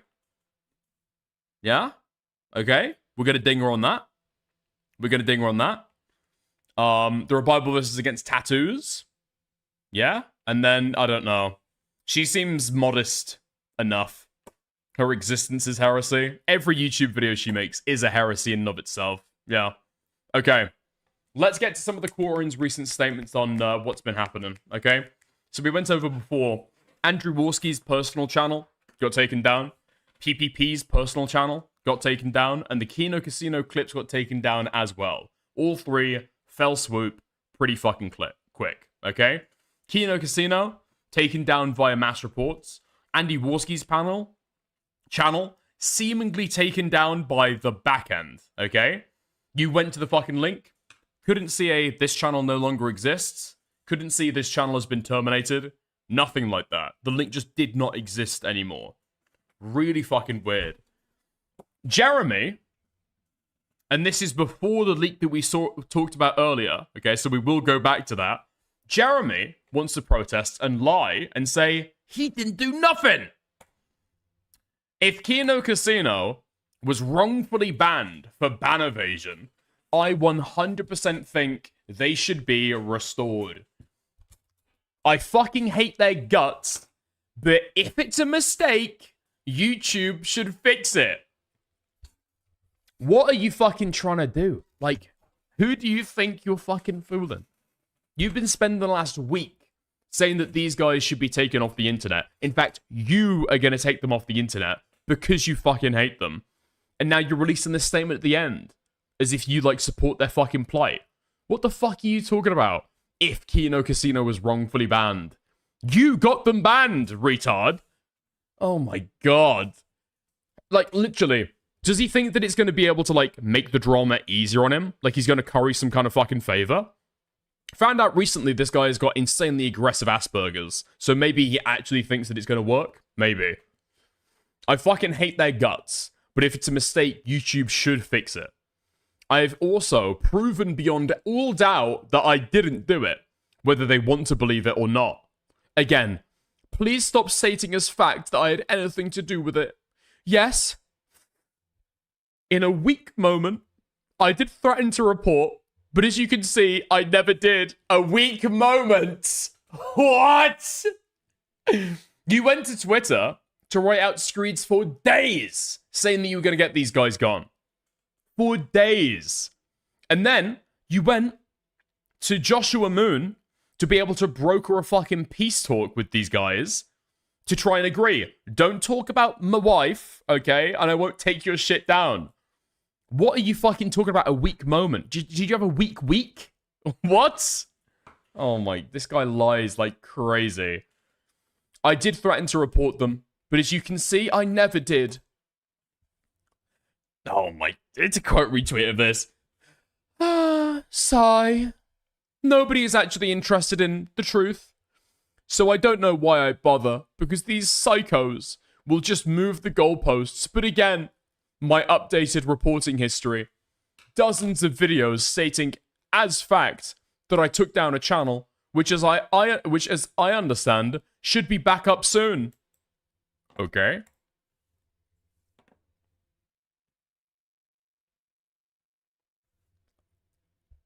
Interesting. Interesting. So that's the main channel, okay? The quartering. Let's see the Magic the Gathering video. Let's see the Magic the Gathering. Let's see the Magic the Gathering channel. Please? Would you mind showing us? Because I think, what was it, 12 hours after we released this tweet? Hold on. Checking the times. 12 hours, 24 hours, okay? He went live on Rumble, was typing in the search page, and got led to this. I showed it earlier, okay? I showed it earlier. But after he comes out and lies to his fucking teeth and said that he had nothing to do with it. Oh! Hold up. Hold on a moment. YouTube support. Thank you for reporting to YouTube. Excuse me? What's this? MTQ headquarters at gmail.com. Thank you for your report.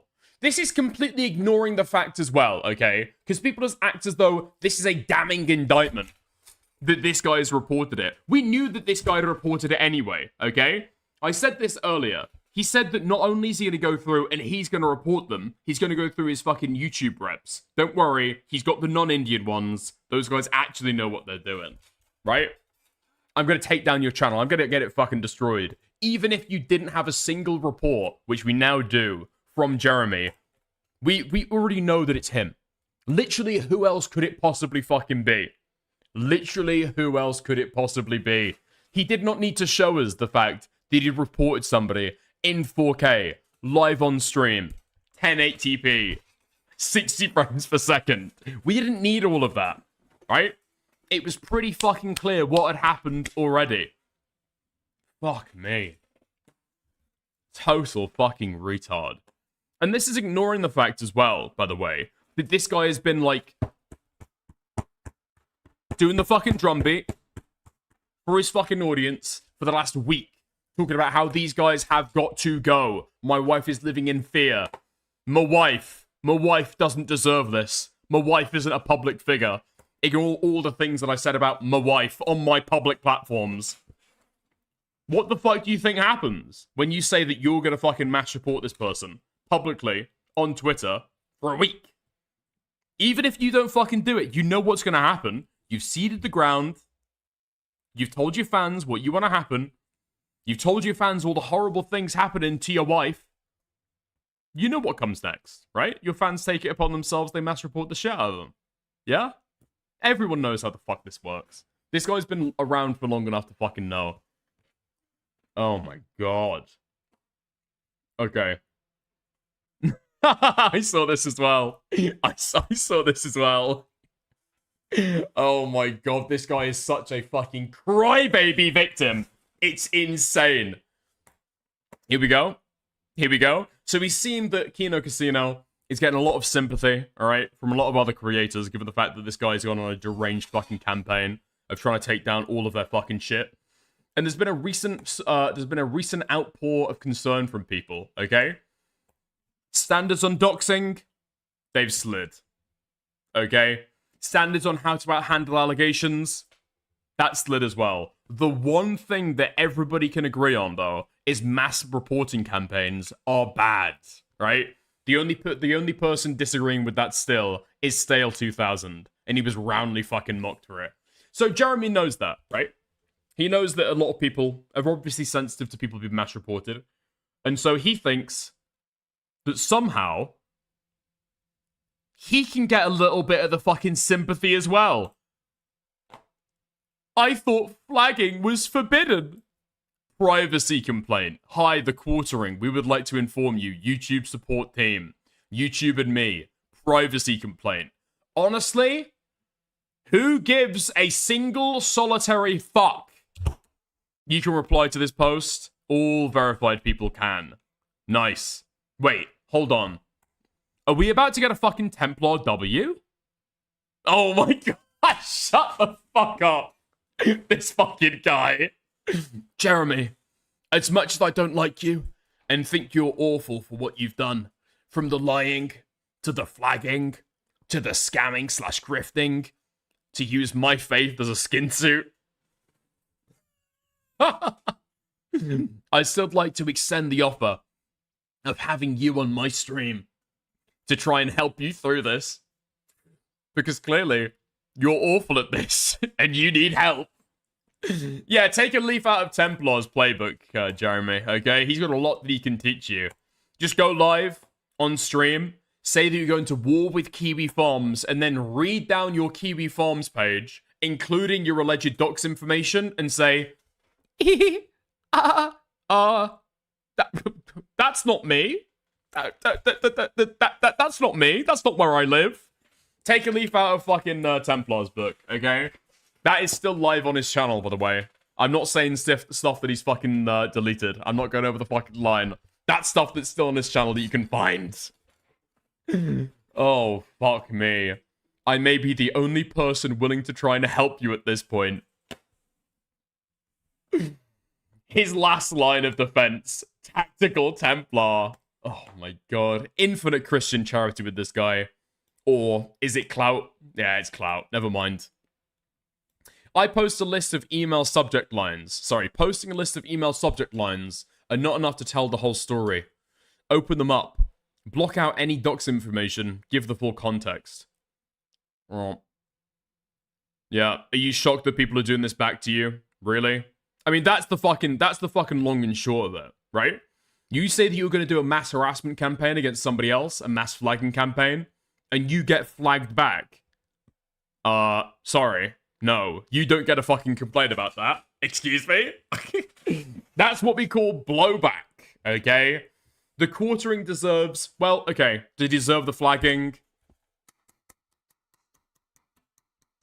Am I about to have my own America deserved 9/11 moment? No, Jeremy doesn't deserve the fucking flagging, but he's absolutely brought him on himself. Fair? I think that's fair. I think that's fair. Alright. Anything else from this guy? Oh, there was something that he posted about my wife. Hold on. Where's my wife? Oh, okay. What? And for my final act, I will prove my rep no longer even works at YouTube. I have just proven every single allegation. Anybody accusing me now is doing so in bad faith. I reached out when my channel started to get flagged. by certain folk gowned out, found out he didn't even work there anymore. What? Okay, send an email to blank. Be super specific about what's going on. Okay. I can't help. I left YouTube. Lol. Yeah, okay. Well, guys, he's totally disproven the allegations. Totally fucking dispelled them, okay? Because here he is with an email sent to who? No clue. No clue at all. No idea at all who this guy is. I'm sure this is the only person that he's got a connection to at YouTube. Absolutely. I just, at this point, I think I've said before, right? I say this quite a lot when I'm talking about drama. I do like to just leave the cynicism on the table a little bit and sometimes give somebody a little bit of the grace that maybe other people wouldn't, okay? This guy deserves none. Like, actually fucking none. Like, he's expended all the fucking charity that he had. Right? I just do not believe a single thing that this guy fucking says. Has he addressed his fucking flagging history getting exposed at all? Wait, so this was posted... What time for me? 14 hours ago. Okay, so this was 10 hours ago. We were so close. I didn't even know he didn't work there anymore. Can we be done already? Part of me thinks that this is like so embarrassing and humiliating. It has got to be a fucking act, and yet I don't think that it is. I think that he's actually fucking melting down over this stuff. Hold on. Oh my god, wait, what? 21 hours. Fast forward 11 hours. So it's after this. The trajectory of the meltdown could not be more clear. After it's exposed that he's actually had emails sent to YouTube support from a particular email that he owns, that is when he starts with the fucking, guys, can we be done now? I'm getting flagged. You know that thing that I said that I was going to do to you, and all the evidence points to the fact that I did do it to you? It's happening to me now. Can we stop playing? I don't like this game anymore. Hold on. Let's have a look. Let's see. Can we get the fucking replies? Wait, what?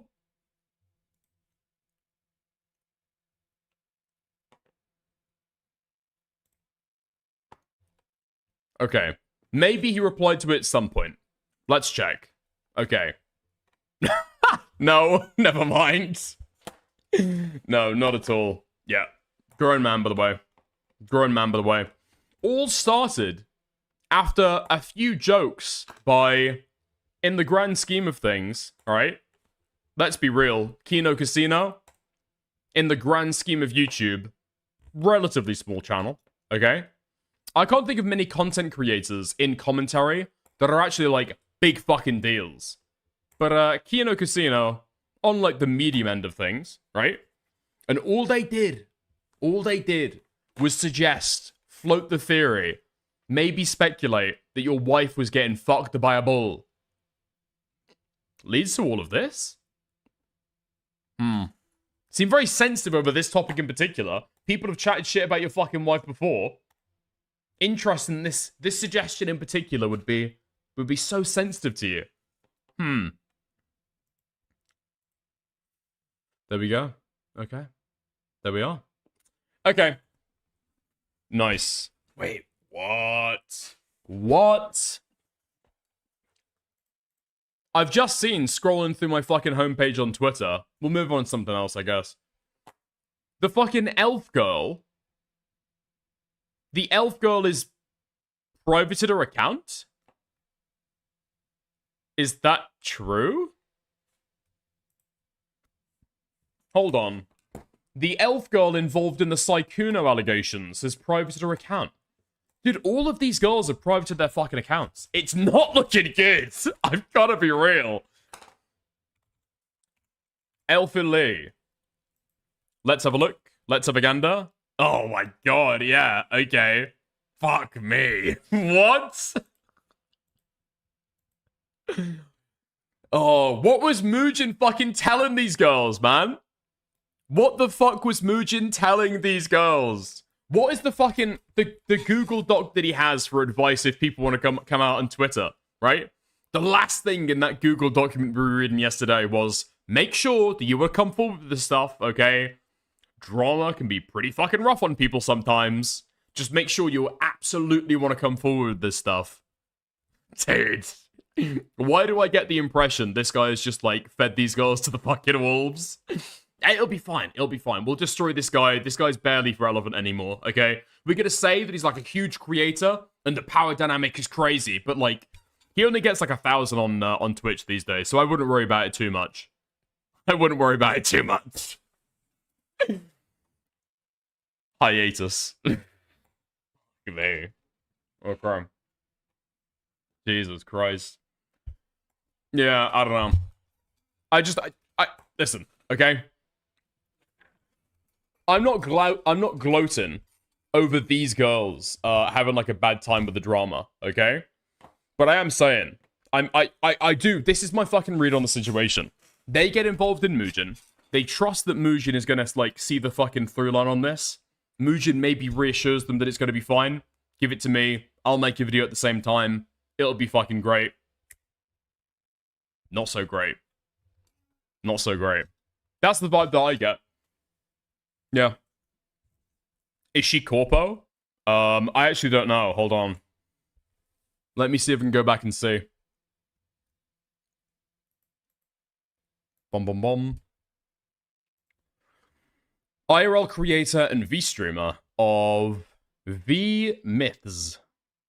A group of mythical VTubers and IRL content creators who love games and chill vibes.